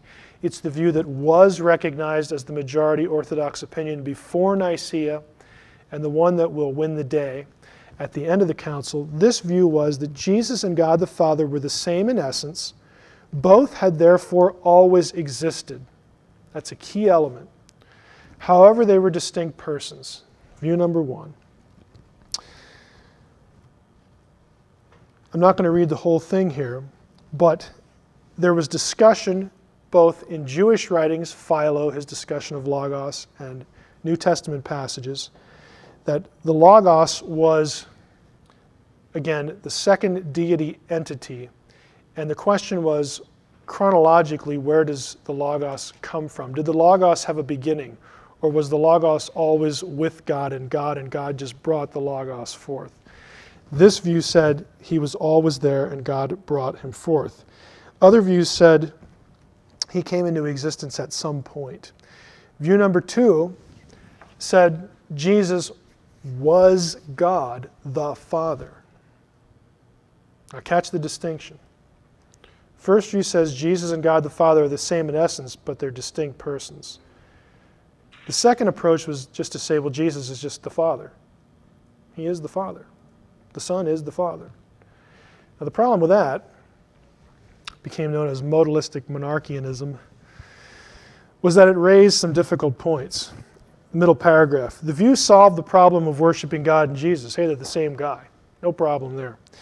You were worshiping only one God because Jesus was God the Father. However, it created other problems. If Jesus were God the Father, then God the Father suffered and died on the cross. I mean, how can you have that happen if it's the same being? Totally. How can he lay dead in a grave for 3 days? How could that be? To whom did Jesus pray? I mean, is Jesus praying to himself then? So it just created problems, and it was not accepted, but it was around prior to Nicaea. View number three said Jesus was not God. He was also not man. He was something in between. Jesus was a human being like all other human beings, except that he had been born of a virgin. Because Jesus was a very religious man, he was chosen by God, and a special power called Christ descended on him. Two variations. One would lean to saying, well, he was just a man, but then he was like indwelled by this Christ thing. The other one would say, and this gets closer to Gnosticism, that the heavenly Jesus manifested himself as an earthly Jesus. So kind of a man, but not, just this trying to wrap their minds around this position. But he definitely wasn't God in the same essence. He definitely wasn't the Father. He definitely wasn't the same essence. He was something different. Again, this is close to Gnosticism. The view was actually called Docetism, though. Docetism taught that Jesus did not have a real human body. It only looked like he was human. He only appeared as a human. He wasn't really incarnated. Again, this view was more of a denial of the humanity of Christ, and it gets close to the Gnostic view. Now, along came an important figure, Arius of Alexander, who became a focal point in the struggle to articulate all this. How to assert that Jesus was God and worship him and still claim monotheism. Arius was a presbyter in Alexandria, Egypt, under the jurisdiction of Alexander, Bishop of Alexandria. Sometime before 318, Alexander began to dispute what Arius was teaching about Christ, and he called a synod to discuss the matter, and the synod condemned Arius. And that synod was not Nicaea, something that happened earlier, because Alexander was a little concerned about his understudy here. Arius' writings have not been preserved, but a few things have been preserved in the writings of the church fathers who wrote against him. Athanasius quotes a creed that Arius and his followers sent to the bishop Alexander. And an excerpt here, this is Arius' position. We recognize one God who alone is unbegotten, eternal, without beginning, true, immortal, wise, good, sovereign, judge of all, governor, administrator, unchangeable and unalterable, just and good. Lots of adjectives there. He is God of the law, the prophets, and the New Testament. He has begotten an only begotten Son before eternal times. That's an odd phrase. How can eternity have time? Before eternal times, through whom also he has made the ages and the universe. The Son was begotten, not in appearance. So that Arius is denying a Gnostic element here. Catch that.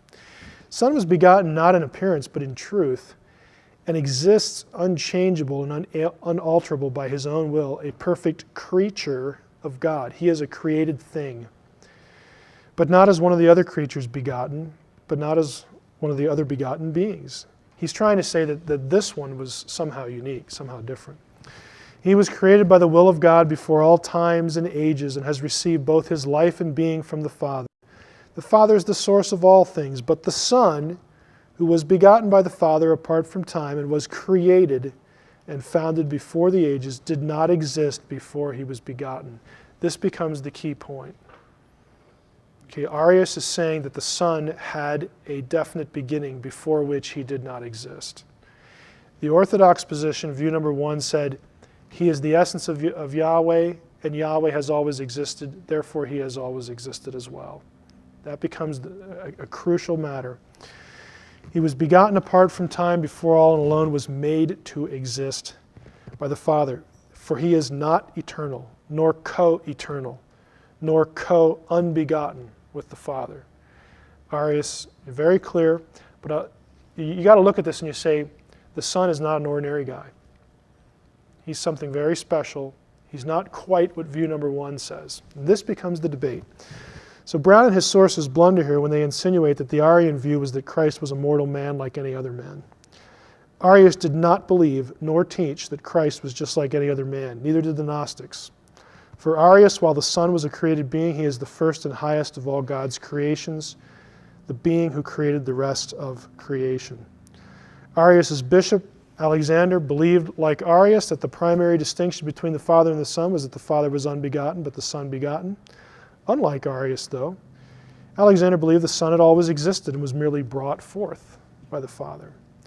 And so this created some friction, and it led to this synod that Alexander called. The synod condemned Arius, but it didn't really stop anything because they had to have the Council of Nicaea. Now, what happened here? There are no surviving minutes or records or acts of the council that were taken while it was happening. There are some primary sources, though, so that we know, not completely, but to a large degree what happened.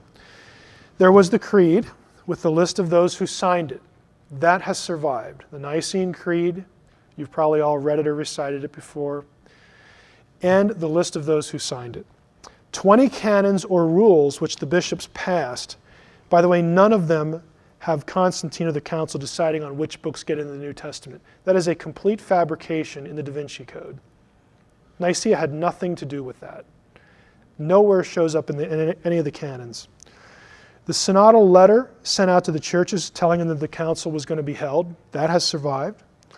Later letters written by Eusebius and Athanasius, who were present at the time. Eusebius was a bishop of Caesarea and a voting member. Athanasius was basically just a secretary, but he turns out to be a pivotal figure in the whole proceeding. It is unknown exactly how many bishops attended the council. Sources differ in the numbers given. Eustathius of Antioch says about 270 attended. Eusebius says 250. Athanasius first says 300, and in a later piece of writing, 318. The number 318 is probably mythological because it's based on Genesis 14:14. So scholars kind of look at 318 and say, he's being poetic or allegorical here. Basically, somewhere between 250 and 300. That's how many were there. The council opened with a speech by Constantine in which he pleaded with the bishops to establish peace among themselves. The extent of Constantine's participation in the debates themselves is unknown. Eusebius tends to put more emphasis on Constantine's involvement than Constantine does in his own letters related to the council. And there's a source, if you want to go look up those letters, see what they say, you can check them out. It was very obvious that the overwhelming weight of opinion was against Arius and his views. The majority view was view number 1, noted before, that Jesus and God were the same essence, both eternal and uncreated, and were distinct persons. Now, Eusebius was sympathetic to Arius' view but couldn't support it. He didn't really want him kicked out of his position. So Eusebius and others proposed a creed which was used in Eusebius' church later on. This was a scriptural creed, basically drawing its language from Bible verses, which agreed with the traditions and confessions of faith in all the churches. Everyone could have signed this creed. Everyone at the council, including Arius, could have signed this creed. We have this creed from Eusebius. Everyone could have done it, but it wouldn't have solved the problem. They would have just had to have another council. And so this creed did not work. It was adopted by the bishops at Nicaea, or the creed that was finally adopted by the bishops of Nicaea was a different one. So they say, nice idea, Eusebius.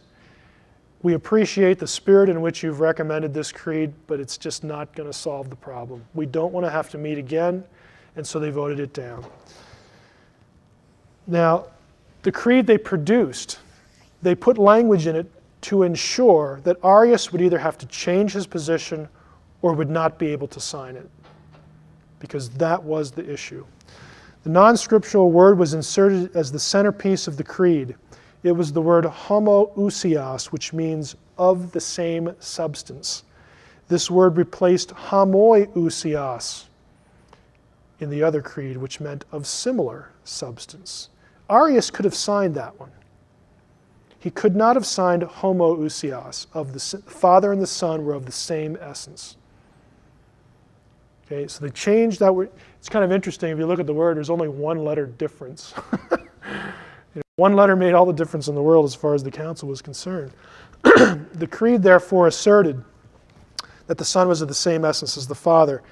Athanasius wrote that the bishops wanted to express their faith in scriptural language, but the Arians kept twisting the words of Scripture so they would support their own views. So they abandoned trying to have every line of the creed come out of a verse, and they said, look, we're going to have to put extra biblical language in this thing to make sure it articulates what we're saying, and so that Arius will either have to change his view or just not sign it.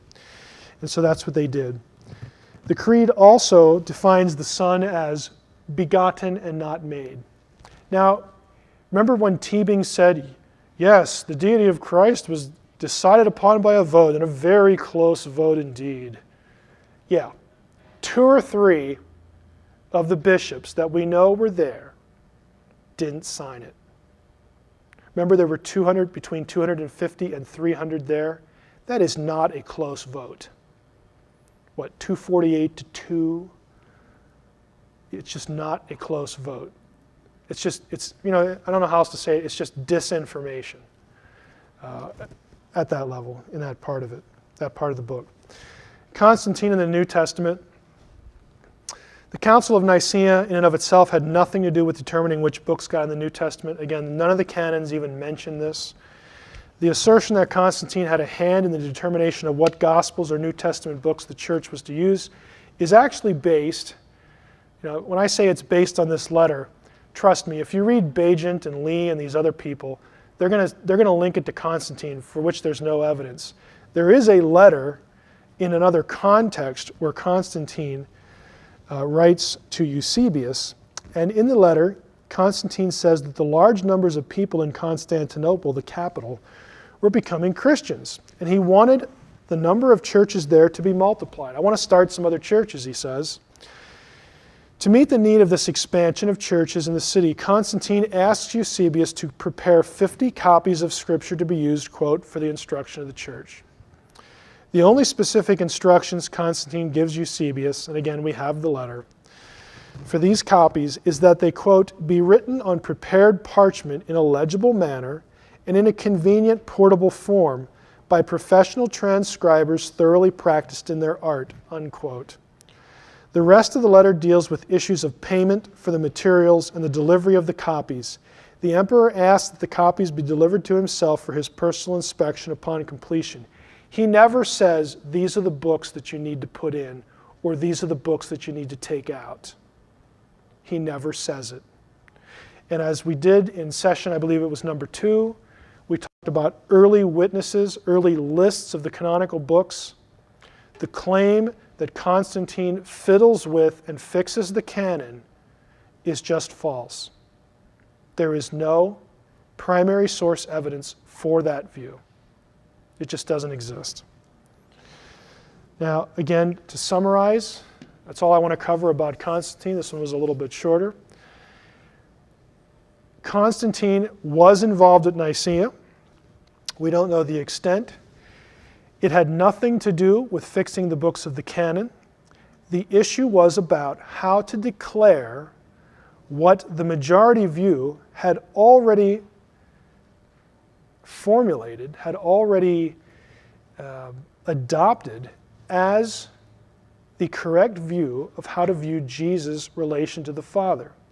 They could see the passages that I gave you in the last session where you have a Godhead. They linked that to Jesus as the Son. The difficulty was, how do we express that? How do we talk about two persons, same Yahweh, but two Yahwehs, same essence, Father, Son language, and be monotheists? How do we get that down and express it in a formulaic way so that we don't have to keep fighting over this issue? And so they met with Nicaea to specifically discuss with Arius. Arius never produced anything that convinced more than 2 or 3 people that he was right. He was outvoted at least 248 to 2. It was not a close vote. Okay, number 7 session for today. This is one I just wanted to have a little bit of fun with, and it's designed to be a little shorter. The conspiratorial logic of the DaVinci Code and Jesus' bloodline theorists. Up until this point, it's been a lot of nuts and bolts. A lot of this text says this text says that. And again, my style is, I know it's not the most exciting thing in the world, but I try to give you the primary sources, give you good secondary sources so that you can check up on me. I'm not making it up. Just go and look. That's what we're all supposed to do. For this one, though, I wanted something, when I sat down and I thought about this, I wanted something that would be a little lighter, but I think equally important, and that is to talk a little bit about what you, the reader, the recipient of Dan Brown's work, and especially his sources again, Michael Bajent, Richard Lee, and Henry Lincoln, and of course Picknett and Prince and other writers. What are they asking you to believe? When it really comes down to it, how are they asking your mind to work? And I want to go through and make a few logic statements that illustrate to you what you really have to believe. How do you really have to think to accept what they're giving you? And I've titled it Conspiratorial Logic of the DaVinci Code, or How Finding People in the Publishing Industry Who Can't Think Critically Will Pave Your Way to a Bestseller, or How Speaking in a British Accent Masks Non Sequitur Arguments. And that is particularly aimed at Michael Bagent, again, not Dan Brown. Bagent is, I think, the leading person here who really tries to put one over on us. Of course, this is not Michael Bagent, Henry Lincoln, and Richard Lee. Frankly, we would do better with the lone gunman. But I want to take a look at what they do and consider it all as one big non sequitur. What is a non sequitur? Latin, of course, that means it does not follow, a statement that does not logically follow from what preceded it. Or put another way, a conclusion that does not follow from the preceding premises. And let's go through a few examples. Here's what they want you to accept. Ask yourself, for all of these, does this make sense? If a document is old, it must be true. Is that true? Oh, but we were told right here on the front cover, the discovery of the Gospel of Judas is astonishing. This will change the way we all look at Christianity.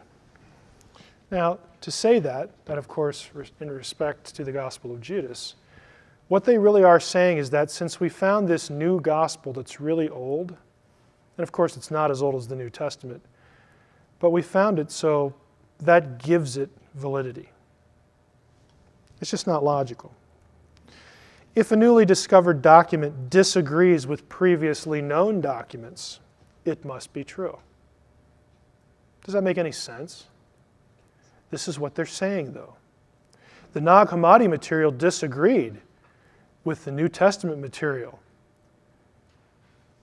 The Nag Hammadi stuff must be right. It contains the truth. It contains the unaltered story. What they're really saying when they say that is this. If a newly discovered document disagrees with the ones we know before, must be true. Documents which exist in only a few copies must have been suppressed. Well, there aren't many of these Nag Hammadi Gospels, or there's only one of the Gospel of Judas, or it took us this long to find it. That's proof that the evil Orthodox Church must have been suppressing and destroying all these other ones. Does that make any sense? Must that necessarily and logically follow? No, it is a non sequitur. By the way, exploring that logic, Herodotus, the history, Thucydides, look how many copies. 8, 7. Here we get down to 1 partial, 19 for Livy, 20 for Tacitus, Pliny, 7. This is an old figure now. The New Testament's pushing 6,000 now. But the point, of course, is that there's no evidence that if something like Plato only exists in 7 copies, that anyone was out there destroying the other ones. It's a non sequitur. It does not follow. It is not coherent thinking. If document A and document B are about the same person, the document farthest removed from that person's time must be true. Well, the New Testament Gospels and the Nag Hammadi Gospels are about Jesus, and the Nag Hammadi Gospels are older, but those are the ones that are true. Again, does it make any sense? Does it necessarily follow? No. What I'm trying to do here is I'm trying to reduce their claims to just simple propositions, that you can see the illogic and the muddled thinking that must be embraced to think this way, the way they want you to think. If the content of a document about a religious issue is controversial, it must be true. The Gospel of Judas will change everything. They're implying, of course, that that's the real one. Why? Because, well, it doesn't say what all the other ones say, and it's really controversial. That must be the truth. It must have just been suppressed. Come on. The opinion of the majority in a religious issue must be wrong and must have been arrived at in a power struggle. I mean, it's just inconceivable that a lot of people, the majority, could have actually agreed peaceably. And that's how the majority formed. Why is that inconceivable? Again, if you accept the conspiratorial thinking, this is what you're asked to affirm. If one person who believes something behaves badly, then most or even all of the people who share that belief would approve of that behavior or behave the same way. Well, we know that there were early church fathers, early Christians, who didn't have nice things to say about the role of women. That must mean that most Christians think that way, and that this characterizes the church. That must mean that Gnosticism, is just the way to go, because they had so much of a more enlightened view. Just because one person thinks one thing and that one person is a member of a group does not mean that everyone else in the group thinks the same thing. How simple and elementary can it be? But this is what you're asked to believe. You're asked to swallow this. A person or group of persons who behave badly can't be correct, especially when it comes to religious truth. So what we're saying here is that we can judge the veracity of an idea by virtue of the way a person behaves. Is that necessarily true? No. He or she could just be a dork. But the dork might actually be right on whatever given issue it is. Okay, we all know dorky people who get things right. You and I might be among them. I can speak with authority on this one. Anyone who opposes an idea has an axe to grind. There can't be any substance to what he or she is saying. So, if I object to the idea, let's say, that the Nag Hammadi Gospels are unaltered truth, if I object to that, I must have an axe to grind. I really can't be saying that because of historical records and circumstances. Surely, the majority view, the Orthodox Christians, surely they had an axe to grind, and that's why things turned out the way they did. Again, this is so clearly incoherent, but this is exactly what you're asked to believe. People in power cannot be trusted when they say something is true. Therefore, people not in power can be trusted when they say something is true. Right? Well, I'm sure we all know this by life experience, don't we? It's just silly. How about this one? God approves of everything in the Bible. Does he? Aren't there bad things recorded in the Bible? Well, of course. Does that mean God approves of everything? Or is it just describing the way things are or the way things were? Does it have to have some blessing pronounced upon it just because it's in the Bible? No.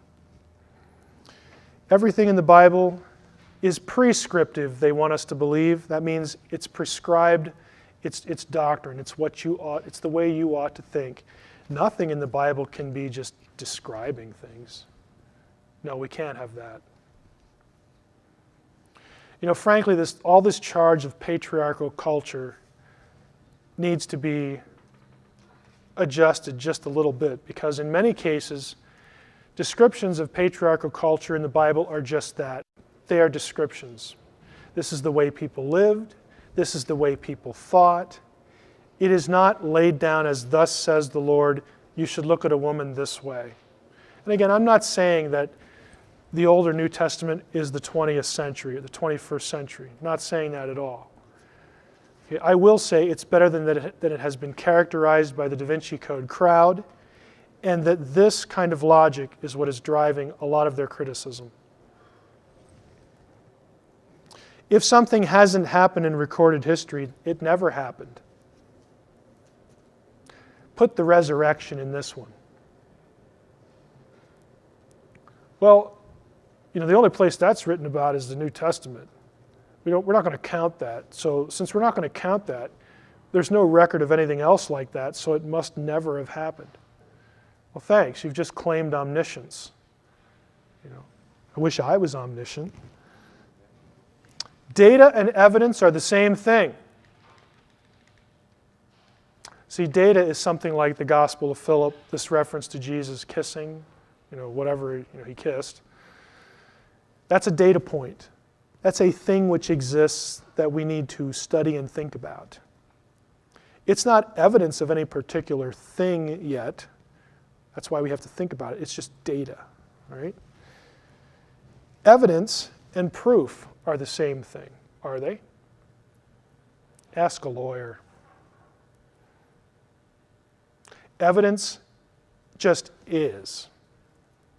It can be a physical object, it can be a statement, it can be an event. It doesn't constitute proof of anything. Evidence has to be put in context,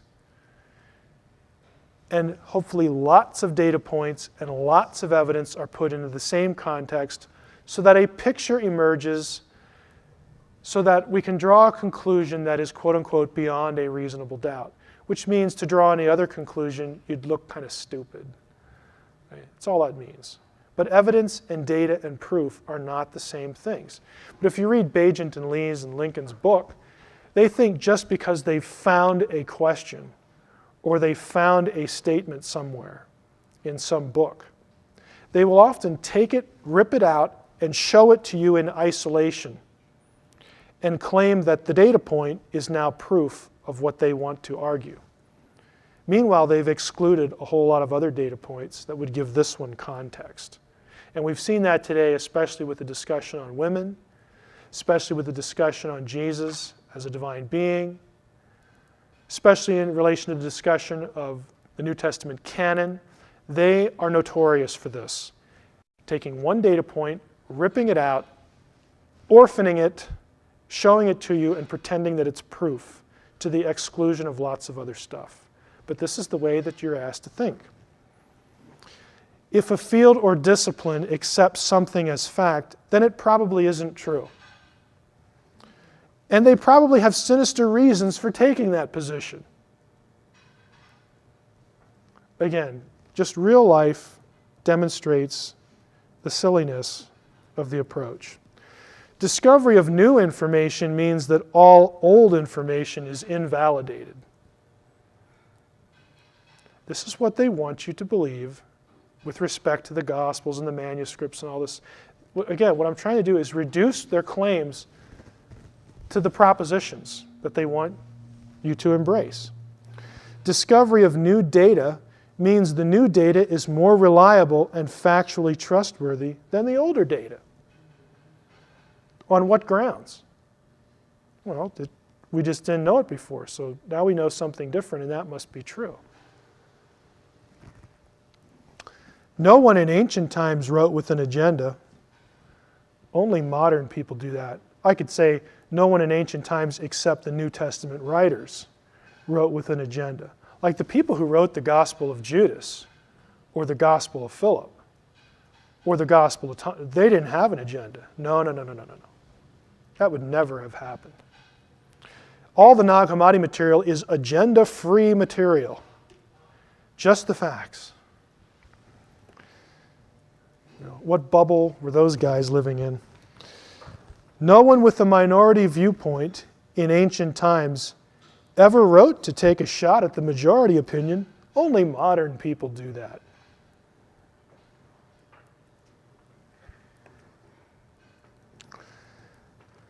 Just a few quotes here that, again, to me summarize the whole situation. Like I said, I wanted to have a little fun with this one. An education isn't how much you have committed to memory or even how much you know. It's being able to differentiate between what you do know and what you don't. That is an honest handling of evidence, an honest handling of material. That is the point of scholarship. Whether Brown's sources like to hear it or not, this is what scholars are supposed to do, to try to determine what we can say and what we can't, and to put things really in probability scales. Men occasionally stumble over the truth, but most of them pick themselves up and hurry off as if nothing had happened. Churchill's just wonderful. This one kind of speaks for itself. Some of these writers, I will go as far to say that they probably know where the truth is and they want to avoid it because they don't want to stumble over it. Postmodernists believe that truth is myth and myth truth. This equation has its roots in pop psychology. The same people also believe that emotions are a form of reality. There used to be another name for this state of mind. It used to be called psychosis. Brad Holland is an artist. Don't know too much about him, but I thought this is pretty profound. And this one we have in our office. The work of scholars is not for sissies.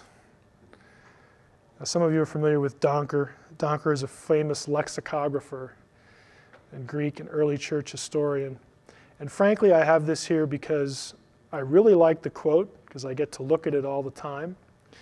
And also to say that if the sources behind what Brown is writing and perpetuating, again, he to me is not the bad guy. If these guys are not willing to do the grunt work and to look at the texts and give you all the data, they're not only sissies, they're axe-grinding sissies. Okay, this is not easy stuff. It is mind-numbing on occasion, but it's important. Just trying to give the data and be honest with it and think about it. Again, non sequitur, conclusion that does not follow from the preceding premises. And Shakespeare's quote, I think, is a good way to wrap this up. An empty vessel makes the greatest sound. And I think that's what we have in this case. Just lacks substance that could be given to the public and still tell a really cool story. But there is apparently an agenda that is being propelled, at least at this point. And maybe it's as simple as, hey, I like being rich. Maybe it's something deeper than that. I don't know. Questions? I can move right into number 8. Go ahead. I was listening to Gnosis.com or whatever, and they had lectures on there by Dr. Heller? Yeah. And his intro to Gnosticism, by the way, is really good. I was fascinated by what I listened to. And he's a Gnostic, by the way. Good yes. Yeah, I gathered that. One of the things that he said from my notes is I think there's inherent, and I can't find it right off here, but there's an inherent necessity to rebel against law and structure and the laws like the Ten Commandments, Torah, because since it originated from an inferior being, eon, right, that it is necessary for us to rebel against it because it is a means of repressing us. And that rebellion, if I have the right word, seems really to permeate all of the logic, it reminds me of the 70s when all the institution was bad. And it just seems to be in every part of the literature, and your quotes, of course, certainly have that to them. No, I would agree. I think it's a rebellion against coherence, but that doesn't mean it's the desire to sound stupid. It's not that at all. It's that I know what I want to believe, And even if it's not coherent, I'm still going to believe it because I prefer it over this over here.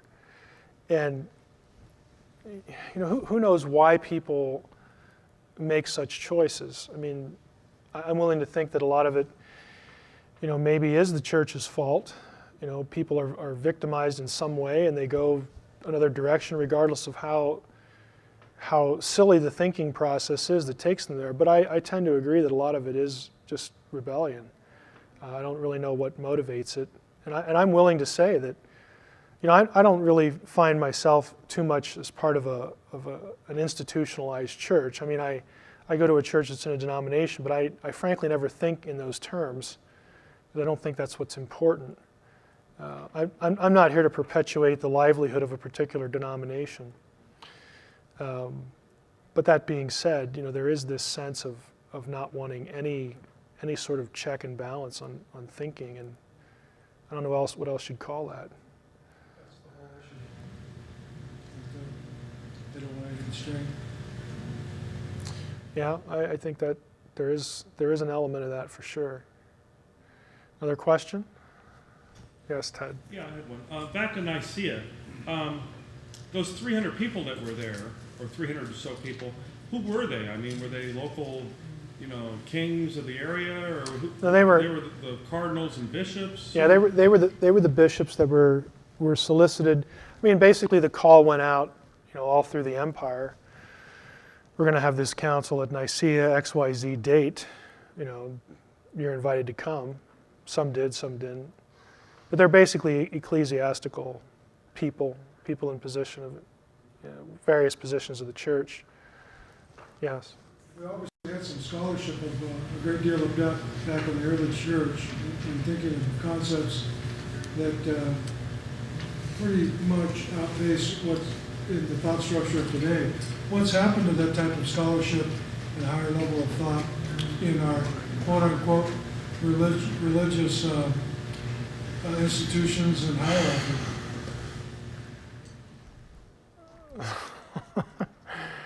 Yeah, I'm having one of these moments of what I should say and what I want to say.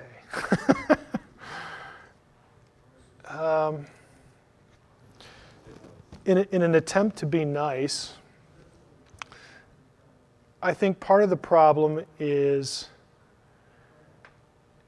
a general, the only circles I can really speak for are what I have seen in Protestant evangelicalism. And I think that because of, for historical reasons, namely the late 19th century on, when you had the rise of Darwinism, and Darwinism as a school of thought permeated the institutions of higher learning and created what became known as the fundamentalist controversies and debates of the early 20th century, that produced an inherent or a systemic suspicion of higher education, because the universities were the places that were cranking out Darwinism, and it's not just Darwinism, but it's 19th century German philosophy and the things that worked well with a Darwinist scheme, a Darwinist perspective of reality.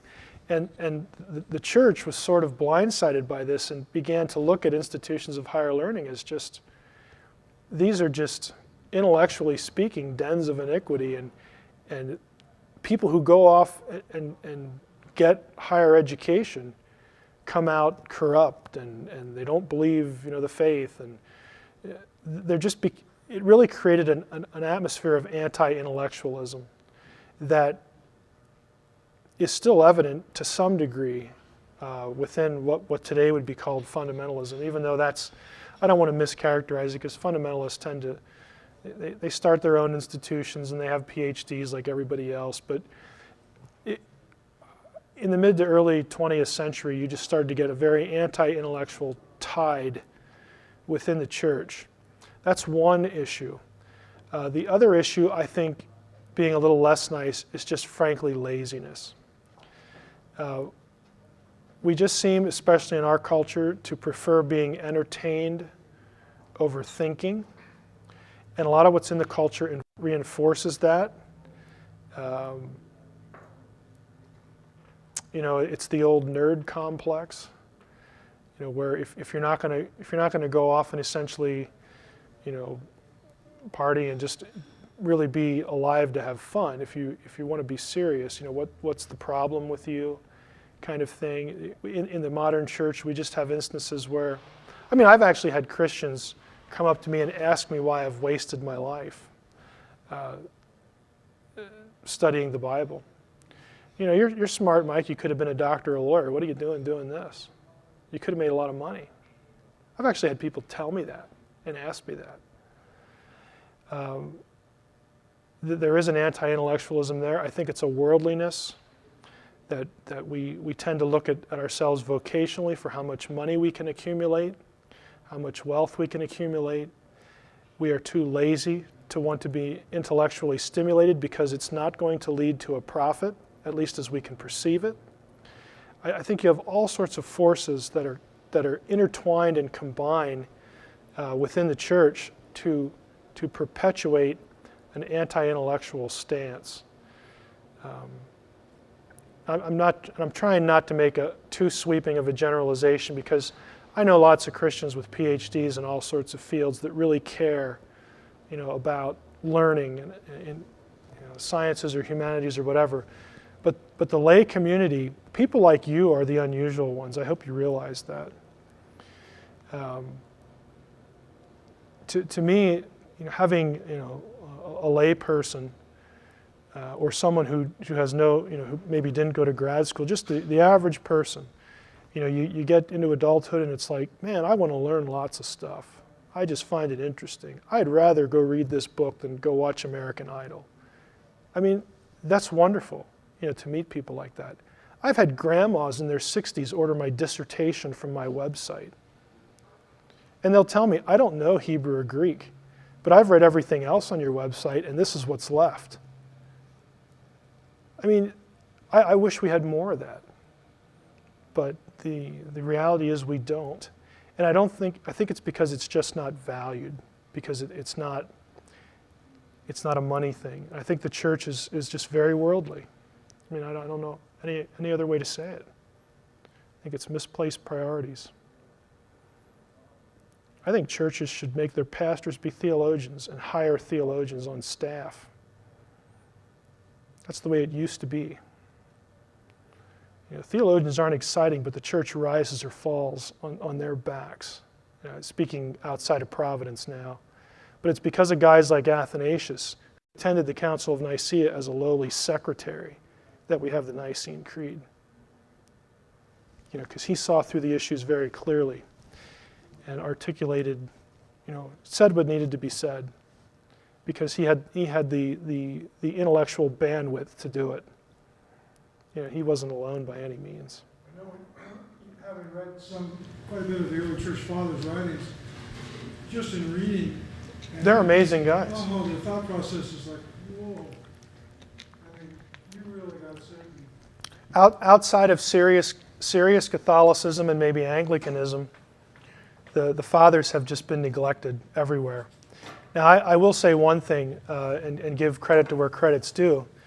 InterVarsity Press, which is predominantly selling books to the evangelical midstream,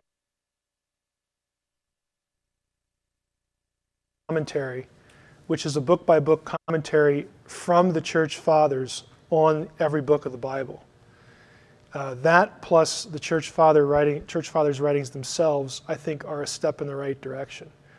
We're sensitive to that too at Logos. We license InterVarsity stuff for electronic use. It's wonderful to be able to search it, because these guys were just, you'd probably have to replace any one of them with 3 or 4 other people now that have PhDs. They were just really amazing people. Evidence for any kind of evolution in the thought process doesn't stand up when you put the majority next to them. I know guys who do doctoral work in philosophical theology, and that's you're doing a lot of stuff with the fathers there. But that's even rarer than a guy who goes into Semitic languages like me, because it's the old, well, if you go and study philosophy, all you're going to do is flip burgers or drive a cab. Never thinking that maybe we should send this guy to grad school to be a philosophical theologian and hire him on staff and have him actually write things for the lay audience so that they learn how to think again. I'm not naive enough to think that's going to happen, but that used to be the norm.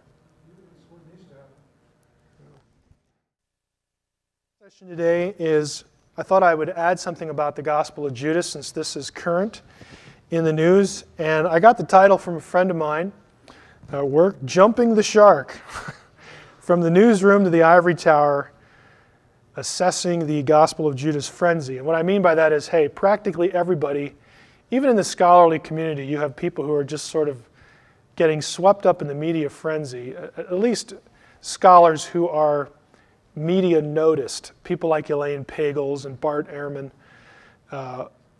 are just sort of exaggerating, not sort of, they are exaggerating the whole Gospel of Judas thing. And in my estimation, they have jumped the shark. If you're not familiar with the term, I'll say a little bit about it later. But let's just jump into what the Gospel of Judas is. If you've been on another planet over the last month or so, this is for you. Of course, the Gospel of Judas is a Gnostic Coptic document. The National Geographic Society put together a team once this document was recovered, and frankly, it has a very shady lineage when it comes to how people got it, how the National Geographic Society got a hold of it, who had it before then, and how did they get it and pass it around. But it is another one of these Gnostic Gospels that we're familiar with in other contexts, specifically Nag Hammadi. This is what the Gospel of Judas looked like as it was retrieved from the cardboard box in which it was kept. It actually was kept in cold storage for a while, according to the story, which really damaged it. It caused deterioration of the ink, and one of its owners thought that if you froze it, it would help it, but just didn't prove to be the case. So, you can see in this picture the ink leaching through from the other side and tattered there. About the project, in order to be certain of the age and its authenticity, the National Geographic Society, again, put it through a whole round of tests. If you go to the National Geographic Society website from which this is taken, you can view profiles of the contributors to the project, those guys who were on the team, which was kept secret for quite some time, to put it together physically, to translate it, and of course to try to deduce some meaning out of it. Profiles here on this page. I'm not reproducing all of these, of course. Some of these are familiar if you've read. Bart Ehrman publishes a lot on the popular seminary or semi-popular level. Bart teaches at NC State, I believe. This guy down here, the reason I have this page is I do want to draw your attention to Craig Evans. Craig teaches in Canada, the Acadia Divinity School in Nova Scotia. Again, I got to meet him last year. Just a wonderful guy.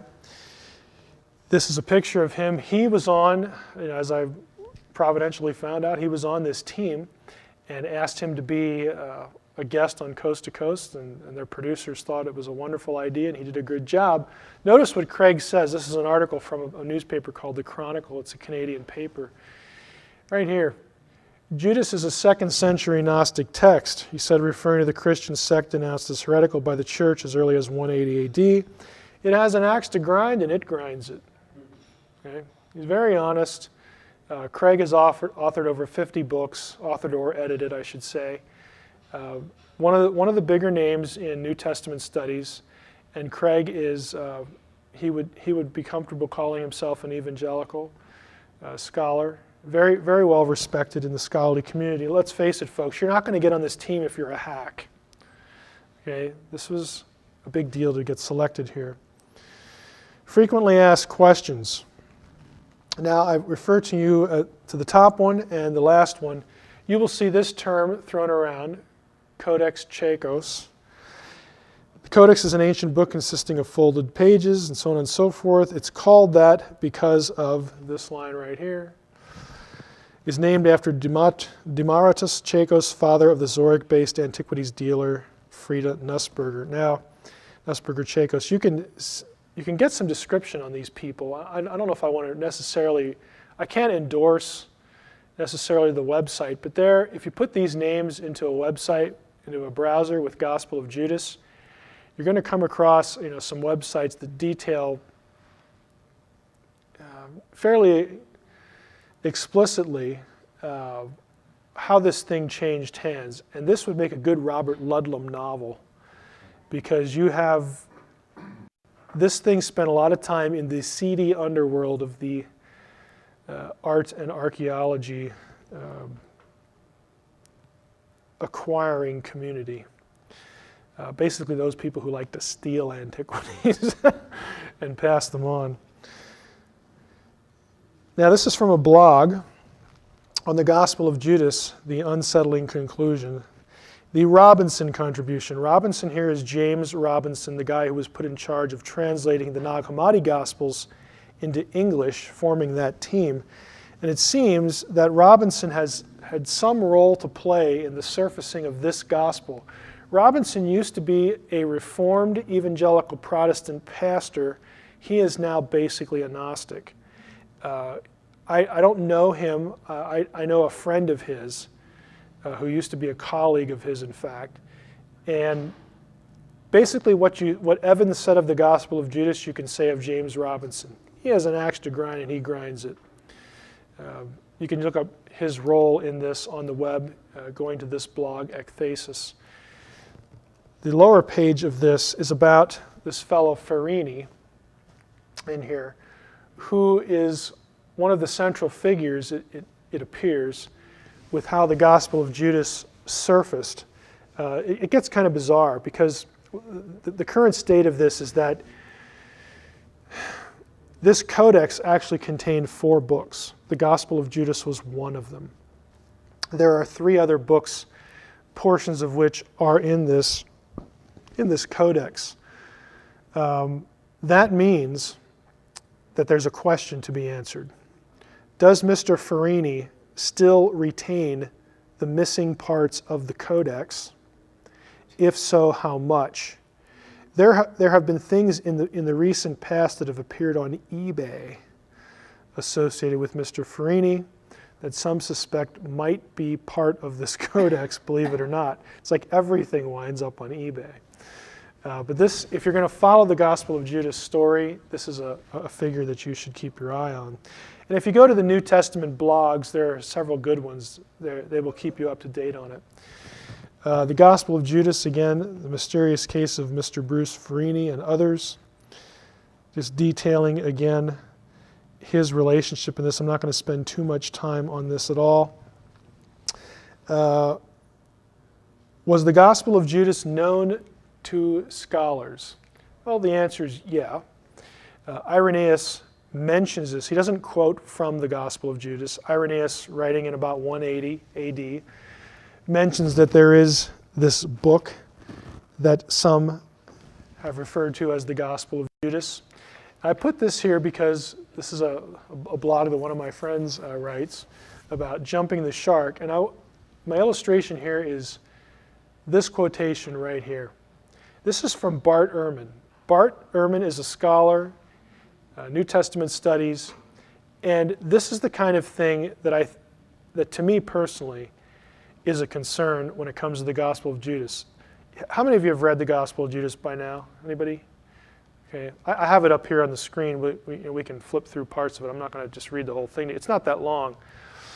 But they are really making much ado about, I won't say nothing, but next to nothing. And you have this quote by guys like Bart Ehrman.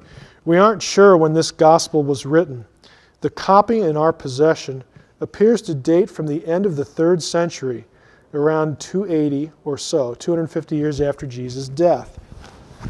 But that doesn't tell us when the book was originally composed. In the case of the Gospel of Mark, for example, We don't have any surviving copies until after the 3rd century. But Mark, most likely the first of the canonical Gospels to be written, was almost certainly composed by 65 or 70. Do you see what he's just done? He's saying, well, Mark, we don't have copies of Mark until the 300s, and we know that that was written around 65 or 70.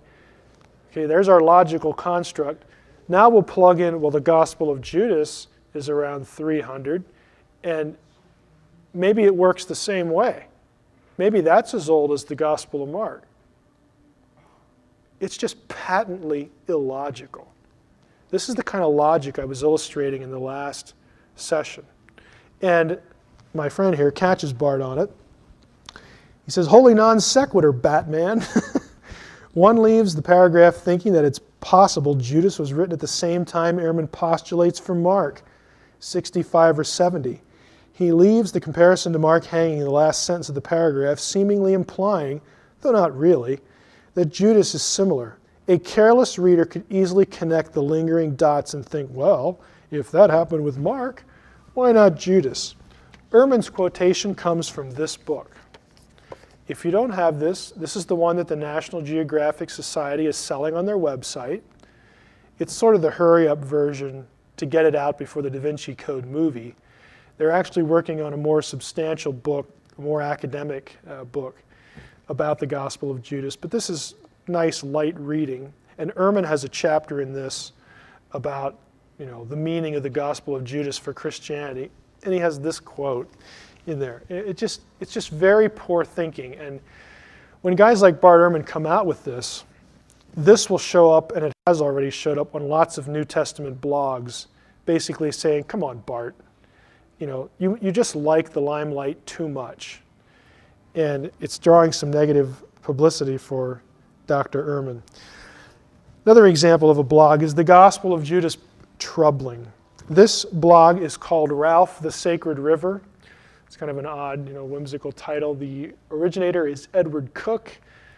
Edward Cook is an Aramaic specialist who he might still be there at the Hebrew University in Cincinnati, Hebrew Union College in Cincinnati, but he writes here about the Gospel of Judas. And as far as I don't know if Edward Cook has any theological commitments at all. He says, all right, here we go, sigh, with another Gnostic gospel alert. Now the publication today of the Gospel of Judas is providing tons of grist for the junk scholarship mill. Again, lots of scholars are just not buying that this is just this earth-shattering revelation. Here's what the New York Times has to say about this and other Gnostic gospels, and then he has the quote. And if you look at his comment down here, the utter inability of the New York Times to understand the import of this discovery is just amazing. I'm giving you quotations like this again just to make the point that the scholarly community, there are two communities. There's the scholarly community, the people who do this stuff. And they're frankly like, oh wow, this is cool, this is kind of interesting, but it's not earth-shattering. Then there's the group over here, the interested layperson who wants to find out about this, but the sources they use just aren't that great because they're using popular media sources, again, like the New York Times or People magazine or something like that. I mean, at least they're learning something. But the people who write those articles are not specialists. They're not even close to being specialists. And so they're getting, most of the public is just getting bad information, which is a shame because my view is if people, the average person, wants to know about this, this will get people talking about the New Testament, it'll get people talking about the Bible. This is, in and of itself, is a good thing. But boy, I wish they would get better information. And so the scholarly community has just not been kind to the media frenzy, but the popular audience is like, wow, this is just earth-shattering. Here is the Gospel of Judas. This is from the PDF translation that the National Geographic Society has on their page. You can download this for free. You can't download the book for free, but you can at least get the translation. Your title, your editorial team, your copyright notice. I don't know how much of this I really want to read. There are a few spots that are kind of interesting. Let's just go down here to, by the way, when it says seen, this is not in the text. This is just the way the editors have divided up the material. So down here, this is manuscript material. It says, one day Jesus was with his disciples in Judea, and he found them gathered together and seated in pious observance. When he approached his disciples, and he approached his disciples gathered together and seated, and offering a prayer of thanksgiving over the bread, he laughed. Jesus does a lot of laughing in the Gospel of Judas for some reason. The disciples said to him, Master, why are you laughing at our prayer of thanksgiving? We have done what is right. And he answered and said to them, I'm not laughing at you. You are not doing this because of your own will, but because it is through this that your God will be praised. It's kind of an odd phrasing. Remember, think like a Gnostic. Think like a Gnostic. Who is their God? The disciples are Jewish? Who is their God? The demiurge. It's not Jesus' God. Jesus is an aeon. He's above the demiurge. So Jesus is actually very cutting in the Gospel of Judas to all the disciples. It's really very condescending in the way it reads. But you can get it for yourself and read it. They said, Master, you are the Son of our God. Jesus said to them, how do you know me? Truly I say to you, no generation of the people that are among you will know me. Throughout the whole thing, he's sort of flirting with them intellectually and just, you guys don't know squat. I mean, it's just very, it's almost mean in places. It's kind of unusual. Jesus speaks to Judas privately, knowing that Judas was reflecting upon something that was exalted. Let me go back up to this thing about Barbello. Let's see. Judas said to him, I know who you are and where you've come from. You are from the immortal realm of Barbello, and I am not worthy to utter the name of the one who has sent you. Now, I'm going to park here just a second because this is another evidence that Jesus was more than a man from a Gnostic text. Barbello is Gnostic lingo for the ultimate God of the pleroma. It's Gnostic scholars and Coptic scholars think that it comes from a Hebrew word which is be-arba el, which means in or with the four El. El was the name of the God of Israel. The four is the tetragrammaton, the divine name, the 4 letters. And so this is their way of referring to the ultimate God. They don't want to call him, in their mind, it's not Yahweh, even though they're using the 4 letters, because Yahweh is the fool, he's the chaotic created monster thing from Sophia. They're using a lot of terminology you would be familiar with from your Old Testament, and Gnostics like to use it of the ultimate God who is the core of the pleroma. So that's what the reference is there. But he says, you're from the immortal realm of Barbello, okay? You're from the pleroma. You're one of these eons. Judas says, I know who you are. And of course, Jesus, gives him some cryptic response, but he also gives him some encouraging response later. Let's flip ahead here a little bit. You have here an interesting dream that the disciples have. Let's go back up here. At the very bottom, the disciples see the temple and discuss it. They have a dream. They said, we have seen a great house with a large altar in it and 12 men. They are the priests, we would say, and a name. And a crowd of people is waiting at that altar until the priest, and then there's a gap, and receive the offerings. But we kept waiting. And Jesus said, what are the priests like? They said some, and there's a gap, 2 weeks. Just the text doesn't survive. Some sacrifice their own children, others their wives, in praise and humility with each other. Some sleep with men. Some are involved in slaughter. Some commit a multitude of sins and deeds of lawlessness. And the men who stand before the altar invoke your name. And in all the deeds of their deficiency, the sacrifices are brought to completion. After they said this, they were quiet, for they were troubled. Jesus said to them, why are you troubled? Truly I say to you, all the priests who stand before that altar invoke my name. Again I say to you, my name has been written on this blank of the generations of the stars through the human generations, and they have planted trees without fruit in my name in a shameful matter. Jesus said to them, those you have seen receiving the offerings at the altar, that's who you are. Now, I remember Craig saying on the show, and I've since read, this section, and it goes down below here, has a very anti-Semitic feel to it because it's very critical of Jewish offerings and the priesthood.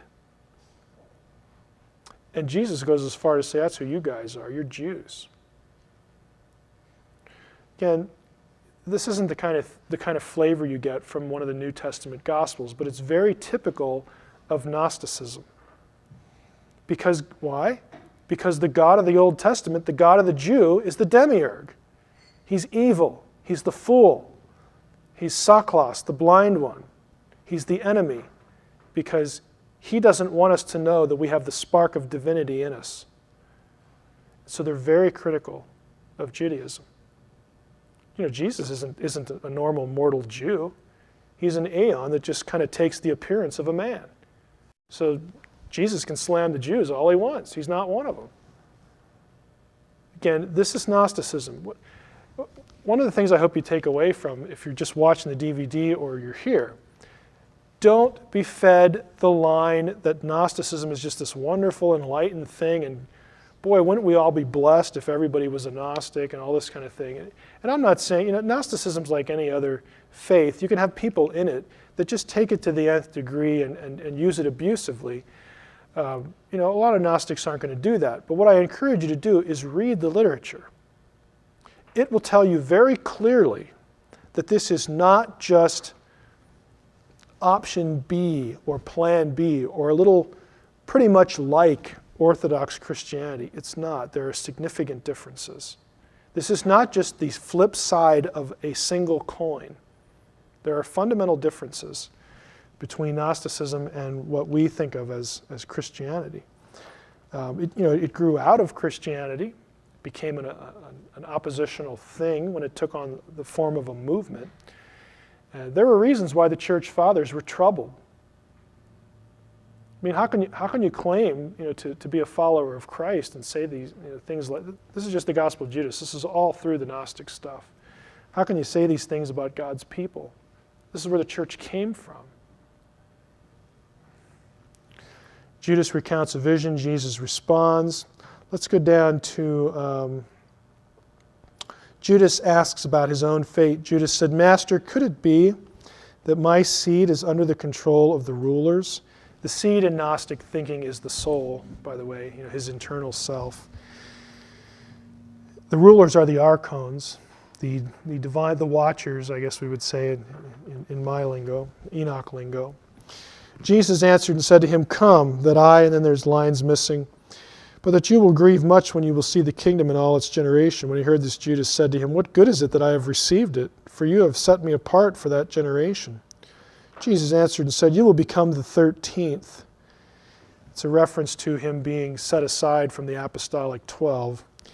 "You will become the 13th, and you will be cursed by the other generations, and you will come to rule over them. In the last days they will curse your ascent to the holy generation." Generation here means the generation of the pleroma. The pleroma, the eons that were produced from the ultimate divine force. Jesus is saying, those other guys are not going to get to that level, but you will. It's very pro-Judas. It's the Gospel of Judas. You will. You understand all these mysteries. Let's go to the last section here, the one that everybody's talking about in the media. Jesus speaks of those who are baptized and Judas's betrayal. Judas said to Jesus, "Look, what will those who have been baptized in your name do?" Jesus said, "Truly I say to you, this baptism," gap, my name, another gap, about 9 lines missing. "Truly I say to you, Judas, those who offer sacrifice to Saklos," gap, God, everything that is evil. Again, it's just missing, it's not coherent. But then he says, "But you will exceed all of them." Those who sacrifice to Saklos are, of course, the 12, the Jews there. "You will sacrifice the man that clothes me." Again, in Gnostic theology, Jesus and the Christos, they're different eons, but the eon that becomes known as Jesus, there's the cosmic real Jesus up here who takes upon the appearance of a man. He's not incarnated. He's not really human. Okay? He either Gnostic theology varies from text to text. It's not consistent. He either appears as a man or he inhabits just some guy. But he's saying, look, Judas, you're going to hand over the man, who clothes me. I'm not really going to die because I'm an eon. I'm eternal.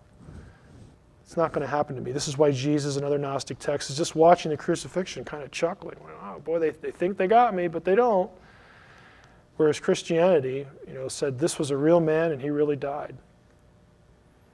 The Gnostic texts also have Jesus rising from the dead too.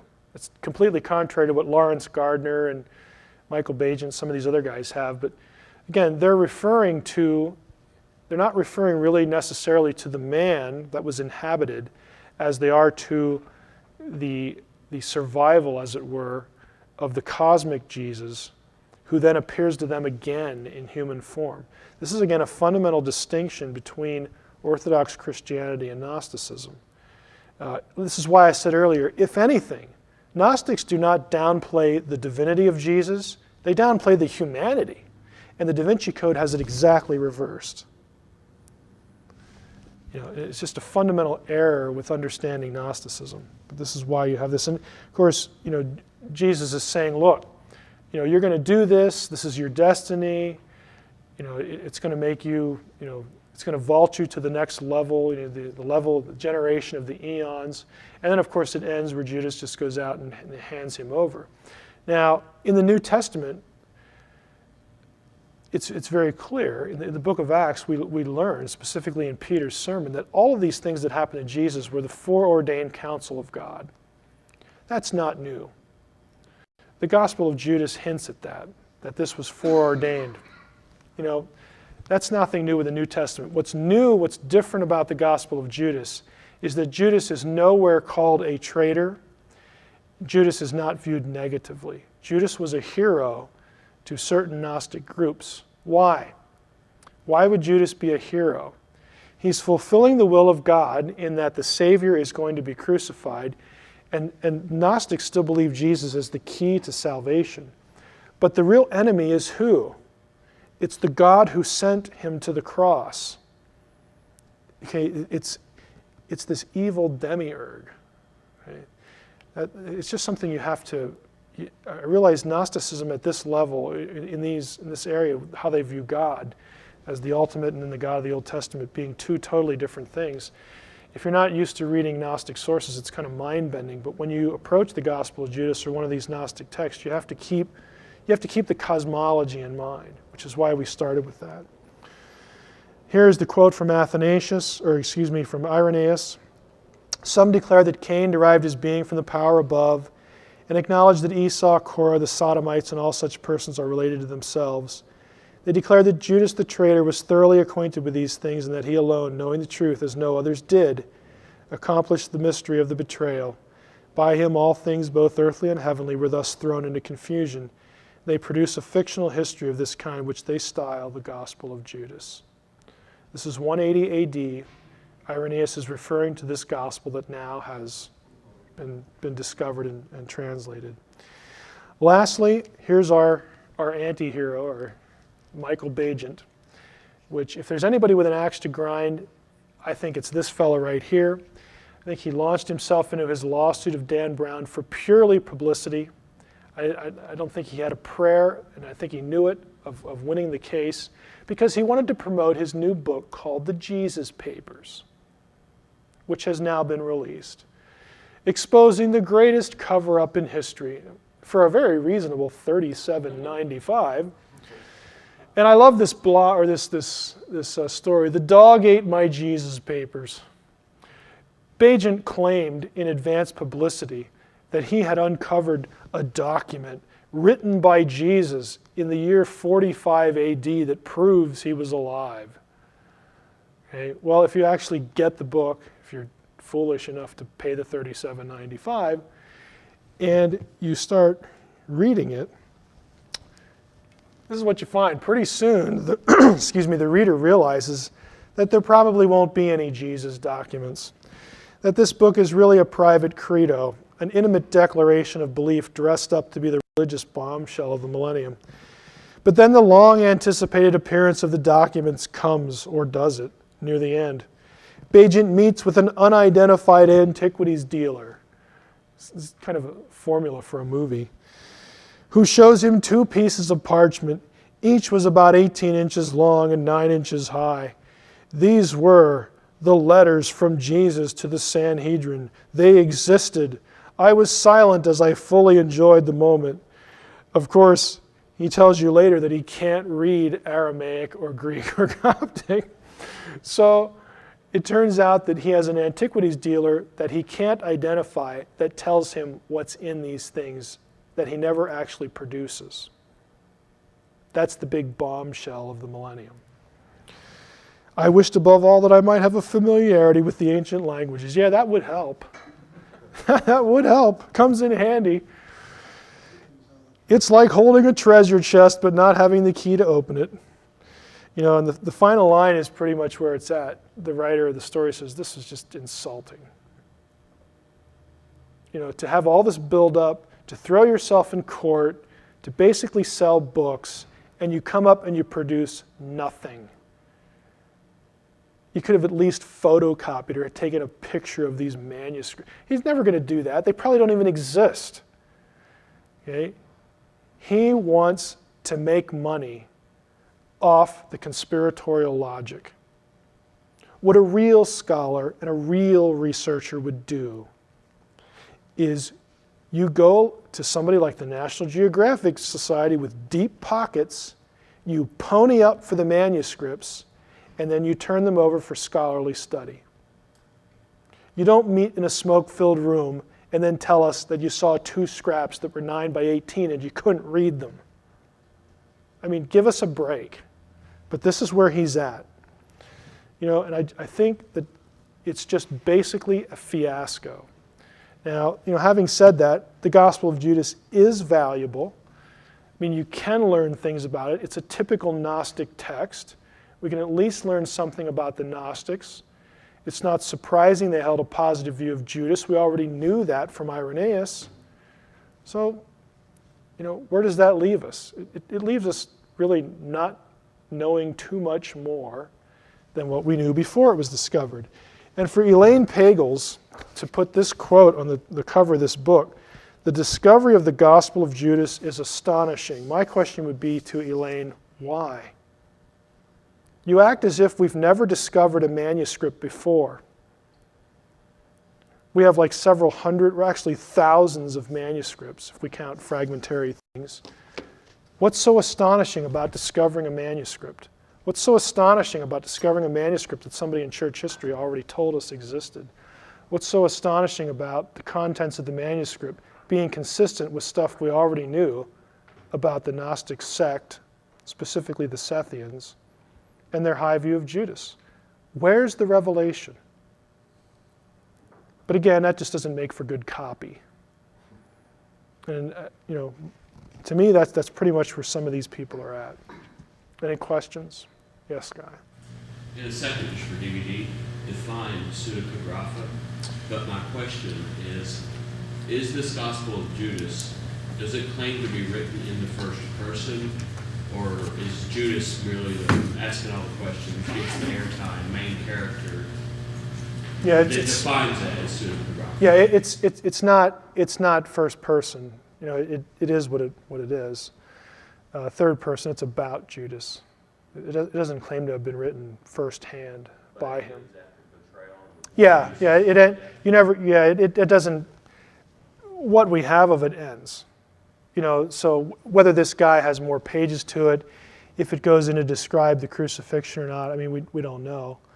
You know, there's lots of Gnostic texts that describe the crucifixion and a resurrection. So it's probably going to just be consistent with the rest of the Gnostic material if there is anything, you know, left. I mean, who knows? That could be the end, though, you know, for all we know. Pseudepigrapha as a term refers to Jewish and, in some cases, depending on the date, Christian books, or Jewish books that Christians went in and edited later, that were never considered part of the canon. Okay, they were never considered by Jews to be part of the Old Testament books. They were never considered by Christians to be part of the New Testament. They get their term, the term, contrary to what you'll see in some circles, does not mean false writings. It refers to the fact that the document claims to have been written by or about, usually about, a famous figure from the Old or New Testament. And so what is the pseudepigraph is the attribution of authorship that is not true. It's falsely attributed authorship, not that the contents are just bad and awful or anything like that. So that's where the description comes from. Another question? Yes. Do you know how much National Geographic paid for those documents? You know, I can only tell you what I've seen. They haven't been terribly forthright. I know that the asking price earlier was $2 to $3 million, but that was before National Geographic stepped in. That's the only actual figure I've seen, so I have to guess it would probably be in that range. They've been a little tight-lipped about what they actually paid for it, and the reason is pretty obvious. And scholars, this is a tough area because on the one hand, it's kind of like a hostage situation. If you pay the price, it encourages people in the underground art and antiquities world to bring more things out and essentially hold the scholarly community hostage all over again. So if you meet the demand, then you're kind of hooked. And it's going to encourage more of the same behavior. The problem is if you don't meet the demand, scholars want to see this stuff. And frankly, even more than wanting to see it, they're concerned that this kind of material is just mishandled and it'll be destroyed and it'll be lost forever. And so there is a propensity, I'm not going to state a position here because frankly I haven't thought too deeply about it. I don't know if it's a good thing or a bad thing. I would be inclined to want something preserved, but I am concerned that it's just going to create a kind of hostage situation. This is still happening with the Dead Sea Scrolls, believe it or not. There are consistent rumors that there are still Dead Sea Scrolls out there, because when they were originally discovered, people aren't dumb. When they knew they could get money for them, they would take a scroll and slice pieces out of it, because they know they can sell it more than once. You can call it greed. You could also call it, I guess, good business sense. From a black market perspective. But it encouraged that kind of behavior, and so that's the pickle you get yourself into. And didn't I hear that I read somewhere a short thing about this particular manuscript, and that some of the people involved in obtaining it have a history of the kind of dealings you're talking about that are they're very questionable. Yeah. Is that true? Yeah. If you go to the blogs, the names of those people will be given. There's one blog. It's not a blog. It's actually a website of a guy. I know I have his name in the file there. It's not coming to mind right away. If you put Gospel of Judas into a browser, and I could send you the specific address. There is a guy on the web that has a kind of a cheesy website. It looks like a 10-year-old put it together, but the guy's actually in the underground art world community, and he loves to make fun of the people who are doing these kinds of things, because he doesn't like the corruption in the underground art community. And he'll name names and he'll call them names too, and just poke fun at them constantly. And he has a lot of the Gospel of Judas stuff on his site, even before National Geographic ponied up, whatever they did pony up. this guy was a friend of a guy named Charles Hedrick, who was a Coptic scholar who years ago got to see part of the Gospel of Judas and wrote out a very quick hand-drawn transcription and translation. And the guy has it on his website.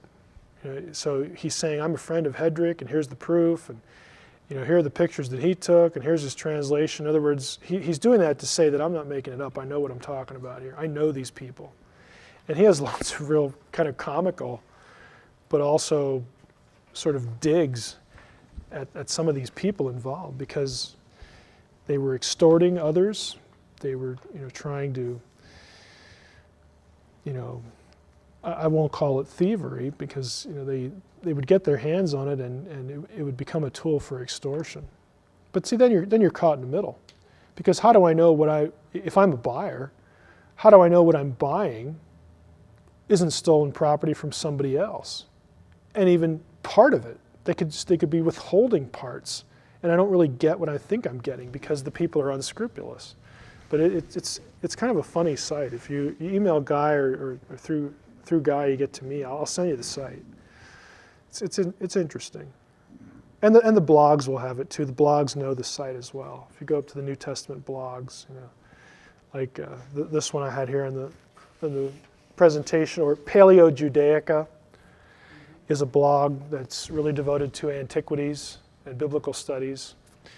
And New Testament Gateway, Mark Goodacre, who's a professor at Duke now, he has a pretty popular blog. But you can keep up with the Gospel of Judas saga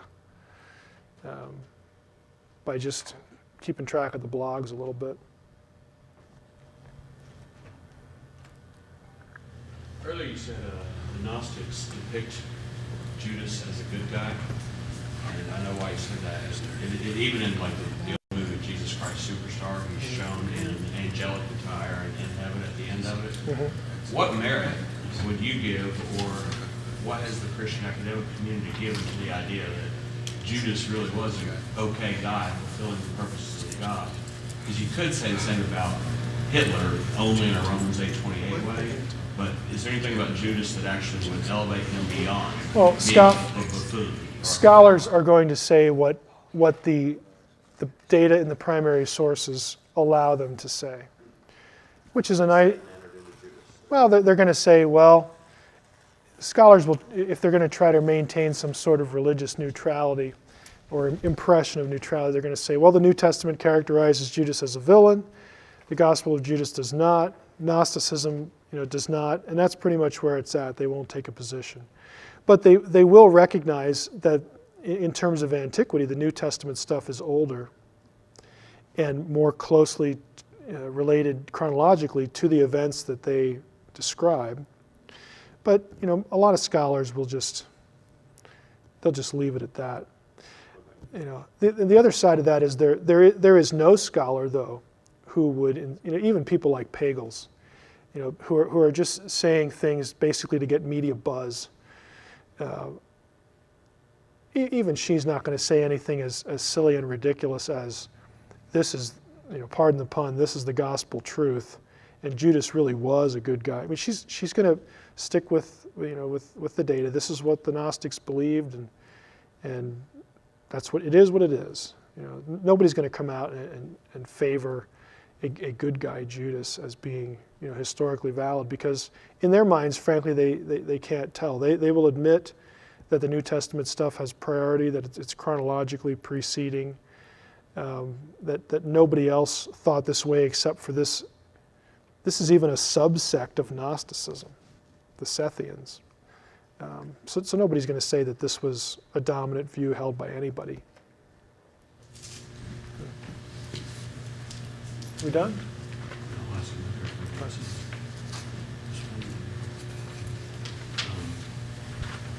Just on the topic of Judas himself, not so much the Gnostic gospel of. Have you ever seen a commentary suggesting it says that one of the 12 was a devil? Chris Ford, if you ever seen on the site, one. But I think it's Matthew Henry's commentary. Have you seen anything or have any belief that would indicate that Judas himself actually was a watcher, i.e. a non-human?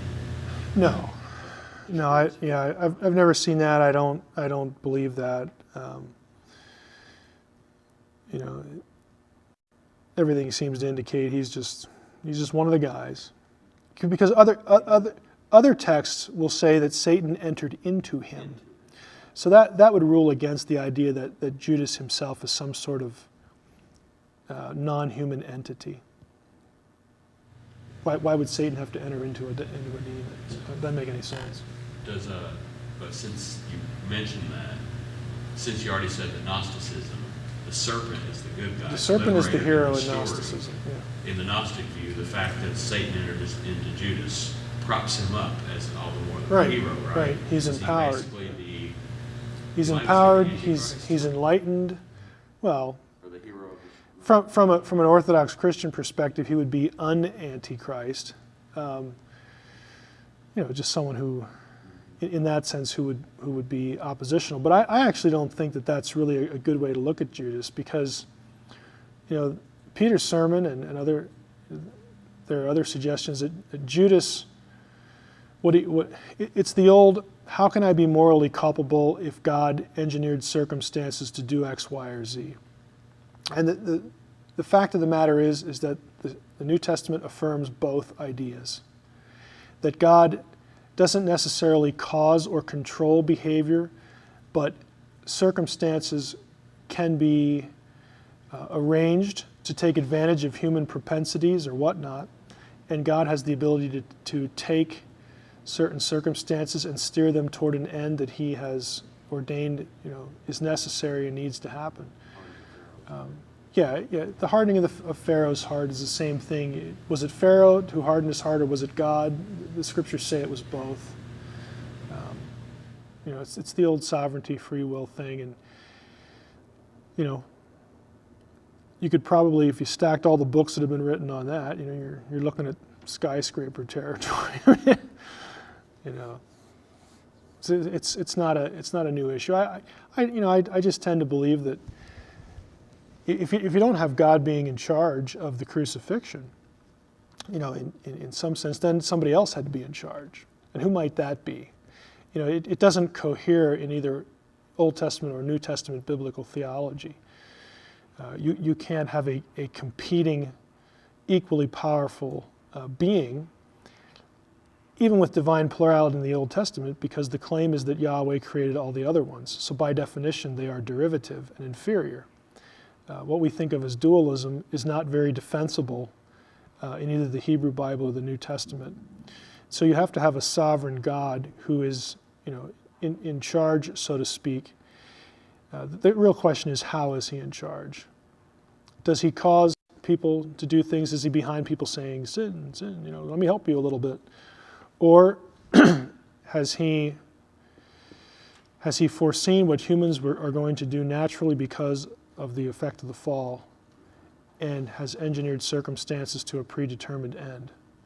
Does He predestinate at the beginning or at the end? It's another question. There's all sorts of questions, when you get into this, and the answers don't fit into a good soundbite. closing comments? No, no. Just thank everybody who came for coming, and those who get the DVD. Hope you enjoyed it, and thank you for listening. I enjoy doing it.